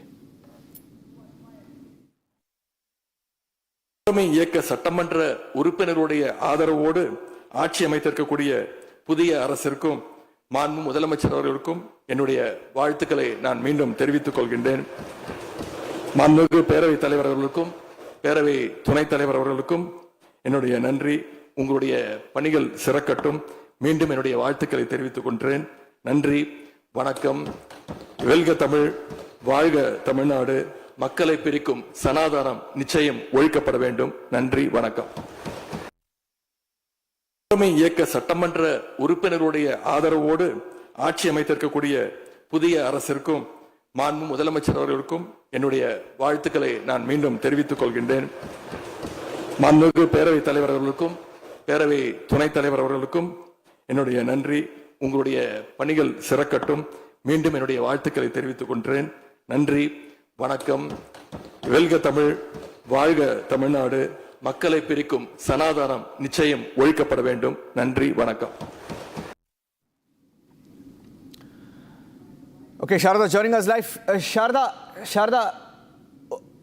AIADMK was also inside the assembly. None of the AIADMK MLAs protested, have they? You've been speaking to them outside the assembly as well. Has anybody mentioned it? But nobody has gone against what DMK leader Udayanidhi Stalin had said. This is not the first time Udayanidhi is making comments against Sanatan. 5 years back, he also said there should be eradication of Sanatan. He compared Sanatan to the disease of dengue and malaria and constantly pointed out that the Sanatan should not be allowed, which separates the people. Whereas today the AIADMK and the TVK, the ruling party and the tertiary party in the assembly, were silent for the statements made by the DMK. DMK has always been a party that is against Hinduism and Sanatananism very openly. Whereas the AIADMK, which is in alliance with the NDA, says that they are secular and that they are for all party and all the religions and all the parties in the NDA have always raised voice against the DMK's comment. But today, with the TVK leading the majority, AIADMK split into two factions, one supporting the TVK and other waiting for AP's order, made the assembly very silent on the comment made against Sanatananism by Udayanidhi. Even the DMK did not give a reaction on the questions raised why the comment was made. Udayanidhi Stalin snubbed the questions taken by the media to him on why the comment was made. Meanwhile, TVK continues to state that they are secular and for all people in religion and that there wouldn't be any direct attack that like the DMK made by the TVK MLAs or the leaders or the members of the party. Whereas the AIADMK is still yet to make a decision on whether they're going to be supporting TVK or that they're going to be a tertiary party continuously. While 30 MLAs have said they want to support TVK, the talks are to go on. So as of now, they are very silent on the comment made by Udayanidhi against Sanatananism. A big breaking news update coming in. Let me go across straight to that. The NEET examination has been cancelled. I want to break those details right now. Ladies and gentlemen, we have an official confirmation coming in. NEET examination has been cancelled. This is after Republic TV broke the details. In fact, yesterday, Republic TV broke the details of the corruption in the NEET examination. NTA has scrapped, the National Testing Agency has scrapped the NEET examination after draft questions. After draft question paper was circulated on the basis of inputs subsequently examined by NTA in coordination with the central agencies and investigative findings shared by the law enforcement agencies in order to ensure that there is transparency in the system, the National Testing Agency, with the approval of the Government of India, has decided to cancel the NEET 2026 examination conducted on the 3rd of May and to reconduct the examination on dates that will be notified separately. This is a shame because it is not the first time that allegations of corruption have emerged, and it's not the first time that such a charge has been made.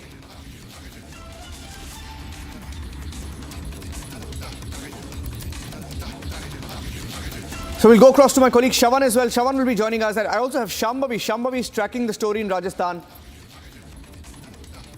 We'll go across straight to her. And ladies and gentlemen, this is a big update.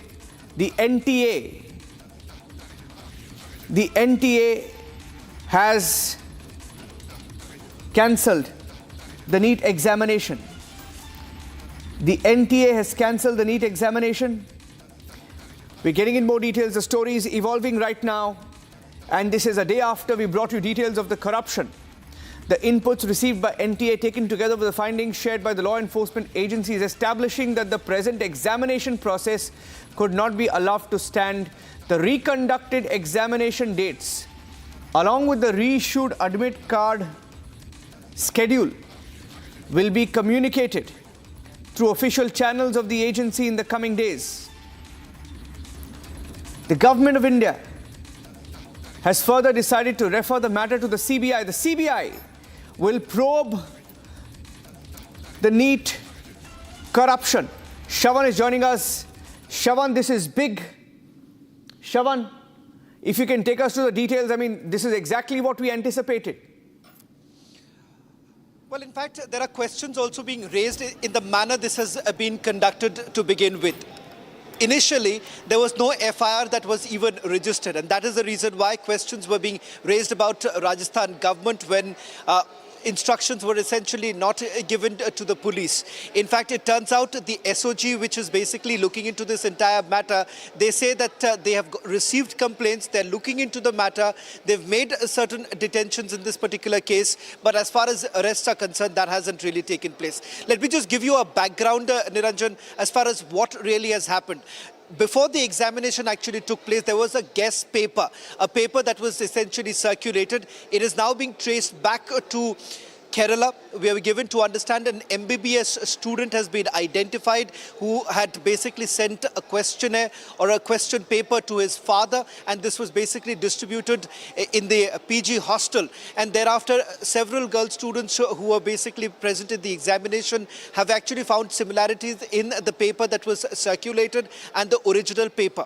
In fact, it has taken some considerable amount of time for the NTA to finally take this entire decision of cancelling the examinations. But whether at all this is only limited to Rajasthan, it has spread to other places, that is not known at this stage. So far, this entire investigation is only being carried out in the state of Rajasthan because it seems that Sikar happens to be the epicenter of this entire matter. We'll try and go across to our reporter Shambhavi, who's reached Jaipur and is also getting in touch with the investigators there to get us a better sense of what exactly has happened and the basic question that we're essentially asking right now. And you've had, you've seen a political turn taking place here with Ashok Gehlot, the former Chief Minister of Rajasthan, raising questions. Then you have had several other Congress leaders raising questions as to why a basic FIR has not even been registered. In fact, the former Education Minister, Niranjan, when we spoke to him late last evening, had already indicated that, there is a delay in this entire investigation. The very fact that no FIR has been registered, the very fact that they have not been able to identify the exact location in Sikar from where this has actually spread raises some very, very uncomfortable questions right now. Yet again, you have, dreams of several students crashing after this decision that has been taken by the NTA. Not for the first time you're looking at, allegation of this nature. In the past, too, a similar sort of allegation was leveled, perhaps jeopardizing the future of several students yet again. Shambhavi is also joining us live. This is pathetic. This was allowed. In fact, this was something that was raised by several states, several governments, several times, and this is a shame. Students gave the examinations on the 3rd of May. Let's tell you what we broke last night, ladies and gentlemen. Republic TV broke details of how the NEET exam, there was a draft, there was a guess questionnaire that was circulated. 600 of 720 questions, I repeat, 600 of 720 questions of this guess questionnaire happened to be the exact questions that some students got, right? This was doing the rounds, and exact questions, 600 of them appear in the actual paper on the 3rd of May, confirming the corruption. Shambhavi is in Rajasthan. Shambhavi has the details. Shambhavi.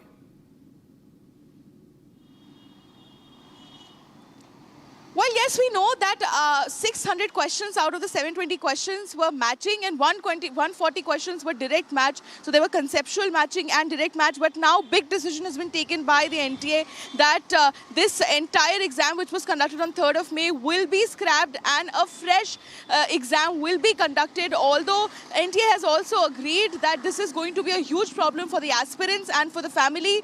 But they're going to make sure that this process becomes smooth. Also, although there has been zero input or zero news on what measures are they going to take to make sure that something like this does not repeat itself. Because this was a matter of a guest paper being circulated all the way from Kerala. A student sent this guest paper to his father and said that distribute it to the children, to the girls in your PG. And from that, a PG owner in Sikar distributed it to the students who were living in his PG, and also further sold it to the coaching companies and coaching institutions and other people, for which started with around 30 lakh rupees, and then later on it mellowed down to 5 lakh per guest paper. So this was, they were earning on the behead of others' future. And now that NTA has taken this huge decision that the dates and everything related to the exam will be announced separately, that no new fees will be charged by the students. The existing fees will be refunded to the students. In fact, the existing admit card will be discarded. New admit cards will be issued. The centers, the exam centers will remain same. And such details have been issued by NTA. But this is a huge breaking news that the exam which was conducted on 3rd of May has been cancelled, and a new exam, a fresh exam will be conducted. And also they've ordered a CBI inquiry into this entire matter, where around 600 questions, I repeat, 600 questions out of 720 questions were matching and conceptually matching. And even there have been screenshots, WhatsApp screenshots being circulated, where you can see the students saying that this is the question paper, students, and I guarantee you, if you solve this question paper, you are going to score very well in your NEET exam. Back to you.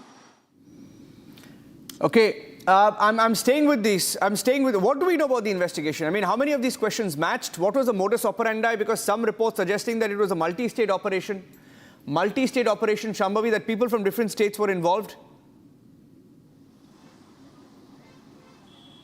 Definitely, it was a multi-state operation, allegedly. That is what was being said. And out of, now there are two kinds of matches. There are direct matches and there are conceptual matches. A lot of those questions were conceptually matching with a little bit of details, little bit of tiny details here and there in the actual paper and the guest paper which was being circulated. The original paper had 600 questions, match with around 600 questions of the total 720 papers, out of which 140 questions were direct matches, which is exact questions which were there in the guest paper. So was it a coincidentally very good guest paper, or was it a leaked paper? Now this is also being investigated at the moment. And of course this has come out that this is a multi-state operation. Of course a lot of states were involved.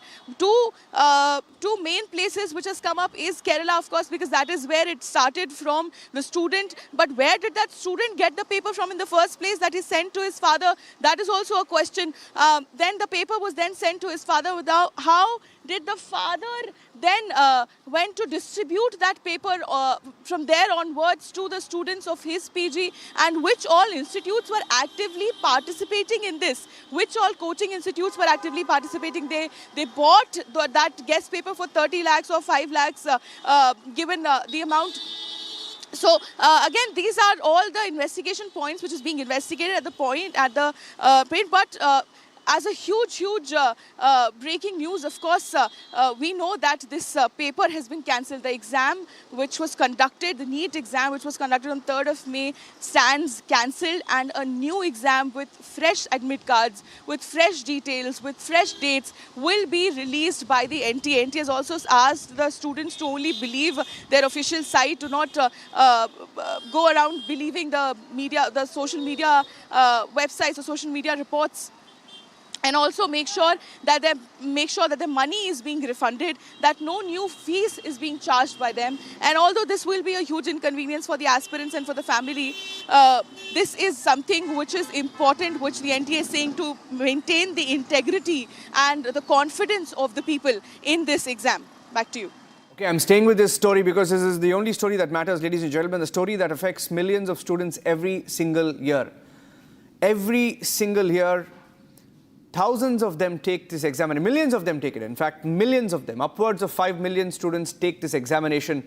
And if they gave the examinations on the 3rd of May, and it's suddenly now discovered that there was corruption, it's betrayal for the students who gave the examination in all honesty. And that is why this is turning out to be a bigger controversy than what it is. Who is investigating? What has the investigation shown so far? If you can take us to those details.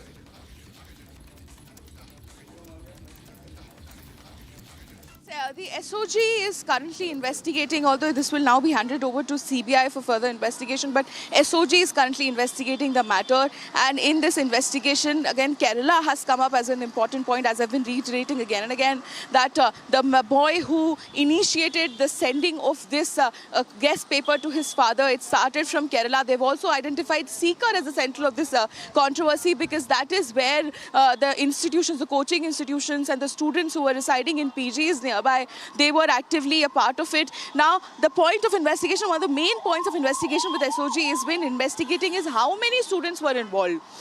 How many students were involved, were directly involved, who got the paper for 5 lakh rupees, or initially the paper was leveled at 30 lakh rupees, and how many students were, again, involved in this. And then apart from that, were they actually aware that this is a leaked paper, or were they treating it as a guest paper, that this is some very good guest paper and they will practice it and then they will sit for their exams? This is one of the major points of their investigation, that how many people were affected by this. Because again, although this might be a small portion of the people that were involved in this, but as you mentioned, more than 5 million people sit for this exam, and all of their lives will be affected now that the exam stands cancelled and everything will start afresh.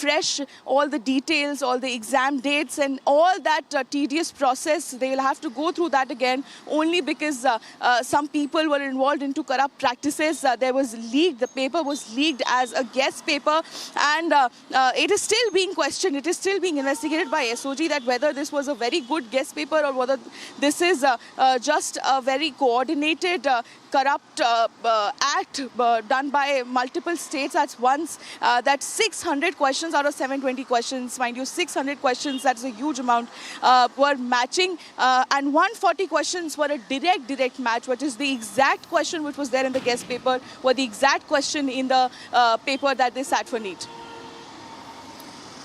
All right, and this needs to be thoroughly investigated from now on, and the paper NEET has been scrapped.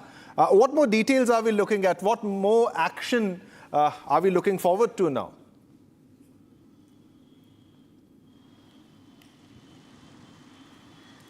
Well, now that the NTA will prepare for a fresh series of exams, so now the entire process, while given the releasing of the date, releasing of the admit cards, the exam centers are going to remain the same. That is for the convenience of the students. The fees that they've already paid will be refunded. We will also make sure that no fees is being charged. So NTA does now have the responsibility of conducting this entire exam once again and making sure that something like this does not happen. But again, no guidelines or nothing of that sort have been released by them, mentioning what are they going to do, what measures are they going to take to make sure that something of that sort does not repeat itself. That millions of students who sit for this exam, they don't have to go through that tedious process, to that mentally tedious process again. So this will fall in the category of NTA's responsibility. Apart from that, now that the SOG was investigating the matter till now, it is now being handed over to CBI. CBI will do a comprehensive investigation about how this entire thing started, what started this, who started this, how many states, which people were involved in this practice of destroying millions and millions of students' dreams and hopes, and only because of a chunk of them, of a huge chunk of them, were involved in this. Now the entire people, entire students, all the aspirants, NEET aspirants will have to sit for this exam again. Back to students. And also, the matter has been conveyed now. The CBI will also come into action in this case. But this is not the first time that we are looking at a paper leak of such a big level. We are looking at a level of corruption that is killing the dreams of NEET students once again, Shambhavi.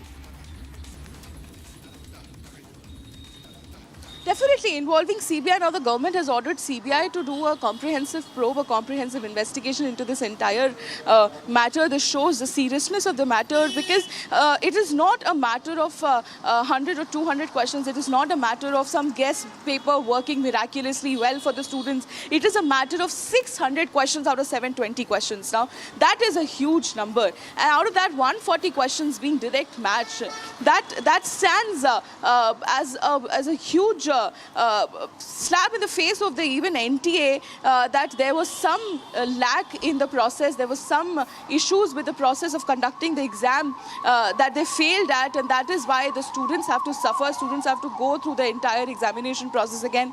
They prepare for years. Aspirants sitting for NEET exam, they prepare for years, and now the exam that they gave on May 3rd has been scrapped because of some corrupt practices which has been where several states have been involved, several students have been involved, several coaching institutions have been involved. We are still yet to know who else is involved, and that is going to come out very soon in this investigation. Shivam. All right, Shambhavi, stay with us. We have Rahul, a parent of a NEET student, who is also joining us on the phone line. Mr. Rahul, what will be your comments? It's really heartbreaking. A student prepares for a very long time, and finally, when you give the examinations and after that you come to know that the paper has been leaked, and guest paper questions match exactly with what the questions are being conducted, what we have given in the examination paper. Your reaction to this? No, this is absolutely a pathetic situation that my kids are facing. It happened in 2024. And now after 2 years, 2026, same situation, no improvement in the situation. Even this time when the kids went for the exam, lot of inconvenience was caused by the invigilator also. So they are coming out of that thing, the 20-25 minutes were lost in the exam. And now they are hearing the news that the NEET 26 exam are completely scrapped. It is some kind of a joke. The 2 years they have given their rigorous hard work to make themselves prepare for this NEET exam. And because they want to become a doctor of this country. This is how they have been treated. This is complete failure of the government, and government must own this. This is complete failure of NTA, and it comes under the Education Ministry. All right, definitely. Rahul, what kind of action is what you're demanding from the government in this case? So there should be an example that should be set as a benchmark that such instances cannot be repeated, Rahul. I demand the NTA itself has to be scrapped now. They have lost their morale. They don't have any moral ground left to conduct this exam itself. It is time and again this is happening. As a parent, the kind of feeling, the kind of emotions that you must be going through right now, if you can share that also with our viewers and listeners. Daughter is right now under tremendous trauma, and she is continuously crying ever since this news has been broke out. The same situation would be there for all these 23 lakh students. Do you think that the authorities will guarantee a fair and transparent investigation in this matter? No, I have lost the trust. I have lost the trust. Sorry, your name.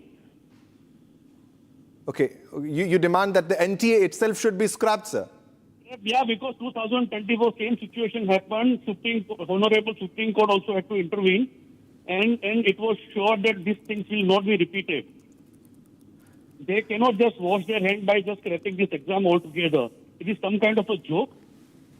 Right now they are going in a counseling round and thinking about which college they have to take the admissions. And in middle of nowhere now they are asking us to again back to the square one and asking to again reappear for the exam.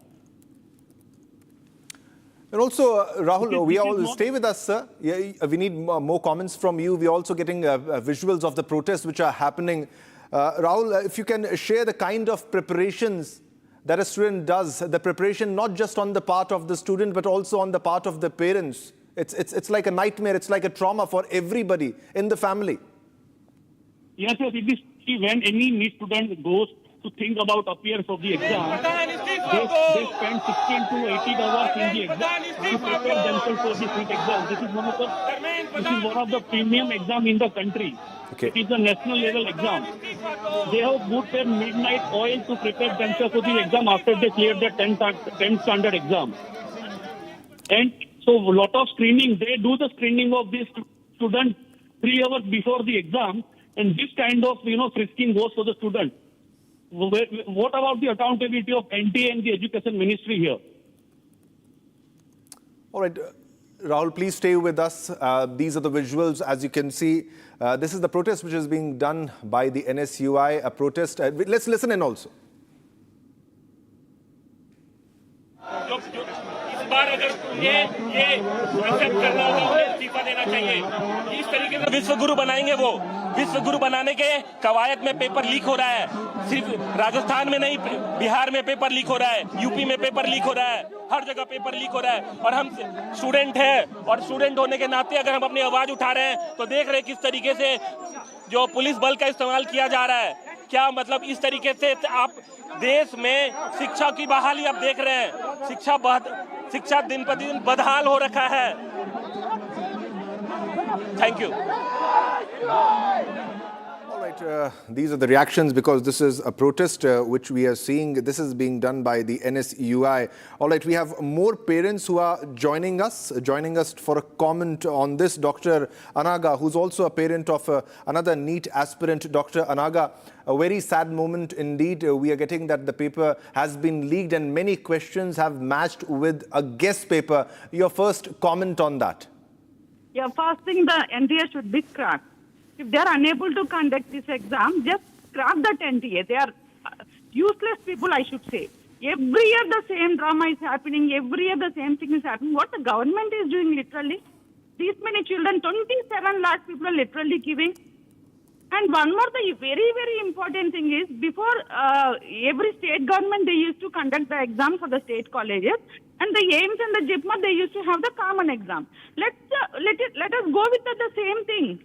Why the NTA needs to conduct the exam? That is a better option for every student. Let the states conduct. They conduct in a much better way than this NTA. Dr. Anaga, you're hinting towards state examinations rather than central examinations in the case of selection of doctors. Yes, definitely. Because the state examinations, they conduct in a more sophisticated manner. Because we are seeing the MSET. The more, even they conduct, even in the online exam, why are they giving a paper mode exam at 2026? Even 2024, it happened the same thing when the parents requested them to conduct in an online mode. What is the need for them to conduct the same date for all the states? Let's jumble the paper. To each state, they conduct in different time slots, in different dates. What is the need for them to conduct from entire, country the same date and the same timings? At least they can do that thing. To conduct some states some other day, some states other days, the different papers. If they can't do at least online because of the, this massive, like logistics and all, at least they can do this thing, na? Well, there seems to be an entire syndicate, a lobby, a group that is behind this paper leak. What is happening right now, Dr. Anaga, and you are not just the first parent who is asking for the scrapping of the NTA. Now we have more people joining us for a comment on this. Thanks a lot, Dr. Anaga.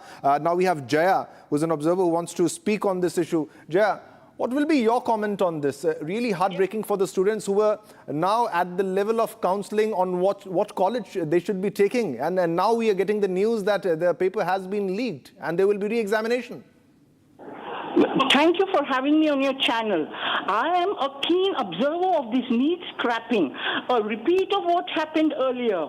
Needless to say, what a traumatic experience by the parents and their children. I empathize with both the student community and the parents, and the children, after years of hard work, everything goes down the drain only because of the malicious and mercenary few.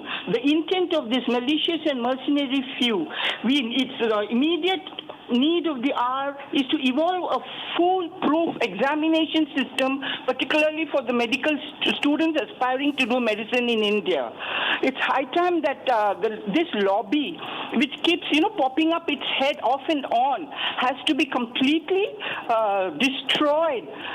And at least let them have some morals when it concerns the future of the country.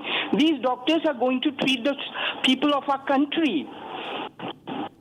We need to evolve a foolproof system for this examination. Yes. What exactly do you think is the reason behind this? Because it's a dream career and also a career of service of the people of the nation.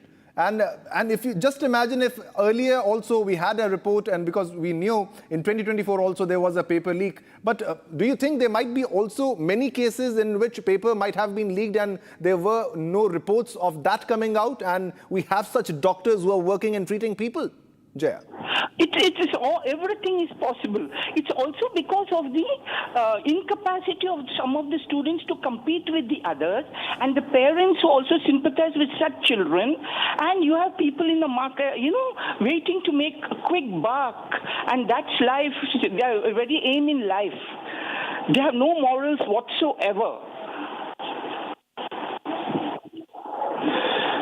For joining and for your comment on what's unfolding right now. Visuals, ladies and gentlemen, on your screen of the NSUI protest against the paper leak, and NEET 2026 has been scrapped. There will be re-examination and the exam fees will be refunded. We have Harsh and Shambhavi joining from Jaipur and also from New Delhi. Harsh, I would like to come to you now because there is a protest that we're looking at that's being done by the NSUI. And if you can share what the latest update is regarding the opposition protesting against what's happening right now.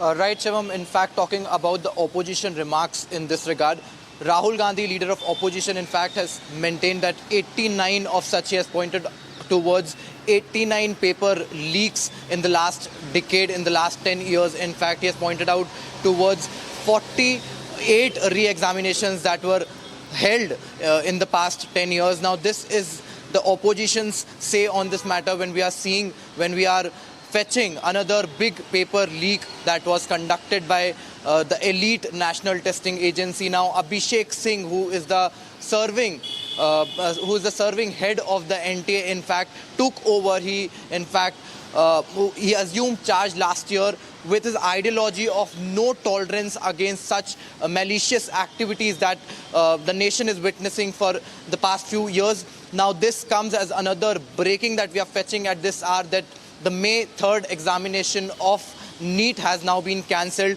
and over 25 lakh aspirants and over 25 lakh applicants of these exams will remain affected, because almost 140 of the questions that were released in a questionnaire, were released in a guest paper, were exact match that was close to securing 600 of the 720 marks if these questions were to be believed, if these question paper were to be believed. Now, this comes as a big breaking that the investigation has now been handed over to the Central Bureau of Investigation. Okay. However, the May 3rd examination of NEET stand cancelled, and nearly 25 lakh aspirants remain affected nationwide. Shivam.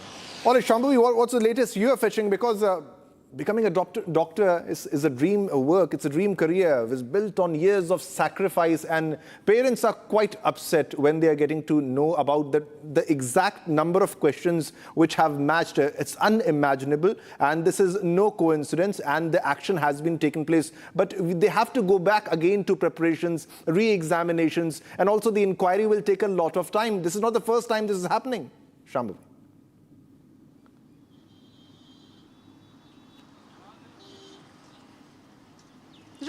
Right. And in this, now that it has scrapped, the NTA has scrapped this examination which was conducted on 3rd of May, it is saying that quote-unquote present examination process could not be allowed to stand. This is what the NTA has said, that the present examination process that undertook, which included the guest paper being released, the questions matching with the paper which was given in MBA, in the NEET exam, the process could not be allowed to stand. And although they agree that this is going to be a huge inconvenience for the aspirants and for the parents, they believe that this is for the greater good. This is important for the people so that they maintain their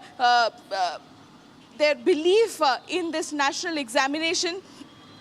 And given that they have to choose between the inconvenience of the parents and the aspirants and them presenting and preventing the integrity of this exam, the NTA seems to be choosing the latter. And in this case, in this matter, where now the exam has been scrapped, a new set of exam will be conducted with new admit cards, with new details, with new dates, with also, which is important, let us also tell our viewers, the students, the aspirants who are watching us right now, that three main things. You will be issued a new admit card, so the previous admit card will not be accepted. Apart from that, you will be given a refund on the fees that you've submitted.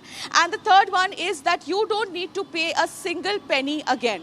Not even a single penny for this examination. So this is what the NTA has come up. That's not all for the fault of the NTA and also that NEET examinations. There's thorough examination that should be done in this case and to prevent that future such scenarios do not happen again. Thanks a lot to Shambhavi and Harsh for all the details that you have just shared. All our viewers will continue our coverage on the NEET 2026 UG, which has been scrapped, and these are the visuals of the protests which are happening as we speak in Delhi. We'll bring you all the latest details on this after a short commercial break.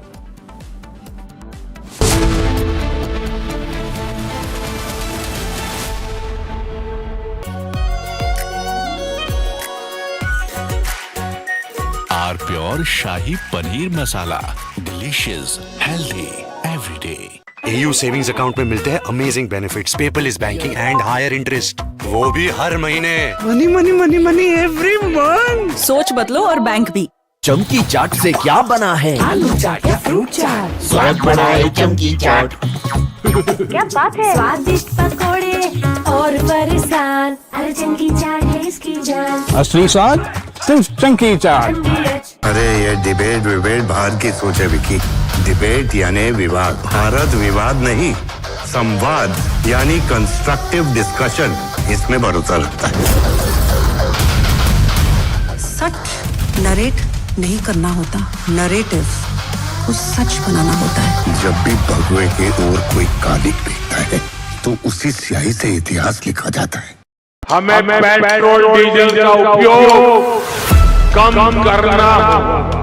Prime Minister Narendra Modi recently issued a strong warning to the nation, asking citizens to save fuel, avoid unnecessary travel, and even work from home if possible. This urgent appeal comes because global tensions are creating a massive energy crisis that directly threatens India.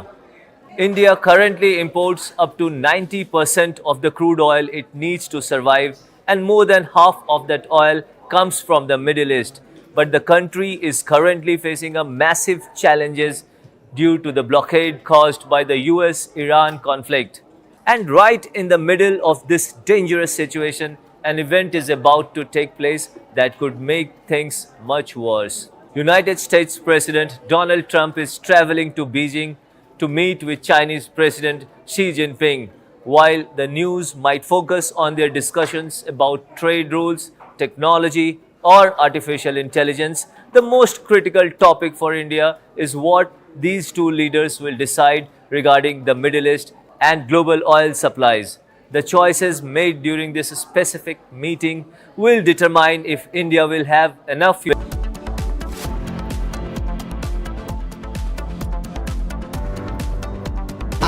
Pure सूजी pasta उबालो मिलाओ और खाओ, 8 minute में तैयार। क्या taste है सबका राजा आर प्योर मसाला।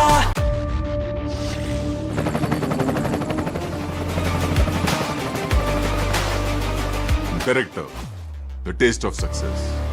थोड़े में ज्यादा स्वाद, यही तो है इसकी खास बात। वाओ मामा, क्या स्वाद है? अरे मेरे राजा, सबका राजा आर प्योर मसाला। कोई ग्लोबल ऑर्गेनाइजेशन नहीं है, इट्स अ टेरर मशीन। अगर हम टेररिस्ट होते तो टेररिस्ट हमें क्यों मारते? आरएसएस ने बाबरी मस्जिद तोड़ी और आरएसएस वायलेंट है। वो तब गिरा जब इस देश के बहुसंख्यक समाज का विश्वास टूट गया। आप लोगों ने तो देश चलाने का दावा किया है, लेकिन आप लोगों का ना कोई हिसाब है ना कोई किताब। ये चोट निशान छोड़ेगी।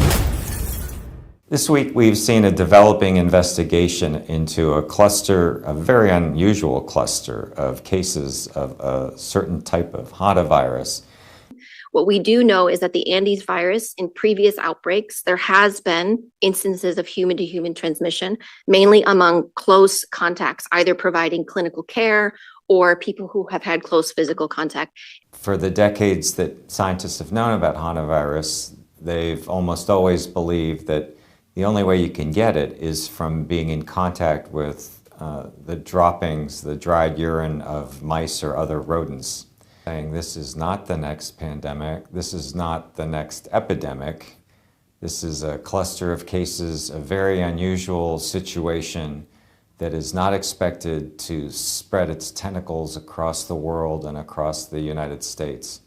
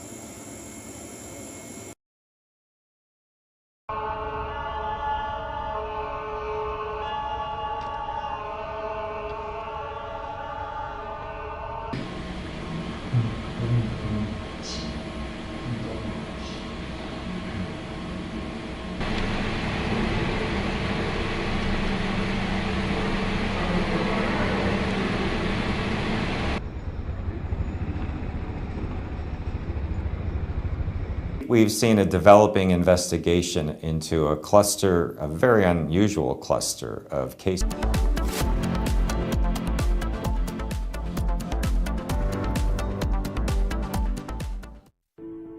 In the India Today Best Universities Survey, India's #1 ranked universities in various streams are JNU Delhi, Amity University, AIIMS Delhi, IIT Delhi, and National Law School Bengaluru. ये सब आप इसलिए कर रहे हैं ना सर, ताकि आप अपने आरएसएस को बचा सके। वैसे भी आप आरएसएस के बोपोई तो हैं। आरएसएस का सच है मेरी थीसिस, जो सालों से छुपाया गया है। But I am going to unmask the truth. Class अब शुरू होगी because the professor is here. ये जो भी हो रहा है, ये injustice, ये conspiracies, ये manipulation, अगर आप इसको terrorism नहीं कहेंगे तो फिर किसको कहेंगे? ये है मेरा आखिरी सवाल. This is my last question to you. चमकी चाट से क्या बना है? आलू चाट या फ्रूट चाट, स्वाद बनाए चमकी चाट। क्या बात है? स्वादिष्ट पकोड़े और फरसान, अरे चमकी चाट है इसकी जान। असली स्वाद सिर्फ चमकी चाट। केसरिया से मन जोगी हुआ रे, दिल झूमे देखो मतवारा हुआ रे।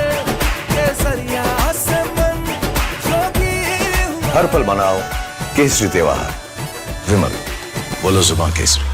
थोड़े में ज्यादा स्वाद, यही तो है इसकी खास बात। वाओ मामा, क्या स्वाद है? अरे मेरे राजा, सबका राजा आरती और मसाला। हमें पेट्रोल डीजल का उपयोग कम करना होगा। Prime Minister Narendra Modi recently issued a strong warning to the nation, asking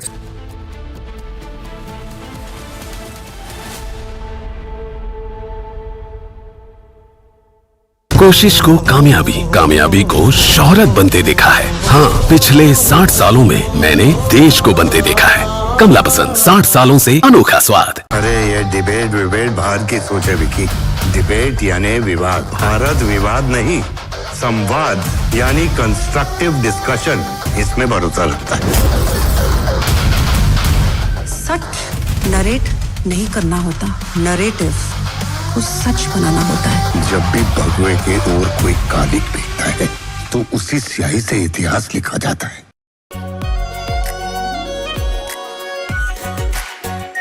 are pure shahi paneer masala, delicious, healthy everyday. AU savings account में मिलते हैं amazing benefits, paperless banking and higher interest, वो भी हर महीने। Money money money money every month. सोच बदलो और बैंक भी। प्यास बुझाए, ठंडक लाए, सबको भाए जीरा से। MTH का जलजीरा जीरा से। जीरा से असली रिफ्रेशिंग, असली स्वाद, असली मजा। कोई कोई ग्लोबल ऑर्गेनाइजेशन नहीं है, इट्स अ टेरर मशीन। अगर हम टेररिस्ट होते तो टेररिस्ट हमें क्यों मारते? आरएसएस ने बाबरी मस्जिद तोड़ी और आरएसएस वायलेंट है। Just say it! वो तब गिरा जब इस देश के बहुसंख्यक समाज का विश्वास। From Asia's largest news headquarters, setting the agenda for Bharat.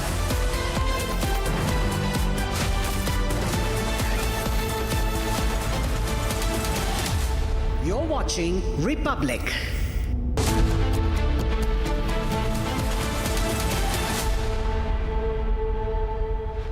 Headlines brought to you by Canara Bank.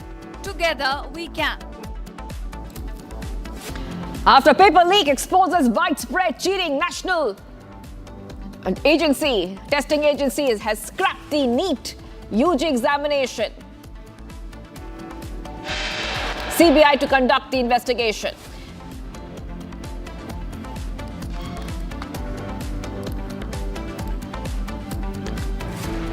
Government of India refers NEET UG to CBI to conduct an investigation into the matter.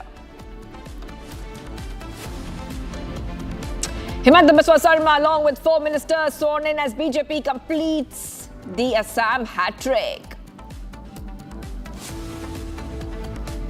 Sri Himanta Biswa Sarma, Iswarar Namot, Hopot Lauze, Moi Assamor, Mukhyamantri Hisabe, Mur Kortobbor, Jothajotha Sampadonar Babe. A day after Tamil Nadu's new government is sworn in, Udayanidhi now stokes a row in assembly and calls for eradication of Sanatan Dharma.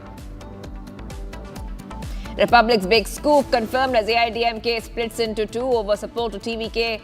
SP Velumani set to take over as the party chief.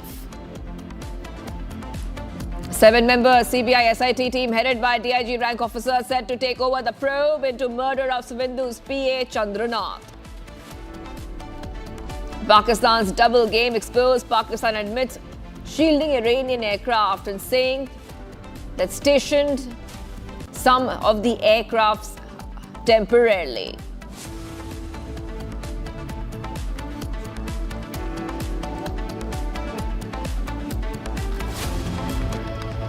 Hello viewers, we are live and breaking up. Shivangi Shukla getting you the latest coming in. So the NEET examination has now been cancelled. CBI will conduct the inquiry.